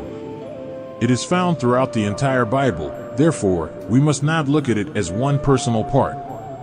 We must not look at it as spelling out to us the ancient only. In Jeremiah, Bible, we see a daughter of ancient Babylon. He calls the people the daughters of ancient Babylon. These people are not the old parents, but they are the daughters from those parents. The daughter of ancient Babylon refers to a more late and modern civilization whose people give themselves over to the practice of the same evil that the people of ancient Babylon practiced. But the modern people were more capable of improving on the practices of the people of ancient Babylon. Therefore, he calls this modern people the daughters of ancient Babylon. Isaiah, Bible Isaiah 47:1, asks this people, the daughter of Babylon, come down and sit in the dust, O virgin daughter of Babylon, sit on the ground, there is no throne, for thou shalt no more be called tender and delicate. The daughters of Babylon seem to have been a very rich people, and they had fallen from a state of great wealth. Isaiah used Babylon as a pretty girl whose lovers used to be plentiful because of her wealth and attractiveness. Now she has become ill-looking and has no more attraction upon the people. So he said, sit down in the dust, you are no more respected and attractive to the people. The prophet Jeremiah warned ancient Babylon that she had a daughter coming. This daughter meets the fate destined for Babylon. She was made to be taken. Satan was made to be taken and destroyed. Why? Because she had become a place where evil was practiced. She was like a bird that goes out and associates with birds other than her own kind, and then she becomes a hateful bird. She is hated by the other birds. Babylon fills herself up with people of that sort. The USA came into the Western Hemisphere and chased and all but annihilated the Indians. But America invited every one of the poor class who wanted to come from Europe to make themselves at home here in America, the Indians' country. All of the poor and evil citizens of Europe, America welcomed them. She invited every race of the earth to come and join in with her in a free country where evil and filth are openly practiced without hindrance. America has done just this. She has filled up her country with all evil people. America did not allow Islam, or a preacher of Islam, to come into her country. America did not want a good religion taught. America made a religion that she could rule and control herself. He made it attractive to the eyes and ears of those who see and hear it by teaching them basically that there were three gods instead of teaching them the teachings of Moses and the prophets, the teaching of one God. America makes it possible to her Godhead that if one of them does not like you, you may please to another, and if one does not let you by, one of the three will. This is contrary to the very law of nature. It is contrary to America's own mathematical language. In mathematics, it is not possible to put 3 into 1. So, America, having this religion, contrary to the truth, today the author of truth is condemning her, America. America is nothing but a foul and evil place to live. She has no respect for her own self nor for anyone else. She will disrobe in the public and go nudist. America even has nudist colonies wherein if you desire to go nude you can do so if the public does not want you. In the Bible, Revelation 18:4-5 in the Revelation of John, a people are warned to flee out of her. Here, we get the name Babylon to become a modern-day people. The voice of an angel warns the people of a certain class to fly out of Babylon. Come out of her, my people, that ye be not partakers of her sins, and that ye receive not of her plagues. For her sins have reached unto heaven, and God hath remembered her iniquities, as being an evil people. So the angel notifies us, saying, Babylon the Great is fallen. Today, we see the same thing. There is no people to be warned to come out of another people that answers to the description of this warning so clearly as the so-called Negro in America of lost-found people of our own black kind does. Here, the so-called Negro is warned to fly out of her and not to be partakers of her judgment, her torment. The angel says, So much evil has she done to thee, Revelation 18:6. Reward her even as she rewarded you, and double unto her double according to her works, and the cup which she hath filled to her double. Allah, God, in the person of Master Fard Muhammad, to whom praises are due forever, said to me that there is nothing that you can do to her in the way of evil that could match the evil that she has already done to us. This is why the Revelator calls the people of modern Babylon beasts, for they live the kind of life of wild beasts. They have no mercy for themselves or for anyone else. They are made merciless, although there are few who will believe and escape the doom of her brothers. This is their reward just by faith. But the black man is created by the Creator, by nature, and he was made blind, deaf and dumb by his kidnapping lord and master, the white slave master. I do not think that you could overlook the most positive truth here, in this article, that we are now living in the call of angel to us, to come out of her. The her here means the wicked world of the devil. Since we the black people were kidnapped and forced into this world, of the white race, we must be forced out of this world. It is not that you my people will accept by just having the freedom to accept of your own choice. No. You will have to be punished, divinely beaten and destroyed until you accept Master Fard Muhammad, to whom praises are due forever, as your God and Savior, as I and thousands of my followers are doing. Do not think that the 144,000 prophesied of are the only ones who will be saved. The 144,000 refers to the first converts, the first ripe fruits to God and His messenger, the first ripe fruits of God and the Lamb. Another prophecy warns us that Babylon is falling never to rise again. In this warning it teaches you that the country and people of modern Babylon will become like the people and city of ancient Babylon that was destroyed and has not risen up a people or a city since its destruction. I warn you, my black brother and black sister, that unless you believe in Almighty God Allah, Master Fard Muhammad, as I do, and receive the name of the Holy and Perfect God, you will never see the hereafter. The Bible warns you and me that on the final destruction of the wicked, Allah, God, will say to the angel that he has to usher in the judgment to bring his people to him, everyone that is called by his name. For he gives his people his name so that he may save them, so that they may be the servant of Allah, God, as they were the servant of the white slave master. As long as you are in the name of the white slave master, you belong to the white slave master. And regardless to what you believe and regardless to how mighty you think that you are, you will not be accepted by the black people and the God of our black people if you have the name of white people and if you are in the religion called Christianity. The fall of America is now going on. She is falling. The cause of her fall is universally known, as it was with ancient Babylon. The fall of ancient Babylon was known. The great prophet Daniel, the mouthspeak of God, was in her midst, and his people, the Jews, were enslaved. In ancient Babylon, according to history, during the reign of Nebuchadnezzar and Belshazzar, the Jews suffered under the ruthless law of these two kings against the Jewish God, religion, and people. These two rulers of ancient Babylon disrespected everything regarding the sacred religion and worship of Jehovah by the Jews. They took Jerusalem and captured the nobles of Israel. They raided and sacked the city and the Jews' house of worship. They made mockery and shambles of all that stood for Jehovah and the Jews. They made mockery of the prophets and the sacred vessels that God had King Solomon make and put in the house of worship of the Jews so that they should be sacred. Nebuchadnezzar and his nephew, or grandson according to some historians, Belshazzar, gave the Jews no honor and no respect whatsoever. Under both of their reigns, God made an example of them to serve as an example of a future people's opposition and disrespect of God and His people. Master Fard Muhammad, who is Allah in person, wants to make it clear that He has chosen the American so-called Negroes to be His people. The truth that He gives to them and they, themselves, are sacred before His eyes and the world of the righteous. Showing disrespect to God and His people is inviting the punishment and doom of God. A careful observer or seeker of truth of the time and history being made in these times can easily see how well the history of ancient Babylon, its rulers, and its people fits in with the histories of the rulers and peoples of America and England. America's enslavement of the so-called Negro and England's enslavement of people fit so completely with the history of ancient Babylon that it cannot be denied that the ancient history of the Babylonian Empire and people was prototypical of America. America wants everyone to believe she is right in her wicked dealings with the people of Earth.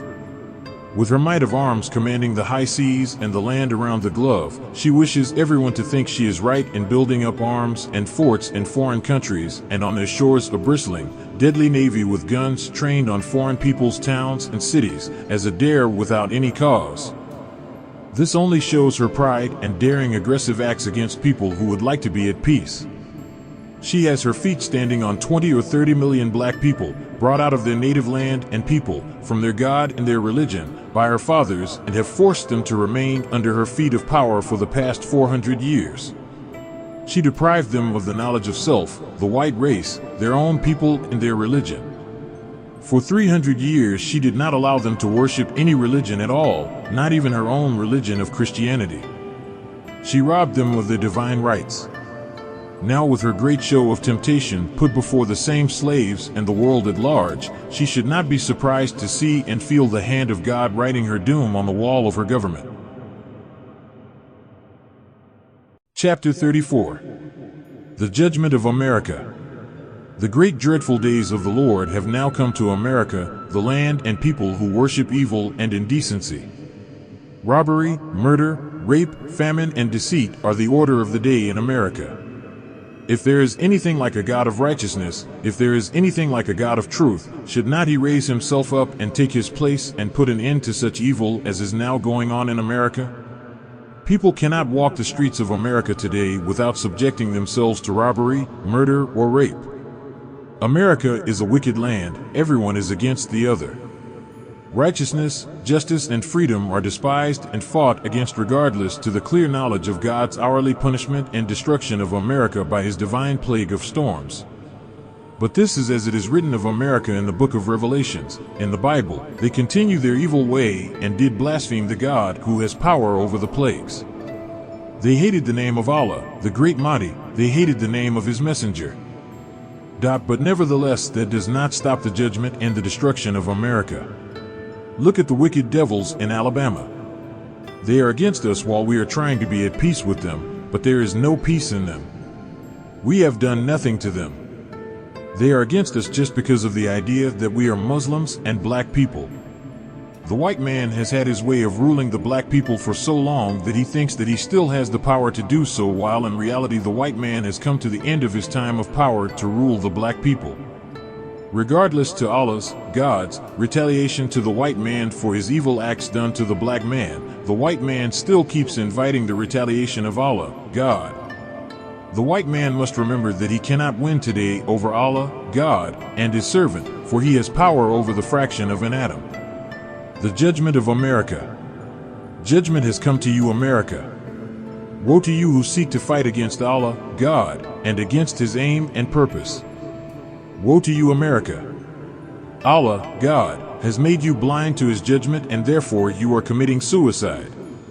He has made you blind on purpose, to give you the full dose of His wrath, for when a man does not know the danger of fire, then he can fall headlong into it.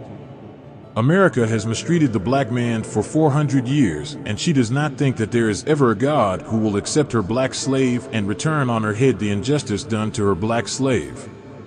This is the day and time in which America could benefit from what Allah, God, has revealed to me and from the work that I am doing among my black people, turning them from doing evil into righteousness. As it is written in the Bible, Babylon could have been healed, and there was a possible chance for her healing, if she had not gone to the extreme by making fun of the God of the Jews and their temple in Jerusalem and belittling the power of the God of the Jews to retaliate. The Bible prophesies of the plagues that would come upon America, and these plagues are falling on America now, and yet she will not repent. For America continues to kill and deprive the black once slave of righteousness and justice. Even though the black slave wants to go from America, she wants to hold on to him, and America does not want to let her black once slave go. America holds the black once slave for a prey. Woe to America! Her day has arrived. She would not heed the warning. I begged her to let us be separated from her on a little territory and a state to ourselves, and to let us be responsible for our own survival, only to get out from under her injustice, but she refused. So it was with Pharaoh in the time of Moses. God went down to Egypt to make Israel and her enemies, the Egyptians, an example for a future people, so that this may serve as a sign of what we see going on in America today. The four great judgments that Allah, God, promises to destroy America with are now coming upon her: hail, snow, drought, earthquake. Allah, God, has reserved his treasures of snow and ice to be used against the wicked country America in the day of battle and war. These are some of Allah's, God's, weapons, the storms that we see going on. The white man of America is not blind and ignorant. He has known these prophecies of his doom for a long time before we knew it, for the white man translated the Bible, and he knows what he put in his translation of that which was written in the Bible. The judgment of America. All love and respect of the wicked has gone from them. They do not love each other nor respect each other. They have pulled off their clothes and disgraced themselves. This is also a plague. You see some of the white people rehearsing the cave days of their fathers, and they are not ashamed to do so. They come out with long, straggly hair as their fathers did in the days of the cave. This is Allah, God, forcing the white man to bear him witness that they were really once the caveman. Yet a few foolish, unlearned black people follow the white man. It is a shame to pull off their clothes and grow hair down their back and over their face. By misleading the black man into following the way of the white man's cave days, the white man is again telling the world how he has deceived the black man and is now making the black man manifest that he is too weak to seek his own. For nearly 40 years I have been preaching to the black man in America that we should accept our own, and instead of the black man going to the decent side of his own, he goes back seeking traditional Africa, and the way they did in jungle life and the way you see in some uncivilized parts of Africa today. They are not using barber's shears and razors to keep themselves looking dignified as a civilized people should look. The black man in America accepts the jungle life, thinking that they would get the love of black Africa. Black brother and black sister, wearing savage dress and hairstyles will not get you the love of Africa. The dignified people of Africa are either Muslim or educated Christians. But Africa today does not want Christianity. Do not think that you will get a home in Africa after this war if you are Christian. To get a home in Africa after the war, you will have to be Muslim. The judgment of America. She is made manifest. As it is written in the Bible, Revelation, she is a cage of every unclean and hateful bird, every unclean and hateful human being. America, America, your day has come for the evil done to your black slave. America, you cannot repay that evil with another evil of trying to tempt the black slave by offering them your white women. That does not help you in this day, but it does condemn you as being a double-crosser, that you will even offer your black once slave your girls and women to do with them as they please, if they will just follow you. The judgment of America. Babylon could have been healed, but she was not healed. America is just beginning to experience sorrow, mourning, grief, and distrust from the anger of God and man. According to both the Holy Quran and the Bible, there will be plenty more of the same. In these two books, one can easily find everything foretold that is happening today. The time will grow so troublesome that, according to the Holy Quran, children will become gray-headed, and, according to the Bible, great heart failure will become a disease upon the people who have the anger of God, the American people. The fourth beast in the revelations of John in the Bible, and of which Daniel describes as a very dreadful and well-armed beast, whose workings are that of death upon the weak, refers to America. She has no respect for the poor and the unfortunate. Daniel's description of the ribs between the teeth of the beast is in reference to this ill treatment, subjection, and ruthless behavior by the devil to our people. This America ladens the poor with heavy sentences, long prison terms, and refuses to let the prisoners go free. This is due to her heartlessness and lack of compassion for the black man of America. This beast, white man, lies in wait around the black man's homes and prowls the streets at night and wait for an excuse to wreak his ruthlessness on his poor prey, the black man. If the black man raises a hand to protect and defend himself, he is shot dead and is unable to defend himself against false charges. This beast keeps our people in sorrow and unhappiness by depriving them of equal opportunities. The black man's wages are calculated by white wicked accountants, preventing the so-called Negro from saving by skyrocketing, in the view of the poor, the prices of the necessities of life. This white beast prosecutes, imprisons, and kills those who preach freedom and justice for the poor so-called Negroes. The white man does not want the so-called Negroes to leave America, but she will not divide the spoils of America, the country which she has taken by the force of arms and killing its aboriginal owners, the Indians, with them. This beast sets up evil and indecency to be idolized as a god.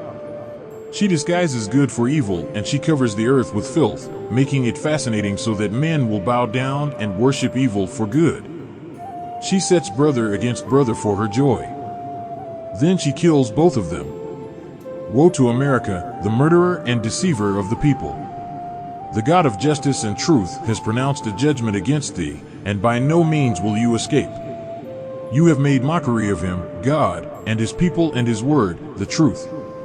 You have been judged and found wanting to the so-called American Negroes, the lost and now found members of the aboriginal black nation of the earth. Come, unite with Allah and me. Go to your own. You won't have to go anywhere if you only will unite with your own. Heaven awaits you wherever you may be. Chapter 35. America surrounded with the judgment of Allah. The four great judgments that Almighty Allah, God, is bringing upon America are rain, hail, snow, and earthquakes. We see them now covering all sides of America, as the Holy Quran prophesies, curtailing on all her sides. And these judgments would push the people into the center of the country, and there they would realize that it is Allah, God, who is bringing them and their country to a naught. Job, in the Bible, prophesied that Allah, God, has the snow and ice to use as his weapon in the day of war and battle against the wicked. We hear and read in the newspapers today of how great, hill-like, little mountains of snow are pushing down from the north, not only in the northern states of Minnesota, North and South Dakotas, and Montana, but now the snow is in the New England states, and they are declared to be disaster areas. The announcer of the disaster of snow in the New England states said that there have never been such great quantities of snow. All up and down the coast to the Carolinas, the rain takes up where the snow leaves off. All around the southern border of America, storms are raging. There are tornadoes and heavy rains, and more storms are on the wave, one right after another. And in the north and far west and in the east, America is surrounded with the judgments of Allah, God. There are earthquakes and the sea is raging. The Pacific Ocean is now angry and is raging and tossing up great waves as never before. Why should these things hit America? The Revelations teach you why. It is because America is filled with devils and has such unclean persons living in America. That is true under the symbolism of a hateful bird. Every filthy, slimy, wicked person comes here for a haven, where he can do any wickedness he wants to do. The country is open and welcomes that type of person. As we see, the few little Muslims, whose name, Muslim, means those who have submitted to the will of Allah, God, how the enemy hates us and seeks to do all the evil he possibly can against us, by falsehood. These are not the days of Noah, Lot, and Abraham, nor are these the days of Moses. These are new times. The enemy does not get away in punishing the righteous just because he hates them. Allah, the God of righteousness, is with us, and he just laughs at those who try to fight against him. He has destroyed whole nations with less than the power of rain, hail, snow, and earthquakes. The Holy Quran has the record of people even being destroyed by gnats. Allah, God, does not have to have something great. He does not have to go to work and get a block of iron or a mountain and throw it on them. He uses that which is with you, against you. The forces of nature are great weapons as we see them in play upon America. Storms after storms of snow and ice are rolling in from the north and are pushing great drifts that are just covering up everything. What can you do with a God like that? Job prophesied that Allah, God, has his weapons stored up to use in the day of battle and war with the wicked. He just takes some snow and covers them up.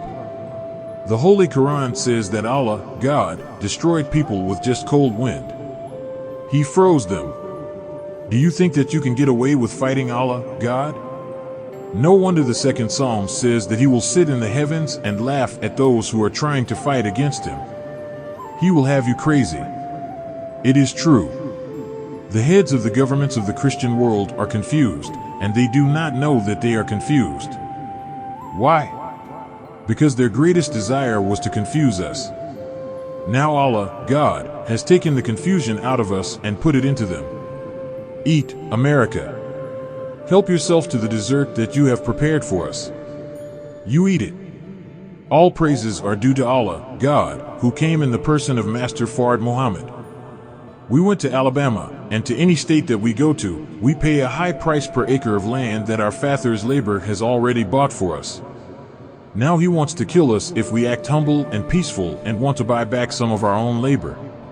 I laugh at some of the things that I hear coming out of Alabama, and not only Alabama, but every other state in the Union. They do not know the time in which they are living. Allah, God, is well able to take the country from you and give it to whom he pleases. It is in your Bible, read it for yourself. He took the kingdom from the wicked and gives it to whom he pleases, those who will bring people into righteousness. America is surrounded with the judgments of Allah, the four great judgments of rain, hail, snow, and earthquakes and confusion in the heads of state. Chapter 36. Four great judgments of America. To be plagued with too much rain will destroy property and lives. It swells the rivers and creeks. Too much rain floods cities and towns. Large bodies of water at the ocean shorelines will be made to swell with unusually high waves, dumping billions of tons of water over the now seashore line. Rain destroys property and kills cattle by drowning them in lowlands. Rain destroys the hiding places of vicious beasts and reptiles, bringing them out fighting in small towns and people's homes and farms. Rain weakens and destroys railroads, truck line beds, and bridges. Rain undermines foundations of all types of buildings. Rain makes the atmosphere too heavy with moisture, causing sickness. Wind with rain can bring destruction to towns and cities, bringing various germs, causing sickness to the people. It produces unclean water by the swelling of streams and destroying reservoirs of pure drinking water used for the health of the people. Rain is a destructive army within itself. Hailstones are also a property and life destroyer. Snow is of the most dreaded plague when it comes in great drifts from 5 to 35 feet. It buries your property and lives. It destroys your highways, your cities, and your concrete and gravel in towns and cities. It puts a great burden of expense upon the cities. It puts a great burden of expense upon the city to repair it. The cave-in of roofs of homes, the cutting off of homes, the cutting off of transportation, isolating areas, brings about starvation. And communication is destroyed with the icing of communication wires. Snow looks pretty because of its clean look. Almost everything of nature is beautiful, but it can be turned into death and destruction against man.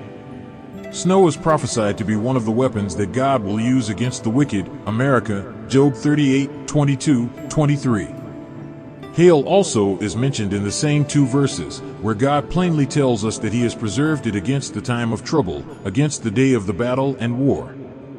The Holy Quran also teaches us that God used snow, rain, wind, hail, earthquakes, and fire against former wicked people. Is America any better than the people we read about in the history that God destroyed? No, she is not as good. These people were not as wicked as the American people. Earthquakes can destroy towns and cities instantly. America is in the grip of divine judgment. America is in the position toward her once slave, so-called Negro, as Pharaoh was with Israel as his slave. She is in this position because of the injustice done to the American so-called Negro slave, brought to America over 400 years ago, and refuses to let them go free. They only say that you are free, knowing within that you are not able to leave them without anything. But the injustice continues to increase. Now they plan death. So this God was predicted by the prophets to come to the defense of this people, so-called Negroes, in the last days after they served the enemy for 400 years. The Bible declares Abraham in Genesis that God would judge the people to whom his people, Abraham's, would be in bondage. This does not mean Israel. This means the present black people, the members of their black nation, who have and are fulfilling their prophecy. God, in the person of Master Fard Muhammad, will not be defeated.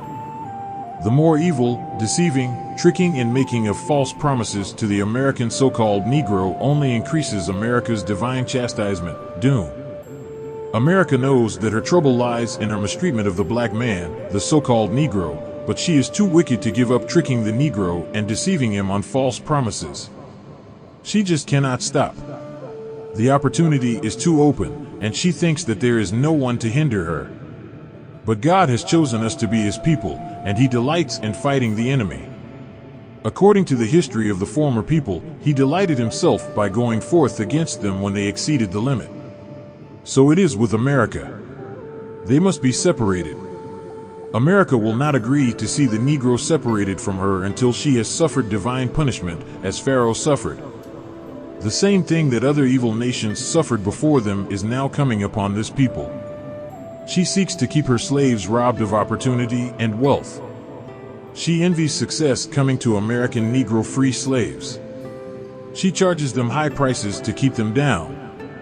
She deceives them through a few of what we call Uncle Toms in the political circle, clergy class, and all professional classes. She offers them little favoritism to help her work against their own people, the black people. But they, too, will suffer along with the enemy of justice of the poor so-called Negro. They must be separated. Envy and hatred are growing between the two people, regardless of their preachings of social integration. The truth must come. What is better than the program you find I have written? You two, black and white, cannot get along in peace since you never have gotten along in peace. Do you know why the white American does not like to talk with you about separation, and why he calls separation of the two people the wrong solution for peace between the people? He knows that it is promised and that God will do it. Then, why do they not agree with separating themselves from you and me, and we from them? Why are the black man and white man all over the earth now in disagreement with each other to live in peace? Do you know why? Oh, foolish American so-called Negro, seek some of this earth that you can call your own to live on in peace. Unite and ask the government for a portion of America. This is what we need, somewhere to live to ourselves and let the white man live to himself. The two people are not brothers. They are alien to each other. God did not make them brothers to each other. I ask you, my brother and sister, to learn this and learn it quickly and fly for your life to the refuge of Allah. Come follow me. Chapter 37. America's land being divinely curtailed. Holy Quran, chapter 13, verse 41. See they not that we are visiting the land, curtailing it of its sides? And Allah pronounces a doom, there is no repeller of his decree. And he is swift in calling to account. Black man in America, there is no one as blind as you are in seeing what is going on against America. I have warned you for nearly 40 years that Allah, God, in the person of Master Fard Muhammad, to whom praises are due forever, came to me and gave me the knowledge of the truth, and I have been preaching it to you continually. Now you see what is going on. As America has done, so now it is being done unto her. America has surrounded the countries of other peoples. She has blown their cities to pieces, and she has killed their inhabitants. Those who were left alive she put to flight, running for shelter from the destruction by America's might. It is very sad and horrible to look at the things that America had done, which are now coming on this country. For many years, centuries of years, America has lived a luxurious, wicked life, while hating her black slaves and depriving them of justice, shooting them down on the streets, on the highways and in the woods and fields, for nothing. She did it just because she felt that she had the advantage, and she wanted to kill black people, as she was made to do. Bible Psalms 10:8, He sitteth in the lurking places of the villages, in the secret places doth he murder the innocent, his eyes are set against the poor. Up until this very minute, she is seeking to destroy the black man in America and to deprive him of the freedom to do for self. America never desires a departure of the black slave from his white slave master. America wishes only to hold the black slave in order to continue to treat him with evil. Pharaoh's hatred and injustice to Israel and Egypt in the time of Moses should serve America as a warning, but she has fallen headlong into the throes of the destruction of Allah, God. America runs to and fro seeking a way out, but she does not try to justify her black slave for justice and equality among the nations of the earth. America made us into nothing, and she used us to mock us before the nations of the earth. But a God with unlimited wisdom, knowledge, and power is now befriending the black slave, and he has chosen the black slave to be his people. But the foolish black people have yet to come into that knowledge, that Allah, God, is their best friend, and that he is here to save them from the destruction of a people who have shown enmity and hatred to us all of our lives. America divided us one against the other. The black man in America is so divided against each other that you seek all of the time to do evil against each other. You cannot even befriend them lest they take advantage of it. They call you a fool for trying to befriend them, as it was with us, by Midway Technical School. Midway Technical School came to us for help. We gave them that help to keep them from falling. It cost us $30,000 to set them free of their back rent and other bills that they had. Take a look at how they have turned on us for the purpose of wrecking all of the beautiful businesses set up for them and others to enjoy on the south side of Chicago, Illinois. Chapter 38. The Fall of America Foretold, Separation is the Answer. Holy Quran chapter 81, verses 6, 7, and 12. And when the cities are set afire, and when men are united, and when the hell is kindled.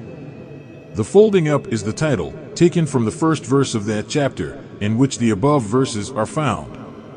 When the sun is folded up, Holy Quran 81:1 symbolically prophesies the folding up of a recorded work, a record of what people have done, as its use will no longer be necessary. This chapter refers to what takes place in the resurrection. One party is recorded as a beginning, while the other party is discontinued.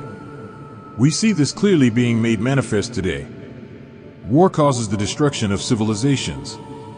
Wars destroy the cities and towns of a nation. This chapter, 81, of the Holy Quran is now being fulfilled. The sun and the stars, mountains, camels, and wild animals are all mentioned metaphorically in the first 4 verses of this chapter, and are not without significance. The coming of God referred to by the prophets is to unite a people who have been divided against self by their enemies. He chose these people for building a better world. The Bible's revelation refers to the destruction of the beast and his chief instructor, the dragon. The name beast given here is not referring to 4-footed animals, but to a people whose rule is like that of a savage beast. Theologians, most of them from the time of Martin Luther, who I think was the author of these terms, beast and dragon, especially the late Pastor Russell and Judge Rutherford, founders of the Jehovah's Witness sect, take the term dragon to refer to the Pope of Rome, the father of the Christian Church and the Christian religion. This is the first time since we have been lost in this part of the earth that we want to unite the black nations of the earth into one under the guidance of God, who is now present. Why do you, slave masters, want to hold them for hostages? Pray. You do not need them. Your machines do the labor that the slaves used to do. Why not let them go? You want to go to war against Allah and the freedom that Allah came to do for your slaves?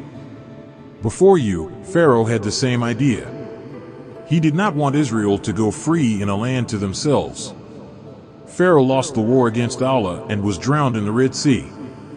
The losers of this war will land in a lake of fire, not water. If white America wanted to free her slaves, she could easily do so. This would be simpler and easier than what she is doing, killing and provoking them through police force, National Guards, and finally the U.S. Army, as we see in Detroit, Michigan. America's actions show us two things. Firstly, she wishes to cause fear among the so-called Negroes with a display of many deadly weapons, but Allah is removing the fear. Secondly, she fears to approach her unarmed slave unless she is armed. This has been the historical relation between the white man and his slave. The white man seeks the leadership of the so-called Negroes to help him keep the dissatisfied slaves subject to him without complaints about injustice. The white man's motto, "Nigger, you should be happy. You are better off than many of your black kind with a job." The white slave master brought our fathers here to do the slave work. Our free labor has made the white slave masters richer than their brethren, Europeans. Do they offer us any of this land they took from the Indians?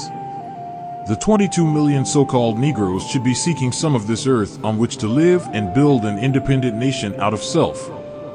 The white master only offers us a job. Allah, God, has said to Elijah Muhammad that he intends to free the American so-called Negro at any price. For 400 years you, slave master, have been killing the so-called Negro without receiving any resistance and regardless of his peaceful way with you. We, the Muslims, have tried to live in peace here in America. There is not a single incident in our 36 years of history where we have ever made an aggressive move against you, but you have attacked us several times. We have proved to the world that you are impossible to live with in peace. Ye have condemned and killed the just, and he doth not resist you. James 5:6 You have destroyed many towns, cities, and people. As thou have divided the so-called Negro, one against the other, so Allah shall divide you and your brethren. As you have done to others, so shall it be done to thee. Bible When the cities are set on fire. This is a sign of the end of you as a power. Chapter 39. The House Doomed to Fall. We cannot deny the fact that the Christian West is responsible for this universal corruption in the land and sea. From the same corruption that their own hands have wrought will come their doom. The Christians preach that which they do not do and cannot do, such as love thy neighbor. I have as yet to meet one who loved his neighbor as he did himself, thou shalt not kill. I have as yet to meet such a Christian. They even fight against each other, rob and kill each other, but yet represent themselves as world peacemakers, with whom the great deceivers of the world will reap what they have sown. Have they not corrupted many people and nations under the guise of good, peaceful, loving Christians? The Christian West is full of the worst crimes, practicing evils and indecencies to the fullest and seeking to practice them on other nations as well. Universal tempters are ever parading before the world their bold half-nude girls and women. They are before your eyes in almost everything. Murder, gambling, robbery, drunkenness, drugs, adultery, lying, there is hardly any end to it. Their land and seas are filled with deadly weapons of war. Their islands of the sea are filled with corruption by all the nations of earth, for they are proud and boastful and are now hated and despised according to their wishes. Their religion, Christianity, is a curse to us, the black man, and is full of slavery teaching. They have poisoned the Bible with their adding to and taking from the truth. Now their doom is in sight. It is their own work. They command the sea with their powerful navies, parking them off the shores of other nations. They secure air bases on their soils to place their deadly bomb, carrying planes within easy striking distances of those whom they fear to be their enemies. Is this not the easy way to make enemies? Is this the act of a real Christian? The followers of Jesus whom they preach came for the peace of mankind and to teach the sheathing of the sword and the turning of the other cheek? Where is a good Christian among this race? They love meddling in other people's affairs. They are in every fight or war, it matters not with whom or where, but yet crying peace. Peace, with every deadly weapon of war to provoke other nations to war.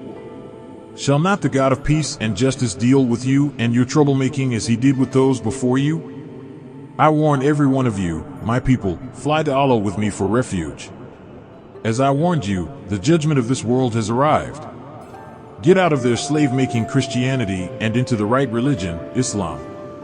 The house you are in shall surely fall and never rise again.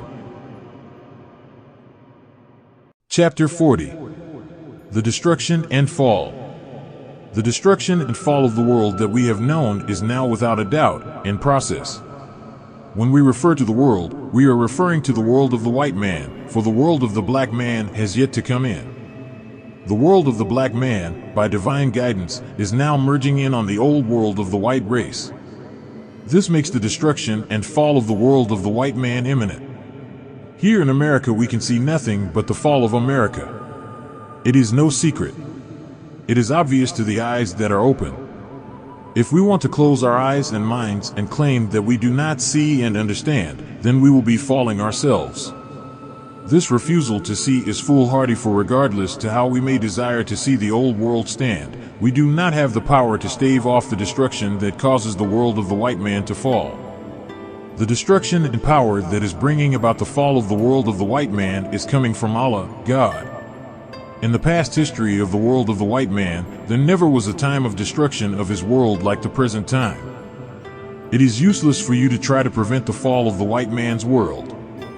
There is no checking it. The white race has not tried to do the right thing, justice. The doing of justice would have checked her fall, Bible, Jeremiah. But America was never willing, and even at this hour she is not willing to do justice by those whom she has mistreated. She has dealt injustice to her black once slave for the nearly 500 years that she has been in the Western Hemisphere. America has constantly burdened the poor black slave with every evil that she could imagine. Her evil scientists who have invented more and more evil practices have not been able to invent any more evil than that which they have already put out. Day and night without a let-up the white man mistreats the poor black slave.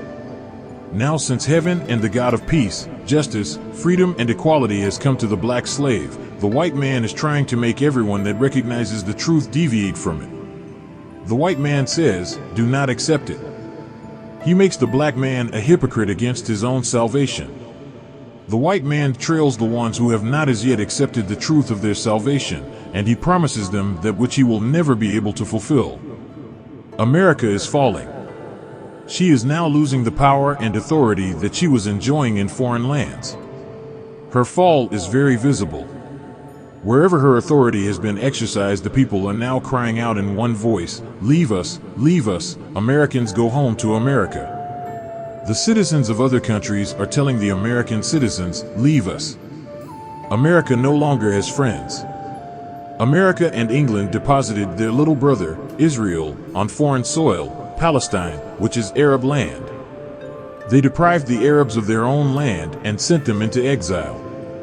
This injustice against the Arabs is now costing America the power and authority that she once exercised in the East. She is on her way out of the Near East. This means bloodshed and plenty of it. In the Near East, there stand navies which are neither American nor British. That they are there to drive America out. The skies over there are beginning to thicken with foreign planes, carrying deadly weapons, guns, and bombs. They will not be satisfied as long as Israel is in Palestine. The boil has come to a bursting point. We are in a troubled world. We are in a world that is now erupting. Black man, who was once a slave in America, you have a way of escape. The way out is not on your own terms. It is on the condition that you submit to Allah, God, and come, follow me. This is the only way out. I am the door and I have the key to your salvation. Reject it and die. We are in a world that is falling. It will soon be going up in flames. In Berlin, Germany, the Cold War between the East and West will soon erupt into a hot war. It will never be settled in peace. East and West Germany must and will fight it out with all the deadly weapons that the war scientists have planned and perfected for the final showdown. You do not have to worry too much about whether or not America is coming out of Asia. Certainly America is coming out of Asia. The odds are against her staying there. But I warn you, my black people, my black brother here in America, that while she is on the way home, we the black people are standing in the crossfire. The only hope that we have is to fly to our refuge in Allah, God. Look at what is going on to the south of us. Look at the many hijackings, sticking up of planes. America is afraid to put a stop to the hijacking, for she knows that she is going to run into more than she expects. Who would have thought that the big power, America, would suffer such disgrace in this day and time? This is to teach you and me, black brother, that the great power, America, is becoming weak and she is falling. I say, black brother, join unto your own kind. Come follow me, for the world that you and I have known will soon be known no more. Chapter 41. The Day of America's Downfall. Allah manifests the fall of America. He desires to make America fall as a warning to her brothers in Europe. White Americans and Germans, Allah has taught me, are the most wicked of the white race. The wicked deeds that have been performed and are still being performed by white Americans upon the so-called Negroes, their slaves, are the worst in the annals of history. They have been clever enough, in their wickedness, to make the so-called Negro slaves love them, though they are their open enemies and murderers. Allah, in the person of Master Fard Muhammad, to whom be praise forever, now judges the American whites and is causing America's fall and total destruction. Egypt, under Pharaoh, is an example fulfilling the signs and other prophecies of the doom of this people as foretold by the prophets from Noah to Jesus. Moses and Jesus are the most outstanding prophets in the history of the Caucasian race for the past 4,000 years. There are several other contemporaries, but Moses and Jesus are the major prophets of the white race's history. The whole of the civilized world today, as prophesied in Isaiah, is against the white man of America. Allah hates the wicked American whites and threatens to remove them from the face of the earth. Since white Americans, and the white race in general, have deceived the entire world of black people and their brethren, brown, red and yellow, Allah now is causing these people to wake up and see the white race as it really is, the created enemy of the darker people. As we see today, there is a general awakening of the darker people into the knowledge of self and the knowledge of their age-old 6,000 years, enemies all over the earth. The American white race cannot sincerely give the so-called Negroes, their slaves, a square deal. She only desires to deceive them.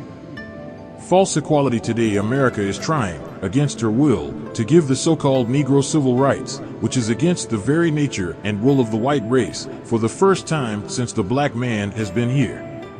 America falsely offers him social equality in certain parts of the country. This social equality consists mostly of permitting the American black race to mix openly with the white man and his woman, the devils. The actual idea, however, is to grant the so-called Negro social equality among the lower class of whites. This is done so that the scriptures, wherein they prophesied that the white man tempts and corrupts the so-called Negroes with his women, might be fulfilled. 6. God has taught me that the white race was grafted unalike, and being unalike, it is able to attract the black man and black woman, getting them to do all the evil and indecency known to the white race. Doom prophesied, one of the prophets of the Bible prophesied in regard to America, as the morning spreads abroad upon the mountains, a great and strong people set in battle array. Joel 2:2. This is the setting of the nations for a showdown to determine who will live on earth. The survivor is to build a nation of peace to rule the people of the earth forever under the guidance of Almighty God, Allah. With the nation setting forth for a final war at this time, God pleads for his people, the inheritors of the earth, the so-called Negroes. The so-called Negro is the prey of the white man of America, being held firmly in the white man's power, along with 2 million Indians, who must be redeemed at this time, and will be, if the so-called Negro turns to his Redeemer. The problem of the American black man is his unwillingness to be separated from his 400-year-old enemies.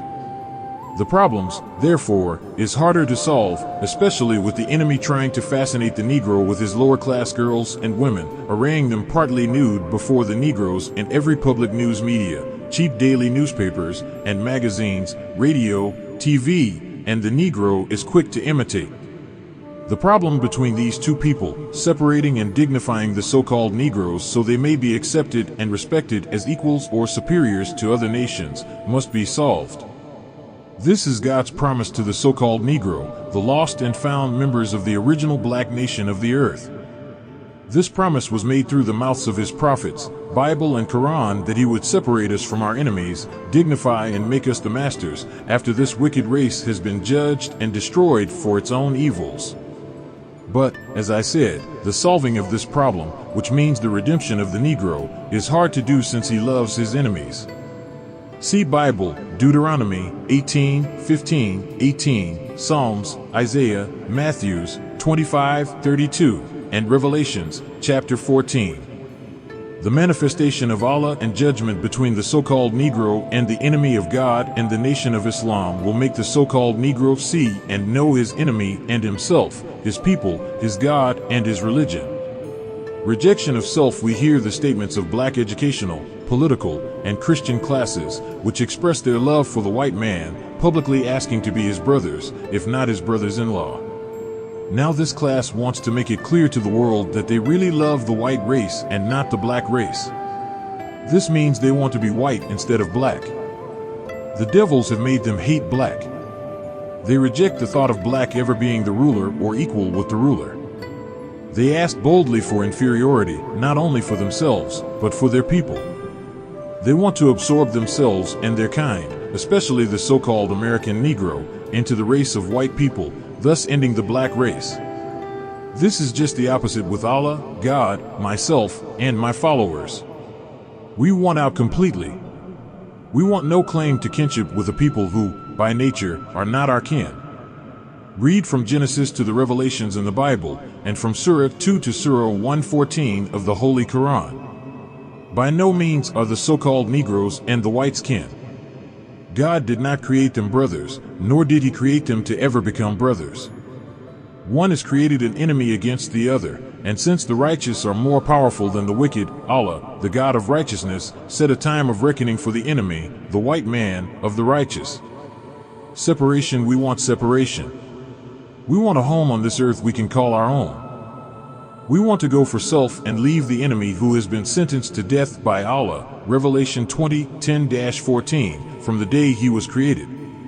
See this subject in the Bible and Quran.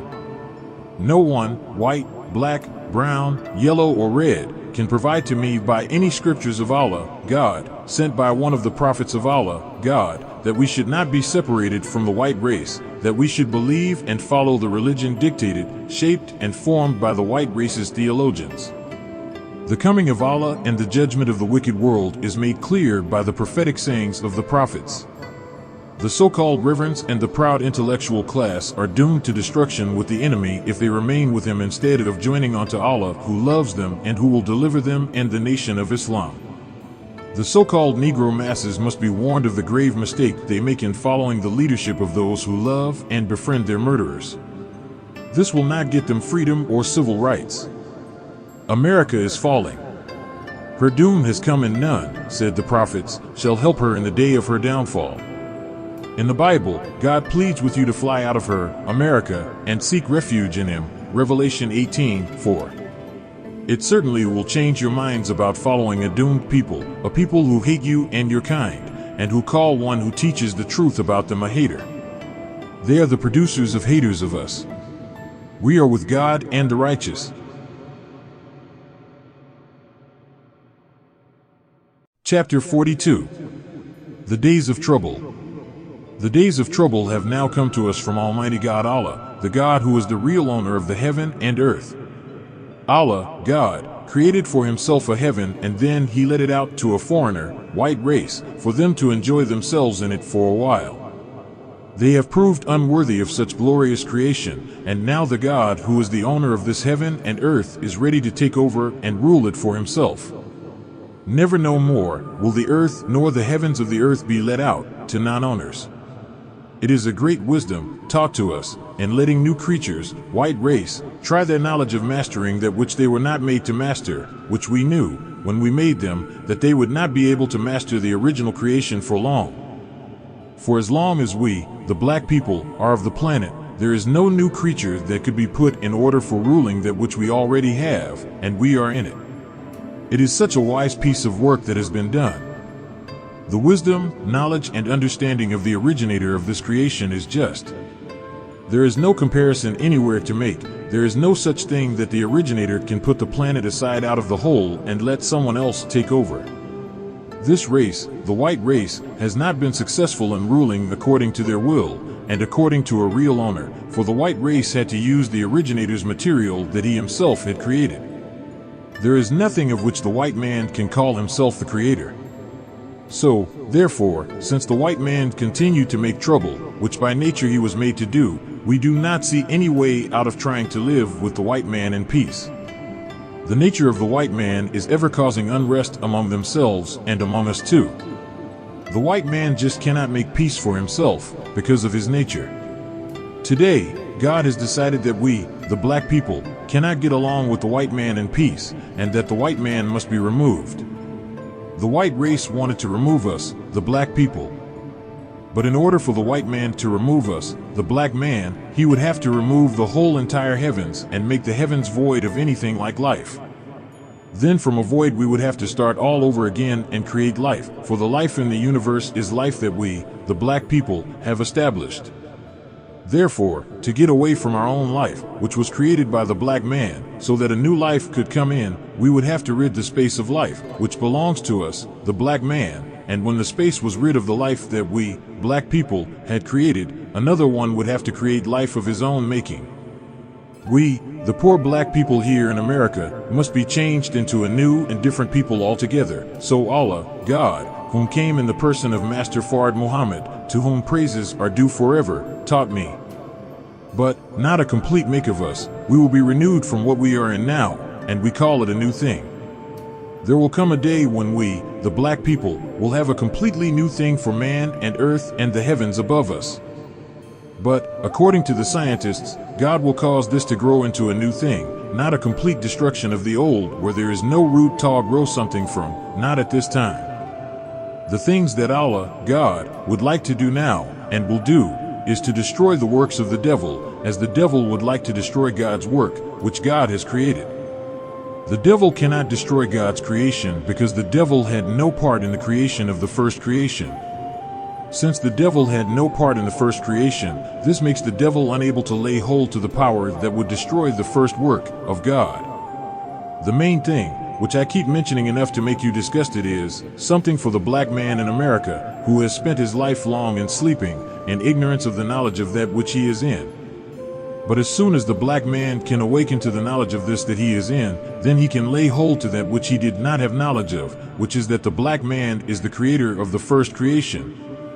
Allah, God, wants to put the black man back into power, and the way the black man can be put back into power is, Allah has to make the black man all over again to master the power after giving the black man the authority. Look at the poor once pitiful black man in America, look at how he strives to reach for himself, and is now making a fast progress in that which God leads for him to understand. The black man's conversation is changed, the black man's way of thinking is changed, his actual physical form is changed. It is a great thing that has come to the black man in America. The black man in America is getting happier and happier. It is not hard for the black man in America to get rich, for he is getting rich from his own wisdom. No one has given him anything. As the Bible teaches you of the prodigal son, no one gave unto him, but he is getting rich so fast that God chooses the prodigal son to become the head of the house that he strayed away from. The future of the black man is so beautiful that we can hardly comprehend it. The biggest thing that stands before us is qualification and readiness. Let us get qualified to master the house that God is giving to us before someone tries to rob us of that mastering of the house. If they rob us of the mastery of the house, I am sorry for us. I say to you, black brother and black sister, do not be foolish. The kingdom of heaven will be given to you and to me.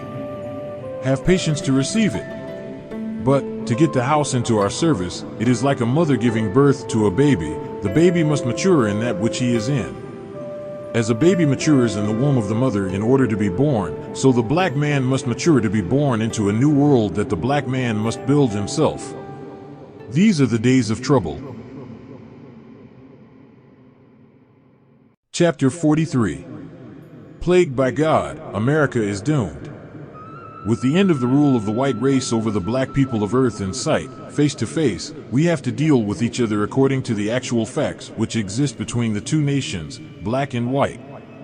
With the nature and desire of the white race to continue their rule and subjection of the darker people, even though the white man recognizes these facts, he will continue to try holding onto his rule, his subjection, his thinking of what he has acquired under such rule, that which is his, and he cannot give up the prey, his concession, the merchandise which he has exploited out from under the noses and eyes of the real owners, black man.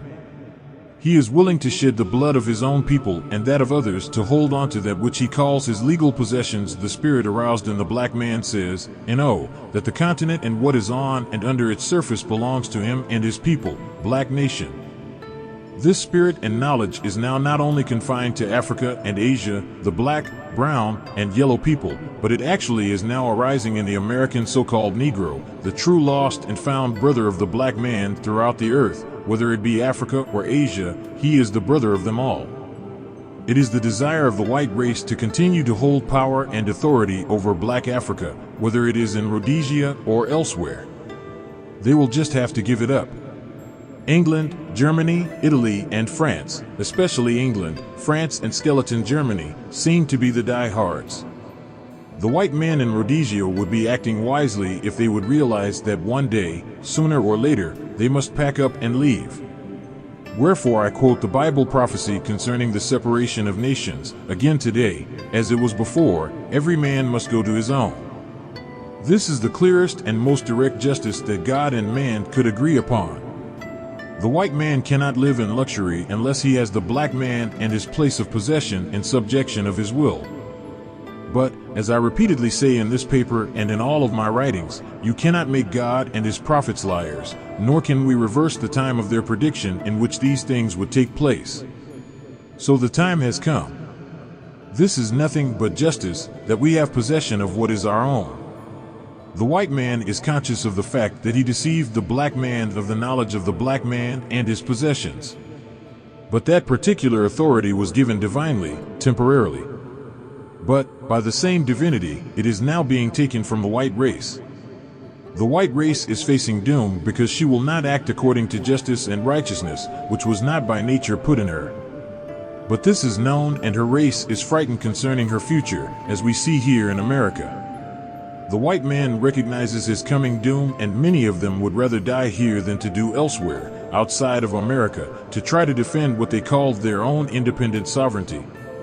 Some have poured gasoline over themselves and committed suicide by setting themselves afire.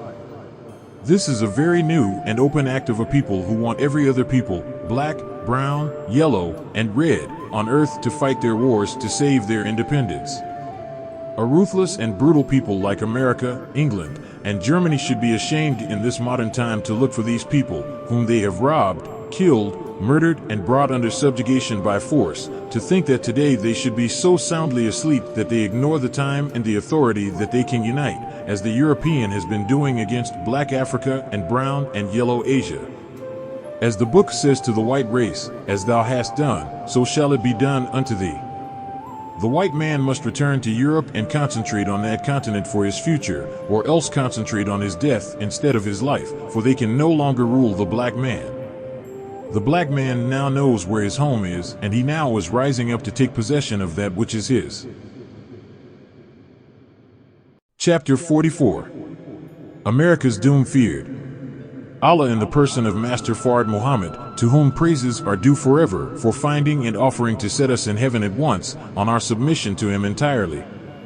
We fear the doom of America that is now cutting her to pieces. The prophecy teaches us that her doom will come in one day. Death and mourning came in one day. One day means 1 year. Even after that she shall utterly be burned with fire. Divine prophecy is that America will suffer isolation from the nations of the earth. The revelations of John of the Bible prophesy of America's doom.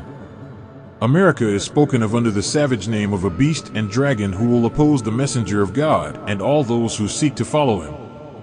Beast and dragon are the names used to represent America because of the nature and the characteristics of this people, evil and haters of his black once slave. The beast or dragon trails the woman seeking to destroy the messenger and his followers, the new converts. The messenger of Allah is referred to as the woman with the newborn baby, with a vicious beast-like enemy trailing her, the messenger of God, everywhere that he goes. The beast does this to prevent the messenger and his followers from making progress and making friends with his own black people who will help the messenger to convert and unite his black people, not only in the United States of America, but the whole world of the black nation. To unite and fly out of our enemies who seek to destroy and kill you and me night and day does not just mean leaving America, but it means also to leave the ideology and all that America represents. And the nations, Europe and Asia, stood afar away off for fear of her burning, USA, and for fear of her divine plagues. To you, my black people, the end is now. Who said that you were going anyplace? Heaven and hell are both a condition of life. They are not places. The devils make hell for you, and God, in the person of Master Fard Muhammad, to whom praises are due forever, makes heaven for you and me. Chapter 45. America hastens her own doom. The ultimate aim of this world should be known to everyone, especially the righteous. We classify the righteous as being the people who belong to the right God, the God of righteousness, truth, freedom, justice, and equality of the nation of righteousness. Today, the so-called American Negroes must be resurrected and made to know and understand the fate of anyone who will follow or be deceived by the arch-deceivers. The strongest and most powerful weapon the arch-deceivers have at their disposal is to deceive the world of righteousness, the nation of Islam. They do not stop at the common, ignorant Muslims, but reach also for the scholars and scientists of Islam, who should be aware of their trickery and deceit. We are in a world that is passing out of existence, and she is putting up a fight, war, to destroy the nation of righteousness. Be aware. To try to oppose the success of Allah's truth only hastens the doom of falsehood and its teachers. The world of evil makes its first attack on the world of righteousness, thereby clearly showing herself as being the enemy of righteousness. When she thinks she has built up a strong enough force to attack the righteous, she does so, which, as I said before, hastens her own doom. Falsehood cannot be victorious over the truth in the day of truth. The resurrection is a day of truth. The resurrection is a day of truth, as it triumphs over falsehood. The arch-deceivers force war against themselves. Their ultimate aim is to do as their people always have done, try to destroy the preacher of truth and those who believe and follow him. This was the aim of Cain when he slew his brother, Abel, and the aim of the dragon when he sought to destroy the woman, the messenger, as it is written in Revelations 12:4. The lost-found members of that nation should be taught to know the ultimate aim of this world. God has visited them, and has prepared a teacher, in myself, to teach them, thereby making it easy for them to understand and recognize this world and its secret, ultimate aim. It is even given in the Bible, in Revelations 12:9. There it speaks of the members belonging to the righteous nation, and shows that through deceit, Satan causes them to become as himself, against the truth, peace, justice, safety, and security one would enjoy if he only were not deceived. Under deceit, the weak-minded, who have no understanding or knowledge of the arch-deceiver, the devil, Satan, are made praise in the hands of the arch-deceiver. This will bring about war as a showdown between the God of righteousness and the God of unrighteousness, the devil. It already has begun. God must fulfill his promise to show himself as God over all the powers of heaven and earth, and men on earth. As it is written, Thessalonians 2:9, he comes after the workings of Satan. Satan has been given the power, knowledge, and authority to deceive as many as he could before the appearance of God or the universal manifestation of the presence of God. He was given this power in the beginning, according to chapter 2 and 7 of the Holy Quran, and according to the Bible in Genesis 1:26, Revelations 6:4-8, and Revelations 12:3-4. We have known all our lives that the devil was a great deceiver, an enemy of God, and that he wished to be the victor, with his knowledge of superior arts in deceiving the people of God. He desires to cast them down, disgrace them, and make them accept his deceit before the very face of God in the general resurrection of the dead. The so-called American Negroes, as I have repeatedly taught in my articles, sermons, and lectures to my people, are the spiritually dead. They have been touched and paralyzed to death by the archdeceiver through his missionary teachings, his literature, his personal conversation, and by accepting his advice. God has given to me a very strong and invincible truth that will defend, protect, and prevent you from falling victim to the archdeceiver. Read these and treasure them, they are your life. Ignore them, and it is your death. Chapter 46. The Great Days, the Terrible Days of God. We must not forget how we are warned by prophecies for 100 years and for 1,000 years that an end must come to his world. The rulers of this world must be removed, and the crown must be taken off and placed upon another head, and they will rule in justice and righteousness.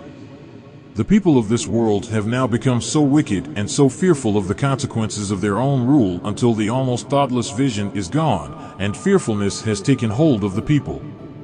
Their head is going to and fro to the nations of the earth to find a way of peace between the heads of the nations.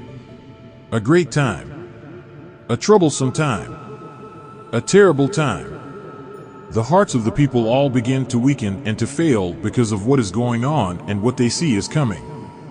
America and her people have lived so rich and so joyfully in wickedness, murder, robbery, and hatred of one another until it has hardened their hearts so much they are made to think that they can make friends and live on with those upon whom they had no mercy. They crushed all the weak nations of the earth with their power and brought them into the clutches of slavery. They forced other nations to bow. They pushed their borders around the earth as Nebuchadnezzar did in his days and time. But, in those days, Nebuchadnezzar boasted, and think over it, England made the same boast. England used to boast that the sun did not set on her empire. Take a look at England today. There is no British Empire for the sun or moon to set on. This morning, May 30th, 1972, the radio news announcer said that they found mines in the Chicago River.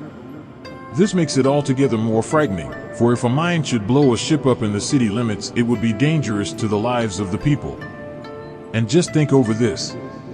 The Chicago River runs through the downtown section of Chicago, Illinois. No one wants to frighten the people more, but the frightening of the people sometimes does good. The great days, the terrible days. People are just being shot down on the streets. Right in their homes, or while walking the streets. They are blown down as though their lives are nothing. The great days, the terrible days. Chapter 47. America's Dreaded Destiny. America and her people have been here, according to history, since a few years after Columbus, the explorer. She conquered the Aboriginal Red Indians, the original owners of the land, whom she found here and took it for a home for herself and kind. She has continued conquering until her conquering power has gone around the earth, affecting every civilized nation, submission to her will. She was successful in forcing other people to bow to her will, whether they liked it or not. Now it is the hand of God which is after America to force her into submission, a hand from which we have no defense, as it is written and prophesied in the Bible, under the name of Babylon. Jeremiah 51:25. Behold, I am against thee, O destroying mountain, saith the Lord, which destroyed all the earth, and I will stretch out mine hand upon thee, and roll thee down from the rocks, and will make thee a burnt mountain. Jeremiah 51:53 says, Though Babylon should mount up to heaven, and though she should fortify the height of her strength, yet from me shall spoilers come unto her, saith the Lord. America is under a destruction similar to that of ancient Babylon. In the Bible, Jeremiah, Isaiah, and Revelation of John prophesied concerning her. Babylon, there mentioned, is a future Babylon, and not a Babylon of the past. America has enslaved all of the so-called Negroes, and her evil mistreatment of them is similar to ancient Babylon's enslavement and mistreatment of the Jews, according to the scriptures. It took the hand of God to bring the king of Babylon and his people into submission to the power of God. He brought the surrounding kings and their power against ancient Babylon in the prime, the height of her glory, the handwriting on the wall, the casting of Daniel and his followers into a fiery furnace, making drunk the people of God with their strong wines and then mocking them. So has America done to the so-called Negro. America makes him drunk with wine, whiskey, and beer and then laughs at him. She put him into the fiery furnace, burned him at the stake while sitting around with her families, drinking intoxicating drinks and laughing at the burning flesh of God's people. There is no justice whatsoever. As Revelation gives it, she made all the world drink of the wine of her fornication. But an end is coming to such evil doings. America has lived in peace, so far as foreign war is concerned. She has destroyed other peoples and their towns and cities. She has leveled them to the ground. She is still prepared to do the same with her great stockpile. She says she has enough bombs and destructive weapons to destroy all human beings on the face of the earth 3 times, and still have some left. Of this she boasts. But Allah, God, has said to me that He will destroy America. He will bring her to her knees, humiliation. The destruction sent to ancient Babylon and recorded in the Bible is the answer to most of what He has said to me will come upon the now rich America. Rain, hail, snow, and earthquakes, these weapons all belong to God. America, how do you fight an army like this? The forementioned weapons of Allah, God, cannot be ignored. The whole year has been a year thus far of Allah, God, plaguing America day and night with storms, rains, floods, killing and destroying property. And now the coming winter, hail has been falling in some places the size of golf balls, baseballs, and footballs. The rain continues to fall in places, and a dreadful snow blizzard is now in the workings. A cold wind is brewing in the north to come against America, as it is written and prophesied in Job 38:22-23, Hast thou entered into the treasures of the snow? Or hast thou seen the treasures of the hail, which I have reserved against the time of trouble, against the day of battle and war? Earthquakes are now again to be recognized, touching America lightly, but nevertheless they are here. With all of her wealth and preachings of Christianity, she has not been a good Christian herself. As Jeremiah says, Arise, get you up unto the wealthy nation, that dwelleth without care, saith the Lord, which have neither gates nor bars, which dwell alone. This corresponds to America. She lives situated between the 2 greatest bodies of water of the earth, the Atlantic and the Pacific. And she is very careless. She rejoices in her evil and filth as though she is self-protected from the divine hand of God. Jeremiah 50:31 prophesies, Behold, I am against thee, O thou most proud, saith the Lord God of hosts, for thy day is come, the time that I will visit thee.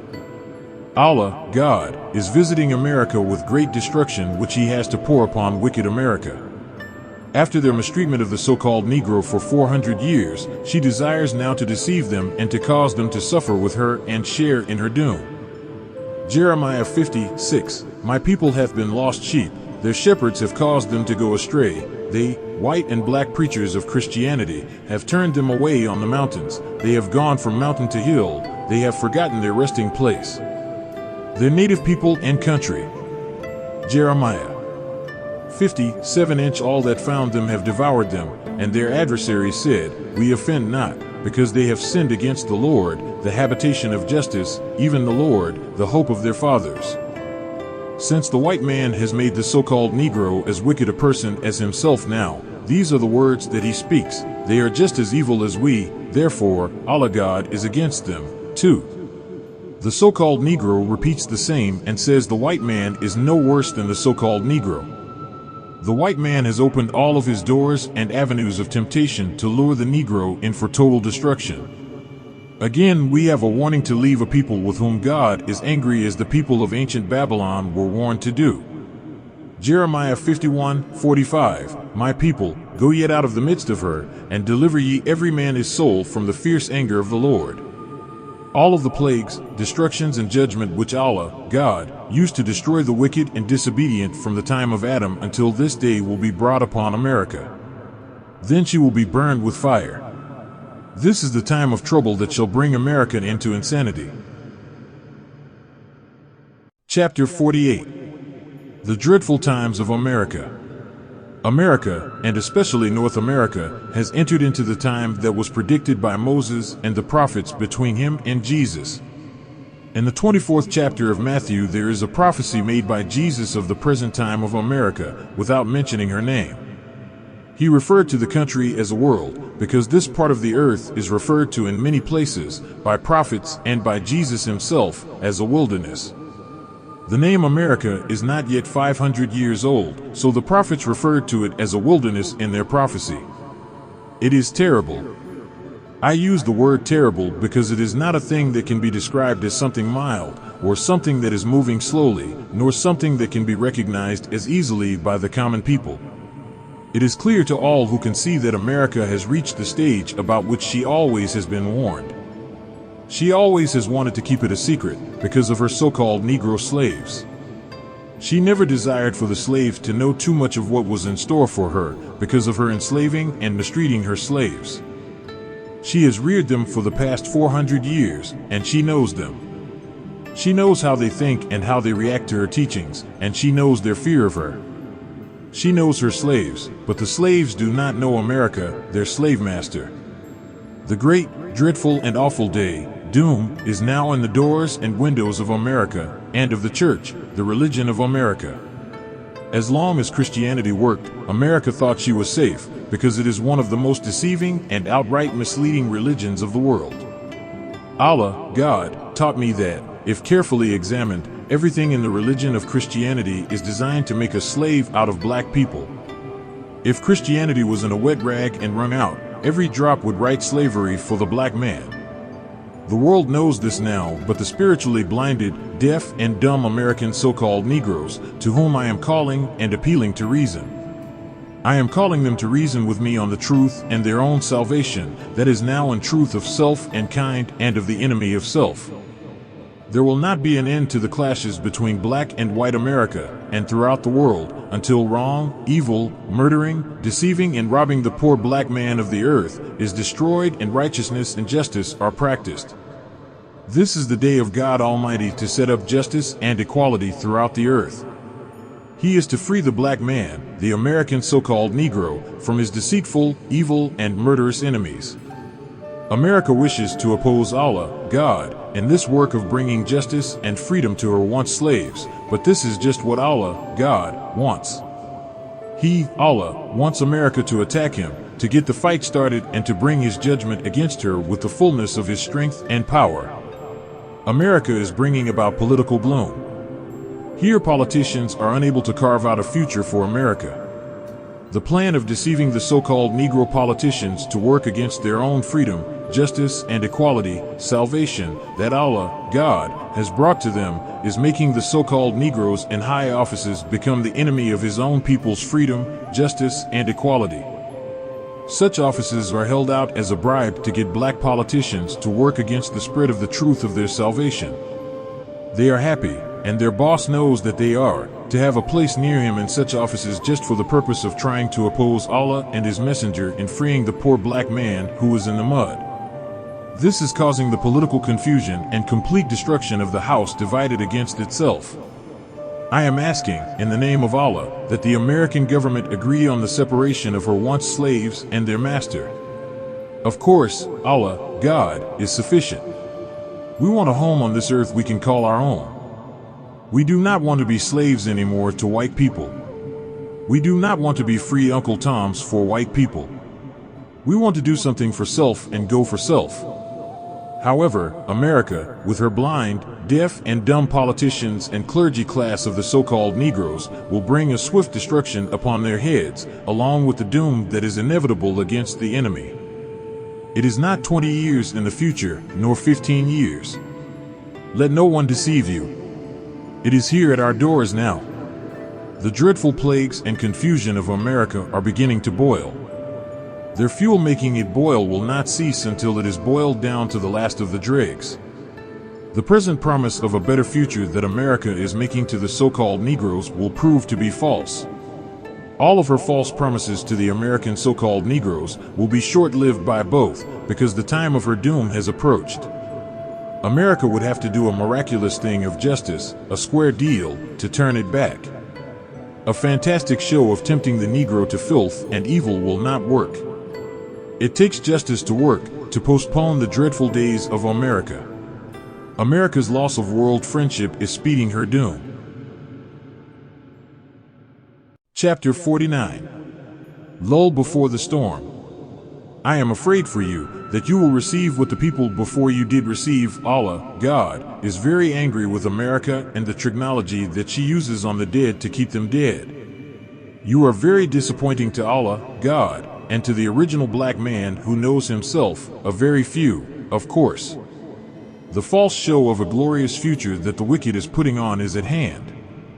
We must remember Daniel's prophecy that at the end of the war desolations are determined.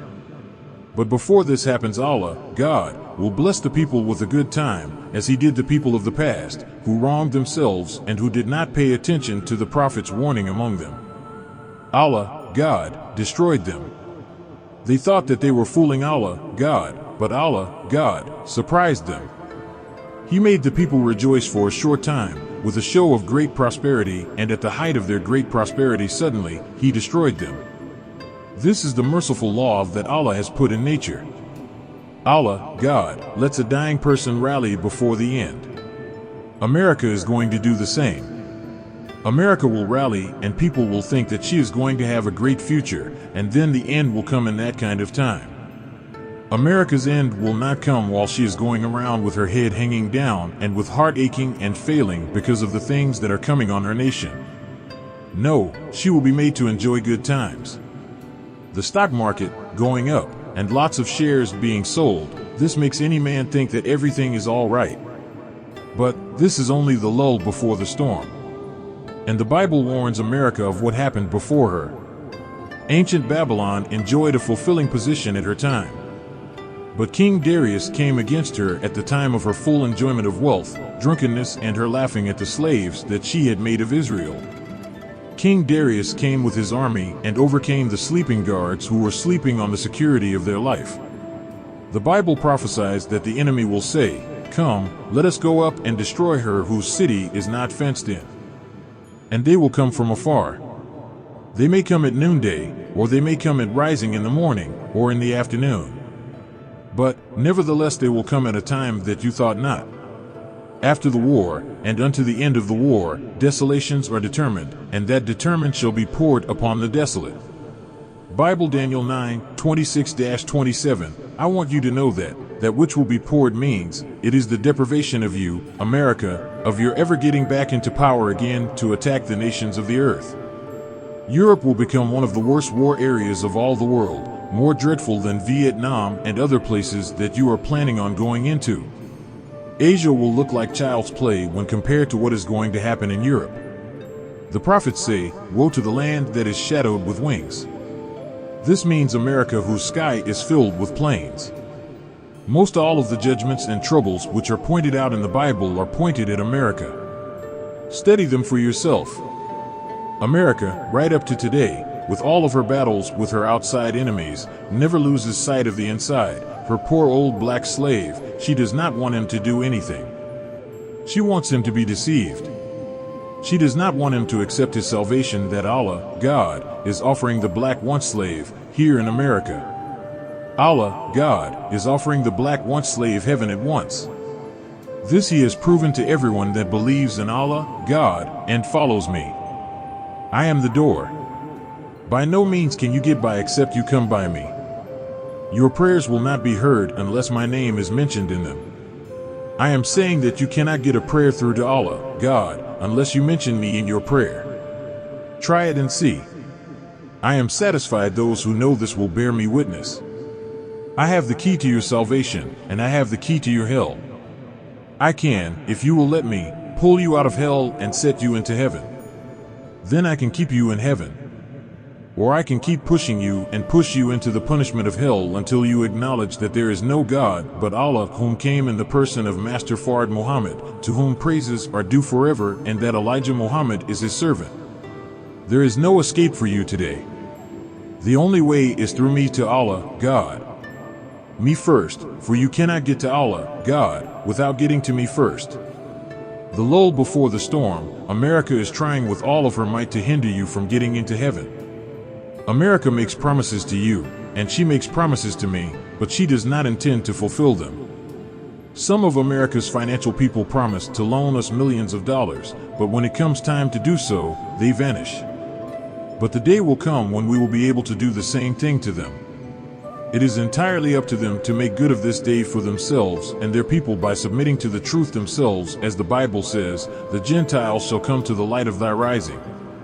America wants to destroy God and me, and she wants to destroy you by deceiving you against following me. America lifts up all of my hypocrites and advises you to follow them, while she knows that you will be the loser. Look what she has done for Malcolm. America named universities after him in order for you to follow Malcolm. Malcolm turned from Allah, God, and me and started to follow them. America will lift up any one of you that will disobey Allah, God, and myself and come to them. You see how they are doing. Everyone that is a hypocrite to Allah, God, and me, America will raise him up for you to follow. America will glorify his name. Malcolm was no lover of white people. He only tied to them in order to get a chance to fight me. But he was not a lover of them. Malcolm was a double-crosser. He tried to get to me with their help, as it is written and prophesied that he would do. His name is not written there in the name of Malcolm in the history. Another name is used, but his work is there in the history of the hypocrites in the life of Muhammad. He tried to take advantage while Muhammad was sick. You find this in the writings of Washington Irving and even some science writers of Islam. They can tell you Malcolm's history. But the enemy fools you. He did not like Malcolm, but with Malcolm working against me, he used Malcolm. They knew that Malcolm had learned the history of me, and he was not able to change it. And even if the enemy would glorify them, they will come to a naught, for their time as a ruling power over black people is up. They knew that better than Malcolm did. They set up for worship all hypocrites against me. Suppose we would worship China and Russia against them? But we do not worship them, for Allah, God, is most sufficient, more sufficient than all their nations. Allah, God, does not see them as a power and force against him. They are so little and weak in their power. They cannot fight against Allah, God, and win. The more you fight against Allah, God, the more you will lose yourself. From the Bible, and from this chapter, from now on, if you do not know that he is tricking you by making you to follow hypocrites, it is your doom. Just watch it. He trails me. He goes down to the Bahamas and everywhere that he thinks that I am going, or where I have been. This is written. I do not fault him for doing what is written of him. I try to do that which is written of me. I do not fault him for what is made by nature to do. Nor should he fault me for what by nature I am. But I fault you if you let this little transitor of this life and our enemy deprive you of a great future for yourself. We could buy hospitals and places to educate and train our people into the superior education of the nations of earth. But you would rather give your money over to white Americans and let them spend it on what they want to, and they pay you a little interest. We offer interest too, the highest of interest. But you do not trust us. So we will build right along without your help. We are going to be the winners. It is prophesied that we who believe will be the winners. And my work, that was prophesied of me before I was born, you see it today. Try and find a successful one who is working in opposition to me. None of you who are trying to aid the devil against me will be successful in doing so. And the devil knows that. He is not trying to do these things himself, only with you. He knows that he will not be successful in stopping my progress, not him nor several times his number, as long as I am with Allah, God, and he is with me, and that will be all the days of my life. Chapter 50. Fire fed with fuel. The subject of this chapter is taken from the Holy Quran, chapter 85:5. We do not hope for peace as long as we add to the war that which serves as fuel to a fire. The fire cannot go out as long as we keep it burning by adding more fuel. A dying, burning fire is increased when more fuel is thrown into it. There are a lot of people who are so anxious for peace so that they can return to committing that which they lack in love, idling, sport, and play. The world that we live in desires first of all to hide the truth, to keep the black man who is made blind, deaf, and dumb by the scientific technology of the white race, so that the white race can continue to carry on the same deceiving and wickedness that they have been practicing. How can we expect peace where the method used to bring about peace is the same method that started the war, instead of finding a right solution and then practicing the right solution? I say these things for the sake of my own black people, for they are so ignorant to the knowledge of the truth of the time in which we are living. What they would like to do cannot be done, for the time to even continue to do what you are doing is up. We must remember again the prediction of the Bible. It has foretold these times, if we understand the Bible. It most certainly teaches us that there is no peace for the wicked. There is no people who preach such a thing as peace and as being true followers of the prophet Jesus as much as the white Christians do. Day and night the airwaves are full of their preaching. To hear them, you would think that they are the prophets Moses and Aaron. As the words of the Jesus put it, they sat in Moses' seat. The white Christians are great deceivers. The Pope of Rome cannot bring peace to the Christian church, for he is not enjoying peace himself. So who is that people then that the Bible prophesies of in the book of Isaiah that he will extend peace to them like rivers? Surely it cannot be the present Christian white race, for they are the ones who are breaking the peace.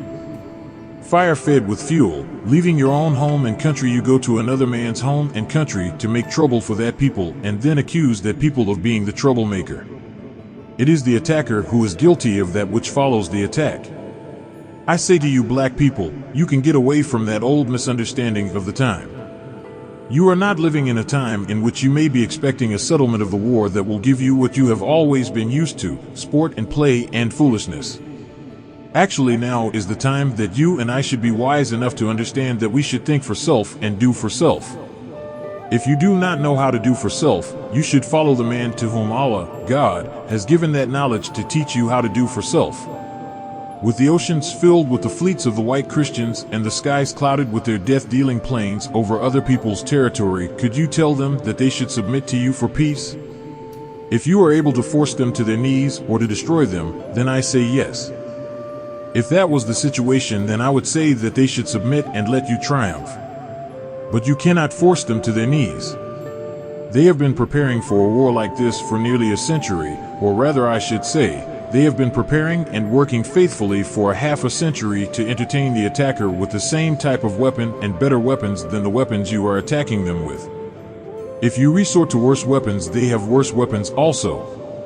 So we are in a time when argument to the contrary of peace is like heaping fuel on a fire. It keeps it burning. We are living in an evil time. I believe, and maybe many hundreds of thousands believe as I do, that the President of the United States of America had good intentions toward the citizens of America when he took over the presidency, but the time is against him. For the past 4,000 years and more, Allah, God, has already given the prophecy through the mouth of his prophets of the doom of the wicked.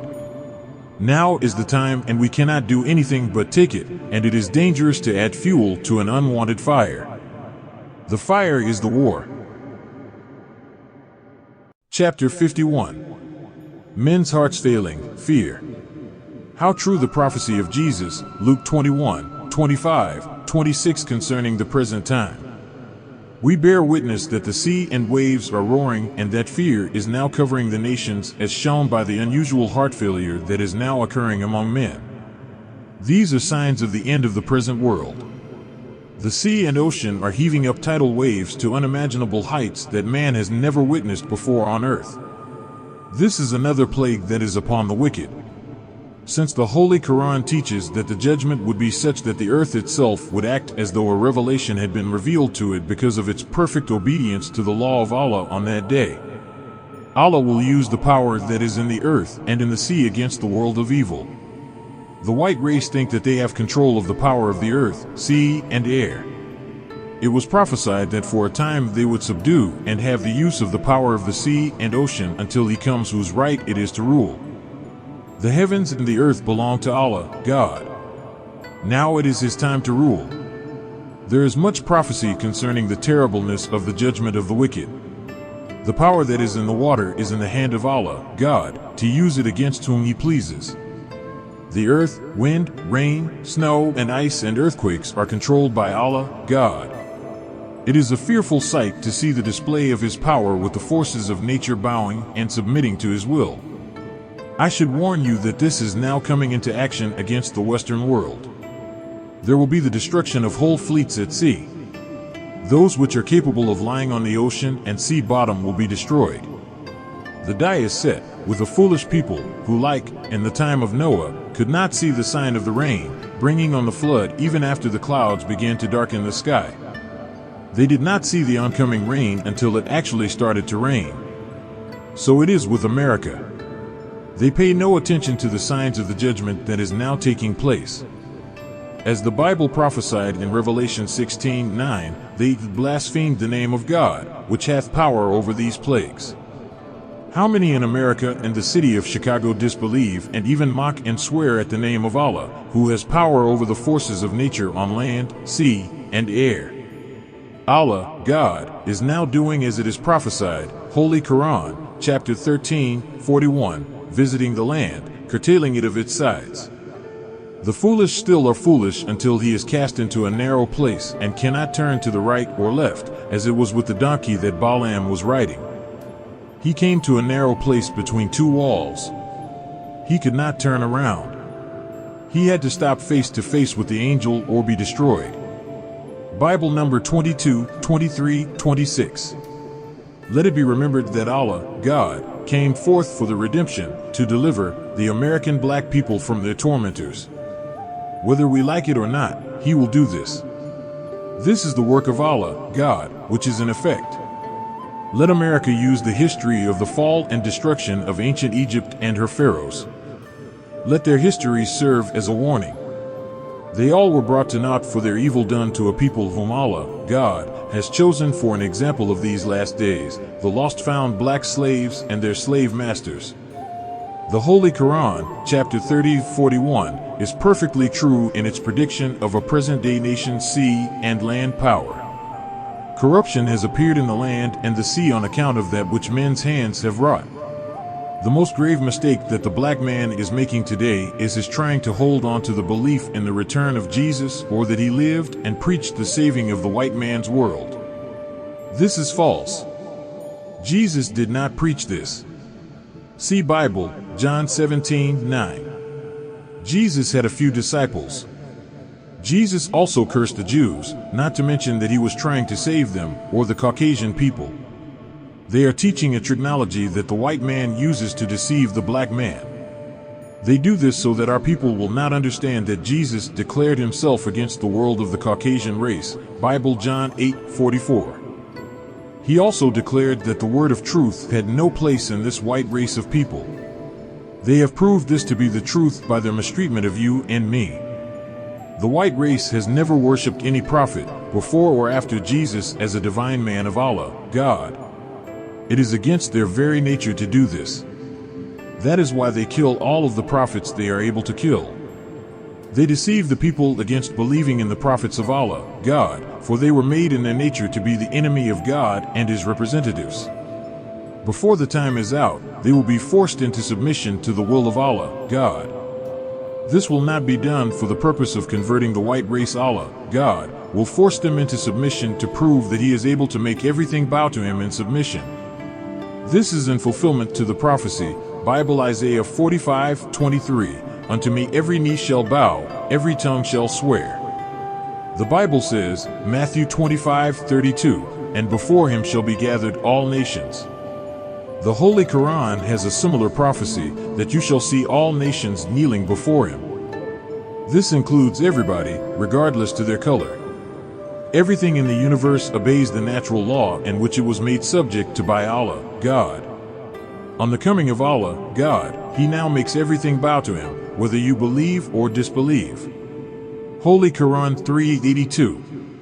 It does not make a difference to Him whether you are the devil or the righteous, all must bow in submission to the will of Allah, God, on the judgment day. We are now living in the days of judgment. Black preachers, you will waste your time in leading yourself and those who follow you to hell by holding on to Christianity. Revelation 19:20. You cannot keep them in Christianity. Christianity was not the religion of Jesus, Moses, or any of the prophets who came before them. It would have been a farce on the part of Allah, God, to have waited until just 2,000 years ago to give the right religion to the world of man. Allah, God, gave man the right religion, Islam, in the beginning of His creation of the heavens and the earth. Allah, God, has not changed. His religion is Islam, entire submission to his will. Chapter 52. Hell erupts. Why are the nations angry? Who are the nations that are angry at the resurrection of the dead? The 18th verse of the 11th chapter of Revelation in the Bible plainly teaches us that these nations are angry and mad because of the rise of the dead, and that God himself was the source of the power behind the resurrection or rise of the mentally dead people, the black man. It is these slaveholders who have been the real cause of the mental death of the people the Revelation relates to as being deprived of justice. God comes to give them justice and to justify them as being equal to their slave masters as human beings. As you know from the 400 years of legal slavery and free slavery of the American so-called Negroes, they have never been recognized even as human beings. As one devil says, they are only 3/5 of a human being. It is true that the history of our treatment by the devil slave master practically made our parents and ourselves less than human beings. This is why I teach that the main rights we should seek first are human rights. The American so-called Negro fell in love with his slave master and his slave master's children because of Unalike attracting them and their brothers in Africa. Therefore, the manifestation of the enemy devil in the resurrection makes the dead to see that which causes them to be mentally dead. In the parable of the donkey who balked upon meeting with the angel, he saw that the burden he had been carrying on his back was false, Baal. So in the resurrection of the mentally dead so-called Negro, they are rising to the knowledge of self. This knowledge makes them balk or refuse to continue carrying the slave master as something to worship. This has angered the slave master as the donkey's refusal angered Baal. Baal set about whipping and beating the donkey to force him as usual to carry and respect him as his master. This use of force to compel the once slave, the black Americans, to remain with them even now in order to make them members of their society is only false recognition of the black American, this lost and now found people of the black nations of Asia and Africa. This continuous cruelty by their white slave masters, inflicted upon the American so-called Negro, has angered God as the cruelty the Egyptians inflicted upon the Israelites during the time of Pharaoh angered Jehovah. This is a repetition of Israel's history and of Pharaoh's evils in these modern times, the appearance of Jehovah and of Moses, the servant of Jehovah, to announce to Pharaoh the end of Israel's slavery. Pharaoh became angry and went to work and tried to obstruct and bring to naught Jehovah's delivery of Israel through his servant Moses. This brought Pharaoh to his end, and he and his army were cast into the Red Sea because they tried to prevent the freeing of Israel by their God Jehovah. The angry nations refer to white America and Europeans, who are also enslavers of the black man. Take for instance the part that England, Belgium, Germany, France and Italy have all played in the enslavement of black Africans and black people throughout Africa, Asia and here in the Americas, North and South America. There is no such thing in the nature of white people as justice and freedom for black people, especially not for blacks in the Western Hemisphere. Now their anger is running them mad and they are attacking and killing each other. There is no such thing as peace among them, nor can they produce peace for others. The Holy Quran refers to this condition as the kindling up of hell, chapter 81:12. Never before have you witnessed the evil that is preaching far and wide every hour of the day in America and Europe, England and America being, not the first, but the chief, slave makers of black people. They disliked the idea of having Allah dispose of their power over the Negro, though they knew this was coming, the loss of their slaves. This is the time of the increase of knowledge. God has given the black man of America more light into this increase of divine knowledge than any blacks elsewhere because he chose to make for himself a great nation out of the former slaves of America. White America is angry at God for resurrecting the black slaves into the knowledge of self and his slave master. This means that they are entering into a war with Almighty God Allah to try to oppose the truth of God preached by the messenger of God. Read the second Psalms.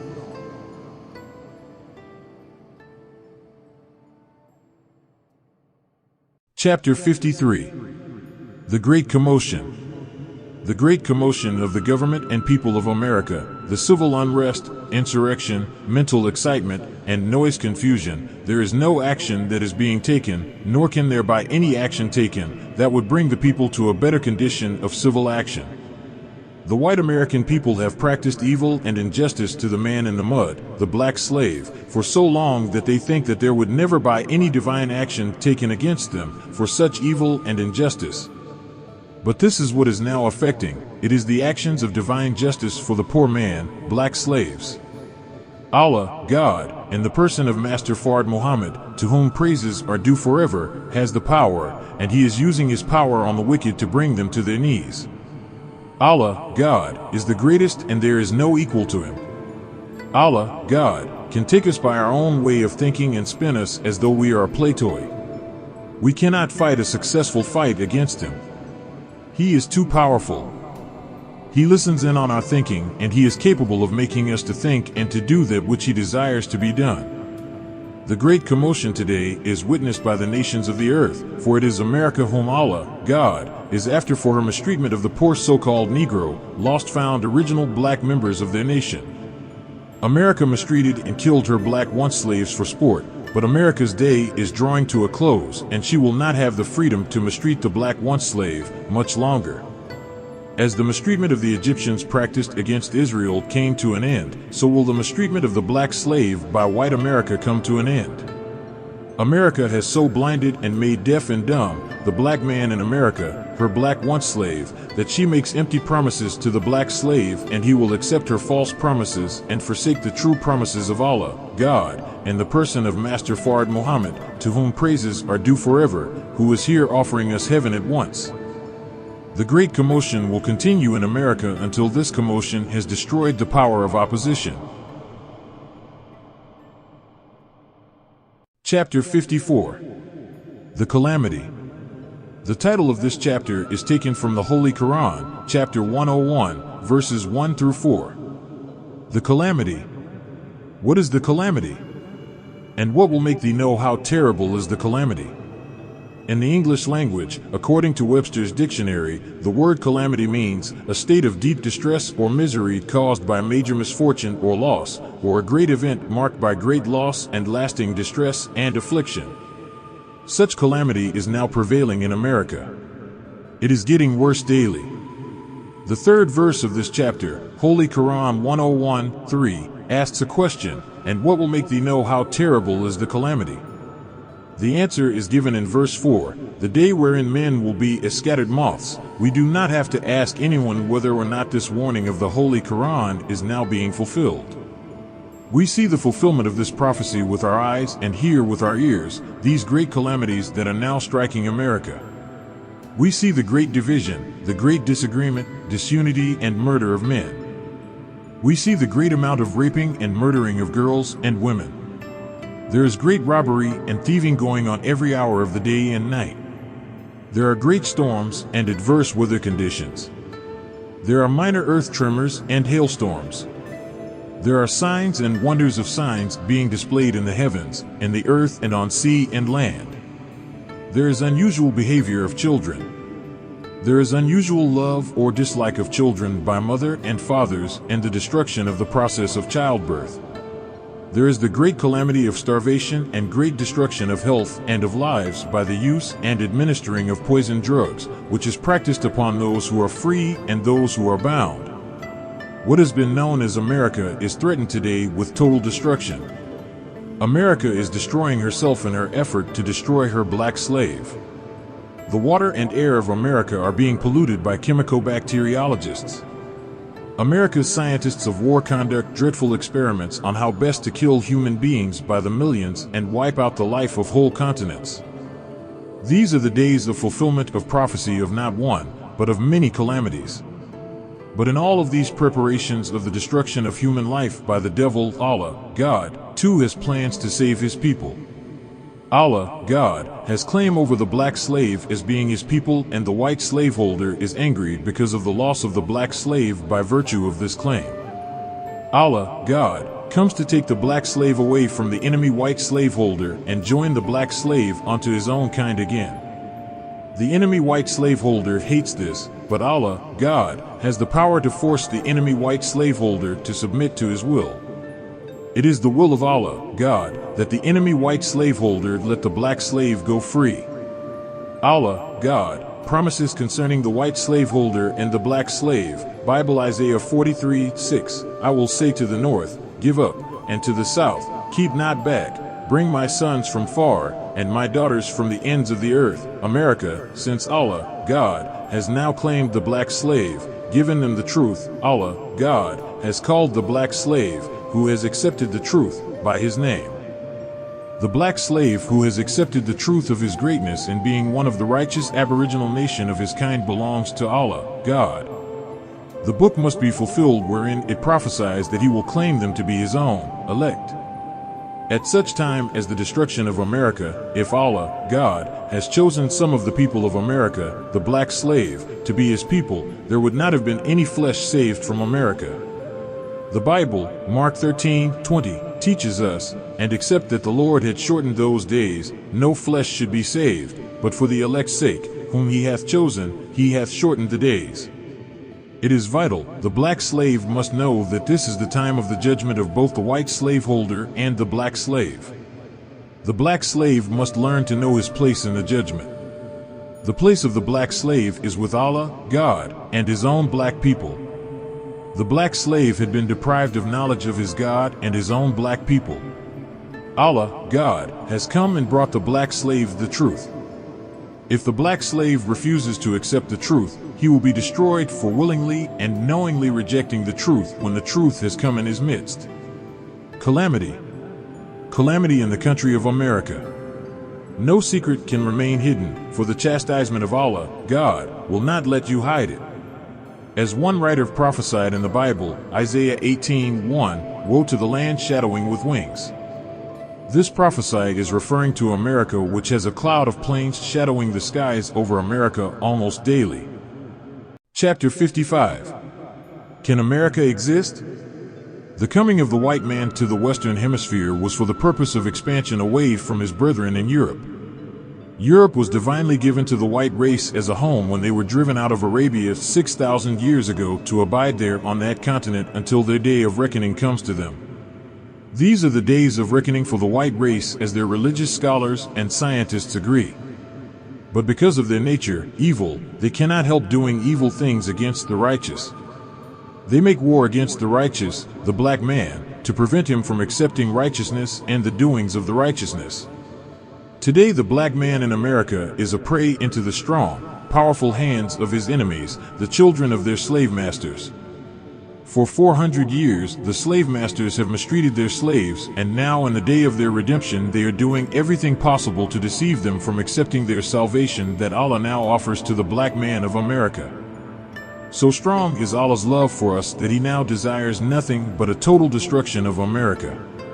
They hate me with a bloody hatred, and they try to kill me for teaching the truth to my people. They do not want the black man of America to enjoy freedom, justice, and equality. Look at what they did to Martin Luther King, a man who was trying to be their brother, a man who publicly taught that he did not want to draw the white man's blood. He said if there was any blood to be spilled, let it be the black man's blood. His word came true. Poor man. He was without the knowledge of self, his God and religion, and so filled with fear of his 400-year-old enemies that he could never get salvation for his people from their enemies. America has been blessed ever since her fathers came across the Atlantic out of the confines of Europe until this day. Now for her evil done to her slaves, God threatens her with total destruction. America and Germany are the most evil of the white race. These two governments have been blessed, but they have not shown any worthwhile respect to Allah for his blessings. Allah caused people out of all nations of the earth to come to America. They came seeking a heaven in her, but those who came were evil too, as the Revelation in symbolic language teaches, Revelation 18:2. And he cried mightily with a strong voice, saying, Babylon, America, the great is fallen, and is become the habitation of devils, and the hole of every foul spirit, and a cage of every unclean and hateful bird. There is no people nor country on the earth who will fill this prophecy better than America and her people. She has become a house filled with evil practices, with every member of the nations taking part.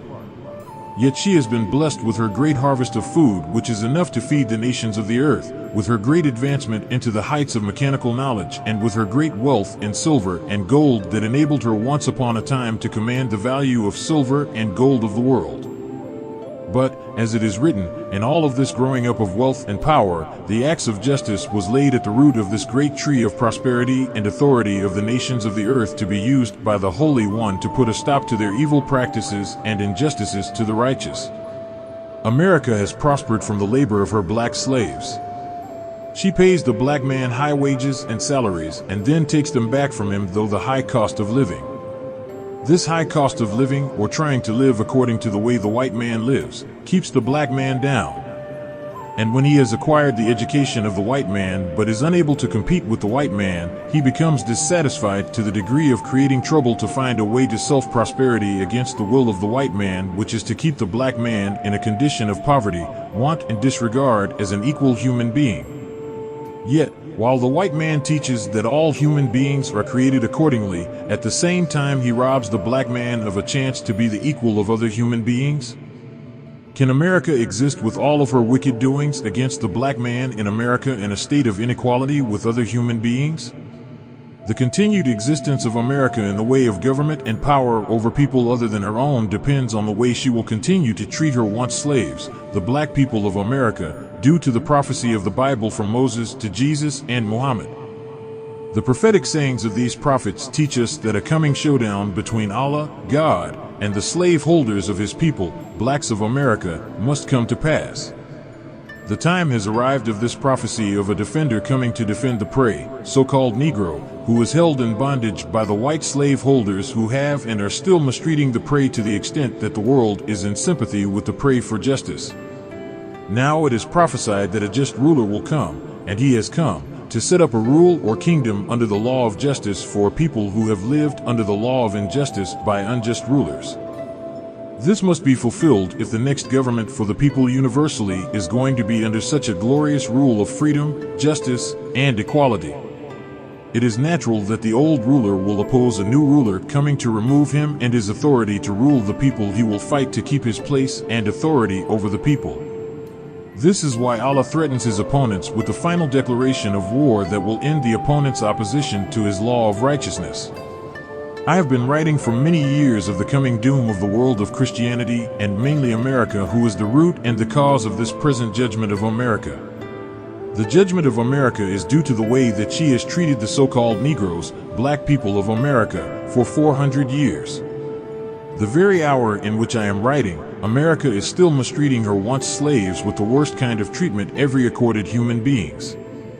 America practices the way of her father's treatment of the American so-called Negroes, under what she calls a law of freedom, but this freedom is only in word, not in practice. The slave master's children's blood, heart, and way of thinking toward the once slave is the same as their father's. They find it so free to beat and kill the once slaves, so-called Negroes, at will that they will continue this practice of mistreating and murdering the slaves day and night, because there is no law of justice for the black man of America who was the property of the fathers of America's white citizens. America never thinks in terms of being equally punished for the wrong done to a so-called Negro. The Bible's parable of Baal riding the donkey must be remembered. When the angel went to settle the unjust mistreatment of the donkey by Baals, the angel found Baal still beating and forcing the donkey to carry him, right in the presence of the visiting angel, who was carrying a sword to bring about justice between the two. It is almost impossible to say that America can exist. If America is to exist, America's ruling power, it would make prophets of the Bible and even the Holy Quran prophesy other than the truth. It is impossible to make them out liars who wrote the doom of the race, that it would come at a certain time, and that certain time is now. No.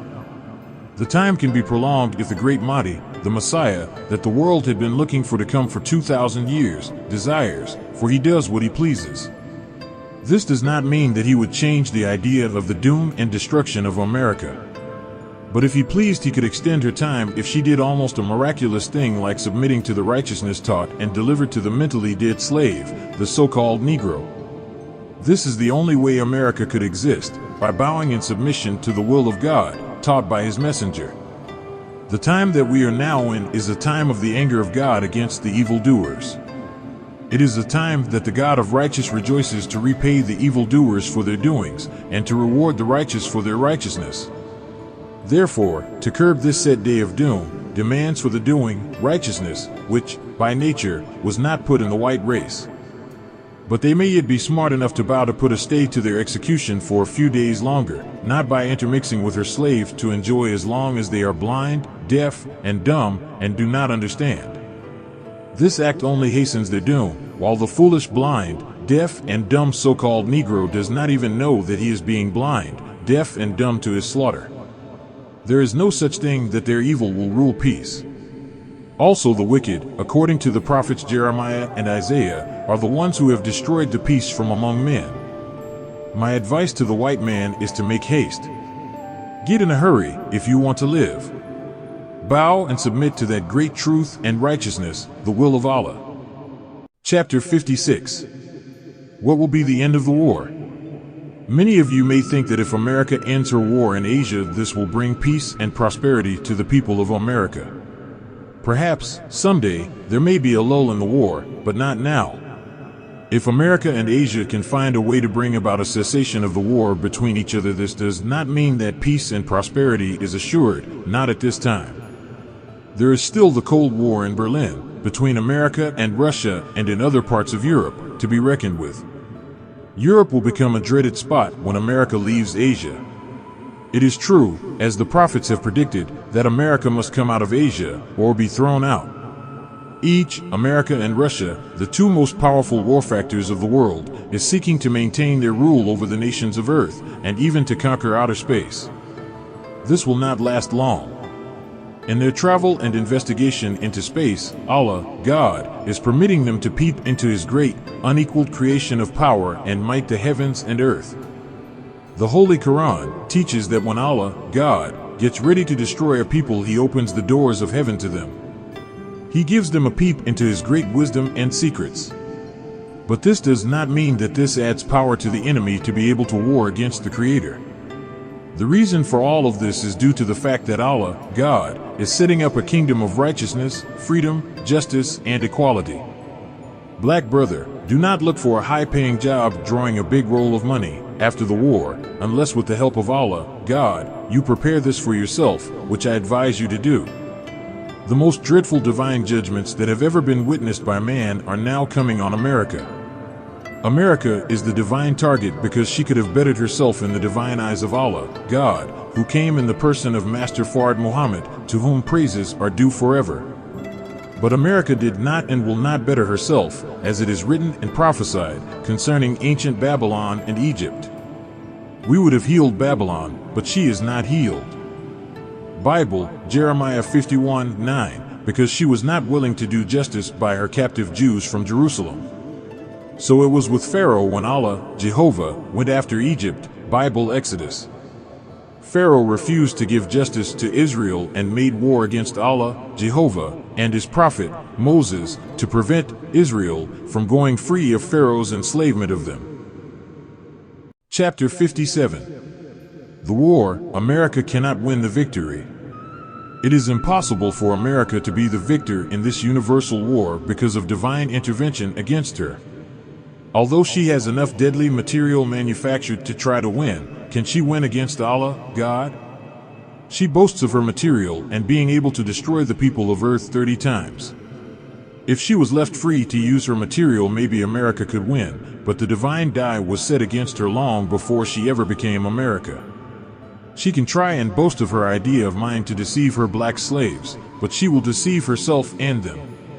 America is made manifest by Almighty God in the person of Master Fard Muhammad, to whom praises are due forever, that she is total and deadly enemy against her once slaves. For many years, I have written that America's greatest sin is her evil done to her black slaves. Allah, God, intends to repay her for what she has done. She deceives the black slaves right at the point of total destruction. She tries to woo the so-called Negro with false and temporary promises by offering him high political jobs to keep him from turning his attention to self and kind. The black politician could and should use his political knowledge to benefit self and kind. White America isolates the messenger of God from their minds with these false promises and makes them to hate the messenger of God and to work against him, although the messenger of God is working for the interests of the black slaves. The eyes and ears of Allah, God, are open, looking and listening to their actions. It is not necessary for Allah, God, to use mechanical devices. Allah, God, is physically real and He has real physical eyes and ears. He is capable of seeing and hearing everything we do and say. He has power to defeat us in our plans which are against His plans. The American slaveholders want to deceive the so-called Negro into believing that Allah, God, is not paying attention to them. The white man wants them to believe that he is the God that they should pay attention to. I warn my people who believe in the idea that the white man is the God they should pay attention to. You will come up the loser. Allah, God, is backing me up in the work He has given me to do. The work He has given me to do is for your own black salvation. If you think that you have salvation with the white man, then go ahead with him. I am not here to force you against your own will, but I want you to know that if you are looking to white America for your salvation, you are headed with them to your and their destruction. There is no hope for America to win the war. There is no hope for the black man in the future of America, for America has no future for herself. She will not be able to win the war. The scholars and the scientists know that America cannot win. It is not just I, alone, saying this. Scholars and scientists will tell us America cannot win, and we know by divine prophecy that America cannot win. If it were just Russia, China, Vietnam, and Korea using their judgment of how best to destroy each other, maybe America could win. For she has as much as they have in war material and scientific preparation. America is capable of going out of the atmosphere of the earth and to fight them from there, but she will not be able to go out of the atmosphere of the earth and destroy the black man of the earth. It is only a mistake that one should believe in America's ability to build a way station in the air or on the moon, for she will not be able to use it against us, for the divine plan is set to destroy her. We have many things out there in space that can be brought into action against America or any other nation today, for Allah is the greatest. Chapter 58. The Mother Plane. The Mother Plane was made to destroy this world of evil and to show the wisdom and mighty power of the God whom came to destroy an old world and set up a new world. The nature of the new world is righteousness. The nature of the new world cannot be righteousness as long as unrighteousness is in its midst. The same type of plane was used by the original God to put mountains on His planets. Allah, God, who came in the person of Master Fard Muhammad, to whom praises are due forever, is wiser than any God before him, as the Bible and the Holy Quran teach us. He taught me that this place will be used to raise mountains on this planet, Earth. The mountains that He will put on this earth will not be very high. He will raise these mountains to a height of 1 mile over the United States of America. This reminds us of the Prophet's prediction of this time of the destruction of the old world and the bringing in of a new world. Behold, the Lord maketh the earth empty, and maketh it waste, and turneth it upside down, and scattereth abroad the inhabitants thereof. Bible Isaiah 24:1. There are planes in various nations today, but this is the mother of them all. Why? Because this type of plane was used before the making of this world. Why should God make such a sign of His power to destroy a nation? Because this is the final destruction of that people who have opposed God in His purpose and aims for justice and righteousness. The white race is not a people who were made righteous and then turned to unrighteousness. They were made unrighteous by the God who made them, Mr. Yaqub. Allah, God, who came in the person of Master Fard Muhammad, to whom praises are due forever, taught me that this plane is capable of reaching a height of 40 miles above the earth. His words could have been a sign meaning 40 years, in which the plane would go into action, and not referring actually to 40 miles. Allah, God, does not speak one word that does not have meaning. Every word that He speaks has meaning. The mother plane, according to what has been described of it by the devil scientists, is capable of not only staying up for long periods of time, but it is also capable of eluding the scientists. They want to attack and destroy it, but if a plane did get close enough to attempt to carry out this purpose, it would be destroyed instead. The white man has learned that this is not a place to be played with. Planes come out of the mother plane. In the 1930s, Canadian newspapers reported that they saw the wheel, mother plane. It came down out of the sky. They admitted that it looked like a great city, and that something came down from it. It appeared to be a tube, but the tube-like thing went back up again. Allah, God, who came in the person of Master Fard Muhammad, to whom praises are due forever, taught me that after 6 months to a year, the mother plane comes into the gravity of the earth. It takes on oxygen and hydrogen in order to permit it to stay out of the earth's gravity until it needs refueling again. Ezekiel's prophecy of the wheel. Ezekiel saw the mother plane in a vision. According to the Bible, he looked up and saw this plane, Ezekiel 1:16, and he called it a wheel because it was made like a wheel. A plane that is wheel-shaped can turn in any direction at any time. He admitted that the plane was so high that it looked dreadful, and he cried out, "O wheel," Ezekiel 10:13. Ezekiel saw great work going on in the wheel and 4 living creatures, and their work was as it were a wheel in the middle of a wheel. Ezekiel 1:16. And when the living creatures went, the wheels went with them, and when the living creatures were lifted up from the earth, the wheels were lifted up. Ezekiel 1:19. The power of the lifting up of the 4 creatures was in the wheel. The 4 creatures represents the 4 colors of the original people of the earth. There are 5 great powers of the nations of the earth. These 5 powers are the black, brown, yellow, red, and white. Of the 4 original powers, the red is not an equal power. The vision shows the 4 creatures being lifted up from the earth. When the wheel was lifted up, they were lifted up, and when the wheel stood, they stood. This means that they waited upon the movement of the wheel. In Ezekiel's vision concerning the wheel, he said that he heard the voice of one tell the other to take coals of fire and to scatter it over the cities. This means bombs. It could mean fire too, however. The plane is to drop bombs which would automatically be timed to burrow quickly to a position of 1 mile below the surface of the earth where they are timed to explode. Allah, God, taught me that these bombs are not to be dropped into water. They are to be dropped only on the cities. It will be the work of the wheel. The wheel is the power of the 4 creatures, namely the 4 colors of the black man, black, brown, yellow, and red. The red Indian is to benefit also from the judgment of the world.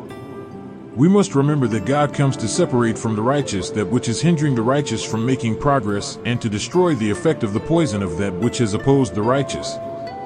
The effect of the poison will be fully destroyed after the destruction of the source of the poison, which has poisoned the righteous. It is like one being bitten by a rattlesnake. Quickly medication is administered in order to minimize the effect of the poison upon flesh and blood until a complete cure is effected and the patient recuperates and is well again. It is useless to try to ignore Ezekiel's vision of the wheel, for the make and the destructive work of the wheel was foretold before it came to pass. The disbeliever believes that which he sees present and not that which is prophesied to come. That is why he is the loser and takes the course to hell, because he disbelieves in that which is prophesied to come about a particular day. This is what the enemy is trying to do today with the black man. He is fascinating him with sport and play and indecency and the doing of evil to keep him from going to the God who is present. You never thought the day would come when you would see your wife, mother, and old gray-haired women walking down the street today, half nude. A few years ago they would not have dared to come out into the public like that. But now they do so because the devil has put his approval on this kind of attire. They desire to please the devil. They do whatever the devil bids them to do. The devil desires to take the black man with him to his doom. Let us not classify the prophets as liars and ignore their prophecies, for we may cause our self-destruction through belief in the devil instead of belief in the God of righteousness. There is no known equal of the mother plane. This is the reason why she is called the mother plane. The mother plane is made for the purpose of destroying the present world. She has no equal. Do not marvel at the make of this plane, since it is from the God who made the universe of floating planets and stars, which are supported only by the power of Allah in their rotation in their orbits. Allah, God, whom came in the person of Master Fard Muhammad, to whom praises are due forever, taught me that the mother plane is a little human-made planet. Is it not simple for Allah, God, to make a new planet if He wants to? The mother plane is capable of staying out of the Earth's gravity for a whole year. He is capable of producing her own sphere of oxygen and hydrogen, as any other planet is able to do. The mother plane carries the same type of bomb on her that our black scientists dropped on the planet Earth to bring up mountains out of the Earth after the planet Earth was created. The knowledge of how to do this has not been given to the world, white race, nor will they ever get this kind of knowledge. The knowledge of the world is limited.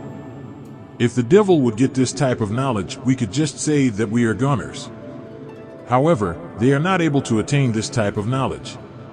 What does a 6-day-old baby, white race, look like trying to compete with a 6-year-old child, black nation? For the 6-year-old child can run all out in the yard and play. He can eat solid food. The power of the 6-day-old baby is limited. The knowledge and power of this world's life, white race, is limited. The world of the white man was made from what he found and what he has seen and learned from the work of the original black man. The white race is far from being able to equal the power and wisdom of the original black man. The mother plane and her work is a display of the power of the mightiest God, Master Fard Muhammad, to whom praises are due forever. Master Fard Muhammad, to whom praises are due forever, is the wisest and best knower. He is the mightiest of them all. O wheel, says the prophet Ezekiel. She was so high up in the sky that she looked dreadful. She is capable of staying away from you who plan the destruction of her. She is capable of confusing you who would try to reach her with your means of destruction. There are scientists on the mother plane who know what you are thinking about before the thought materializes. Holy Quran chapter 50:16. Therefore, it is impossible to try to attack the mother plane. She can attack you, but you cannot attack her. The mother plane can hide behind other stars and make herself invisible to the eye because she does not have to wait on a power from the Earth. She can produce her own power to go wherever she desires to go in space. The mother plane is not like your little bullets or cameras which are powered by your limited power. The Bible prophesies that today Allah, God, wishes to make known to you that He is God. He wishes to be respected as the superior God. He wishes all life in the universe to know that He is the greatest. The Muslim recognizes Allah, God, to be the greatest. He always repeats, "Thou art the greatest." There is no God like unto thee, none deserves to be served or worshipped besides thee. O mighty wheel! I repeat that there is plenty of significance to the make of the mother plane. There is much significance to the course of operation of her work. 55 space here in this book is limited, but what Allah, God, taught me concerning the mother plane could be put into book form. O wheel, made to rock the earth and to heave up mountains upon the earth. O wheel, destroyer of nations. No wonder the prophet Isaiah prophesied that the earth shall reel to and fro like a drunkard. Bible, Isaiah 24:20. Let us seek refuge in Allah, God, from the destructive work to come from this mother of planes. Chapter 59. The Decision. Holy Quran, chapter 78:2 of the tremendous announcement. The Day of Decision. We are now living in the time in which we must decide on what we shall do. It is very important that we arrive at a solution, come to a definite agreement. You, black man of America, are holding back your decision.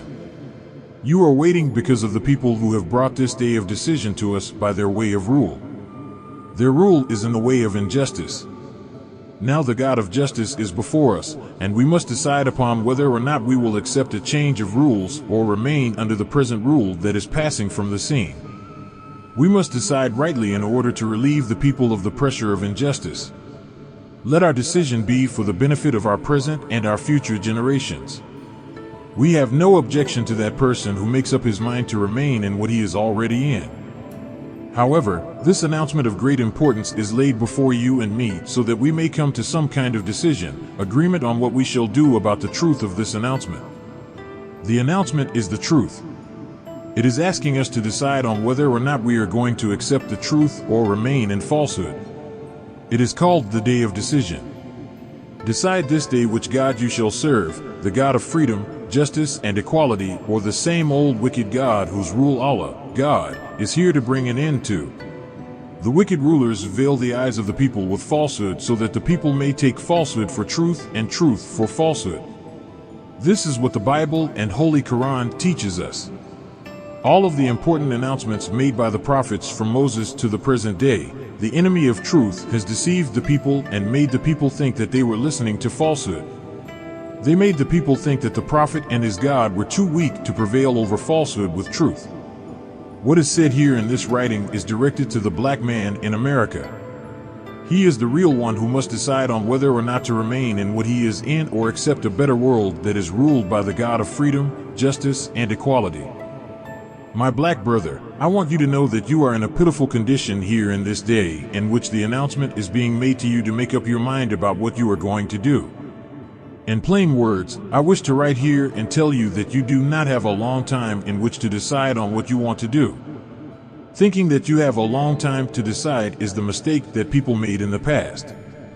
Noah's people and Lot's people were the losers for ignoring the announcement from these worthy prophets. They waited, for they thought that what they had was going to continue to be.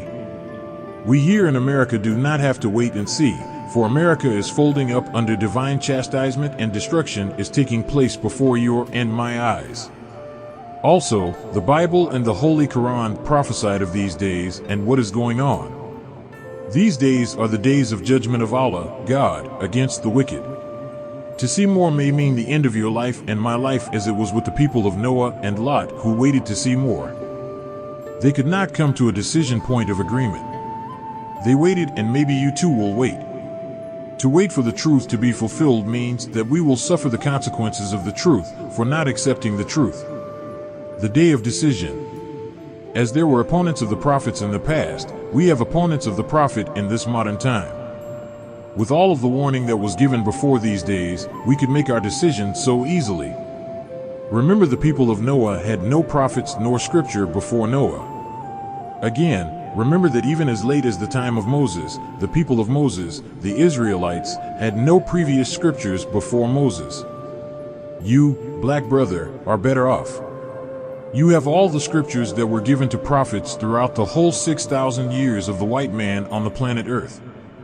And then you will be so foolish as to delay in making a good decision until you see something happen, and as the Holy Quran and Bible teaches us, or until you see the angels coming in the clouds of heaven before you make up your mind. But still probably you would reject that. Surely it will come in the clouds of heaven. But as the Holy Quran teaches you, it will not be a good day for you who have waited for such time. When the angels come in the clouds of heaven, they will not be coming to do anything like preaching or giving you further knowledge. It is prophesied that on the day of judgment the angels will come to execute judgment on you for not believing and to save those who do believe.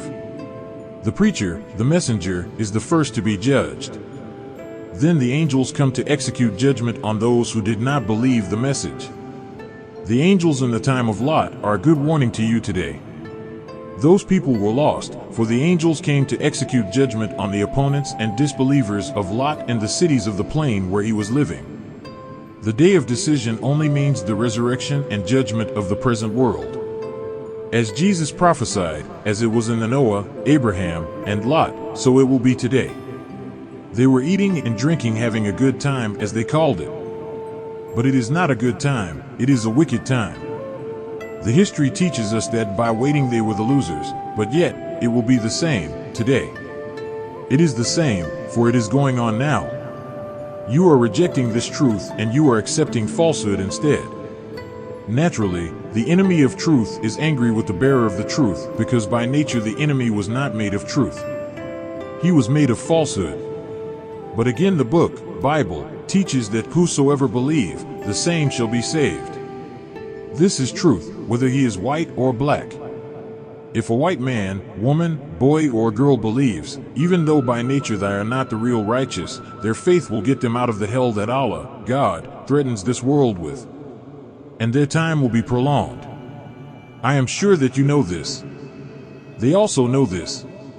A remnant of them will escape if they have the faith in Allah, God, and His religion, Islam, and Jesus prophesied in the Bible, that even though an enemy give one of his least ones, believers, a drink of water, and that being an act of goodness, the God will not deprive that act of goodness of its reward. Make up your mind. Come to a right decision. I warn you. Chapter 60. When ye shall see all these things. Jesus prophesied that when we see the fulfillment of the prophecy of this time, then we should know, by such acts of the people, strange actions that we have never witnessed before, carried on by the people, know that the end, is near, even at the doors. The Bible prophesies in Daniel and Matthew, saying that this is a time that man has never seen before, and man will never see such time again, after this time. Strange happenings. The prophecies of Jesus said that parents will be against children, and children will be against parents. Do you not see these things being fulfilled today, right in our eyes? Not only are parents against children and children against parents, but parents are murdering their children and children are murdering their parents. In some families, the parents kill the children and then commit suicide themselves. This is going on today in the old USA, where the gospel of Jesus is preached every hour of the day somewhere in the land. In this time, in which we are now living, there is no respect for dignity, the president leaving the country to travel afar, to meet with rulers of foreign countries to discuss the strange things that are happening, and the strange things that will happen between the nations.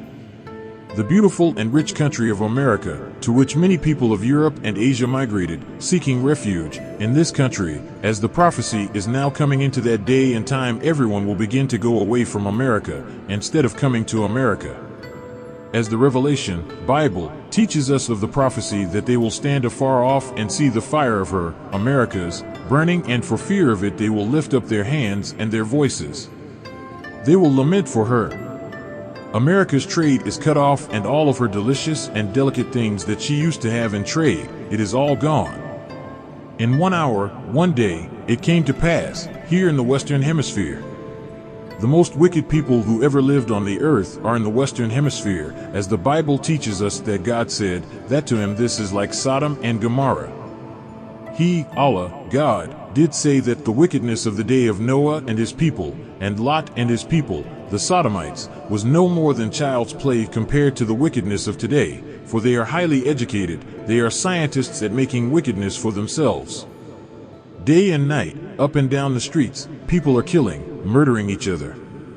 We do not know very much about what is going on in Europe, but we do see it right here in this city of Chicago, Illinois. The radio and the television announce to the public that murdering and killings are taking place continually. When ye shall see all these things. Today, there is great disrespect of one another. Mother and daughter are walking the streets in shame to the public of decent-minded people. They are throwing their clothes aside from their bodies, trying to keep nothing covered but their shame. And some barely cover their shame. As it was in the day of Noah and Lot, so shall it be in the day of the coming of the Son of Man. The Son of Man comes to judge man and mankind. The day had come. As Daniel prophesied, Bible, Daniel 9:26-27, and unto the end the war desolations are determined. And for the overspreading of abominations he shall make it desolate, even until the consummation, and that determined shall be poured upon the desolate. Just think about it. At the end of the war, desolation, so that puts an end to the hope of those who expect to see a great boost of prosperity after the war. In the day of Noah, the children of the Sodomites came out happy that morning, and that was the end. They saw a cloud making up. They just considered that it was a regular rain cloud, but that was the end. In the Bible prophecy of Jesus, Matthew 24:38-39, for as in the days that were before the flood they were eating and drinking, marrying and giving in marriage, until the day that Noah entered into the ark, and knew not until the flood came, and took them all away. In the time of Noah, the people of Noah were having parties as you are doing today, and that day was the end. In the time of Sodom and Gomorrah, they were so wicked that they were willing to go to war with the angels in the house of Lot. The Sodomites attacked the angels of God, who had power to destroy the Sodomites almost instantly. The Sodomites warned that they had been waiting the angels visiting the house of Lot. A terrible time is gradually approaching upon us. A time so terrible until it will make children gray-headed, the Holy Quran teaches us. The Bible teaches us that it will be a time never witnessed by man, and there will be such time in the hereafter. It is a great time. Day and night storms are writhing the country. It is storming day and night. The Holy Quran prophesies of calamities, one right after the other. This we are witnessing with our own eyes. O America, where shall ye flee? The Holy Quran teaches us, black man, to take refuge in Allah. Today, people laugh at you if you invite them to do righteousness. They make mock of your doing right. So did the people of Noah and Lot, as it is said so beautifully in Jesus' prophecy, so shall it be in the day of the coming of the Son of Man. When ye shall see all these things that you now see, know that it is here, we are living in the end. My black people, I say fly to Allah, God, for refuge, and come, follow me. I may look weak, but through me, you will find refuge in Allah. Chapter 61. The Judgment Nears.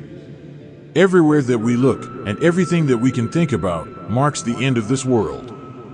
There never was a time in the history of the United States of America that the president goes out to try to visit the heads of all of the nations that seem to be somewhat his equal. He is like a criminal who has committed a crime, and he hopes for mercy from those whom he has committed the crime against. We cannot escape our doom when it comes, teaches the Holy Quran and the Bible. They showed no mercy at all to the black slave. They treated the black slave worse than any human being has ever been treated. They continue to do so in the face of divine judgment. They remind you of the parable of the rich man and the poor man. As long as the rich man enjoyed luxury, he cared nothing about luxury for his slave, Lazarus. Then, at last the rich man fell into poverty, and he was unable to get help, even for himself. The Bible says of the poor black slave that none helped him. Now the rich man gets in the place of his once slave. The rich man can witness how it feels to be a poor man. The parable says, at last the rich man died. And in hell he lifted up his eyes. He saw his slave in the bosom of Abraham, in the heaven that the slave had been promised that he would get into. It was such a beautiful heaven that the poor slave was lolling around in. The rich man cried out to the slave to share hell with him. He asked the slave to bring him a drop of water in hell. He knew that if the slave tried to get to hell with a drop of water, the slave would never get to heaven. The rich man would be happy if he received a drop of water to ease his pain and torment. But if the slave could not come to him with a drop of water, then go to some of the rich man's brothers, who the rich man knew were bound to get a taste of the same hell that the rich man was in. The rich man said, Father Abraham, if you will not let Lazarus come to me, then send him to my brothers. In worlds to say, they are bound to get hell, too.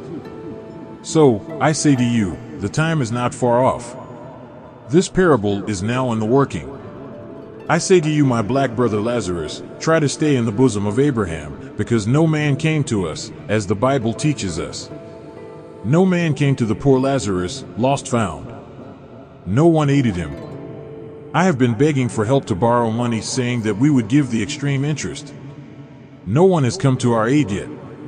The white man has tried to prevent everyone who would give us a little help. So Allah, God, came to help us from ourselves. May Allah, God, bless us to do His will and bless us to please Him, for Allah, God, is the only help that we have. I do not care what interest we offered, no one wanted to loan us.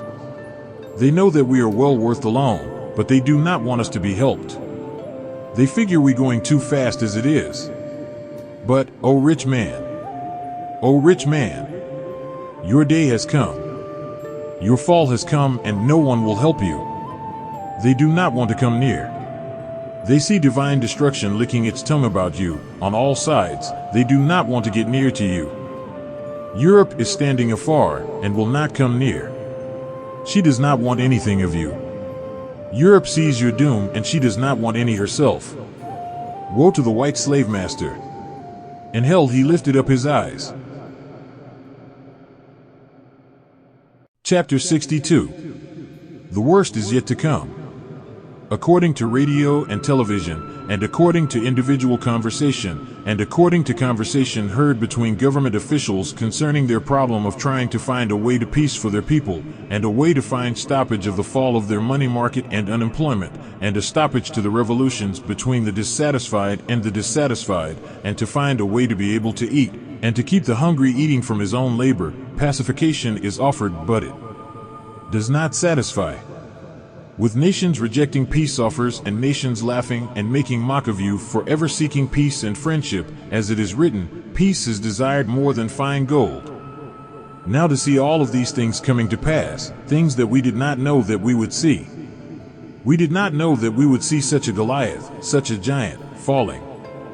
Goliath, who has defied the nations of the earth, to come out and fight with them, as Goliath did before Israel. Now, nations make mock of the great giant of the earth, America. The sword within and the sword without. Trouble seems to have no end. And with tens of millions of freed black slaves crying for freedom, justice, and equality from the white slave master, and the white slave master wanting to deceive the black slave and make promises that the white slave master does not intend to fulfill to his freed black slave. And with the freed black slave thinking that he will eat some crumbs of freedom, justice, and equality from his white slave master, the freed black slave will be gravely deceived. The white slave master cannot free himself from his enemies, not to think of the white slave master freeing himself from the consequences of the dissatisfied world. So, with the worst yet to come, I say to you, my black brothers and my black sisters, fly to Allah, and come follow me. There are some intelligent white people who know and who will bear witness with me that the worst is yet to come. Look at Texas. There is a warden at a certain prison house who sends the believers, Muslims, to the temple so that they may listen to the truth, which is their salvation today, to accept the truth. I think that this is a very wise warden.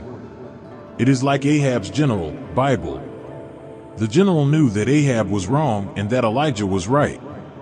Ahab's general took 400 of Elijah's followers and hid and fed them with the bread of Ahab in order to save them from hunger while they were in captivity to Ahab. I say to you leaders, remember the above said of this writing, that the worst is yet to come. As the Bible teaches us that a time would come that had never come before, and that those who understood, their hearts would be failing them with fear, and their eyes would go away in their holes for looking at the things that they saw coming on their people, the trouble, the destruction, and the plagues. Look at the earthquakes that are taking place. Those earthquakes are on their way here. We are feeling the earth shaking under our feet across the country. As the Holy Quran prophesies to us, you will hear it coming from distant places with vehement raging and roaring. America is best all around now with troubles and destructions which have happened. America thought that she was immune to the troubles and destructions which are going on in other nations. Now the same trouble and destruction that you read of is happening in other countries and to other nations. These same troubles and destruction, with their evil and gruesome sound, are knocking on the door of America.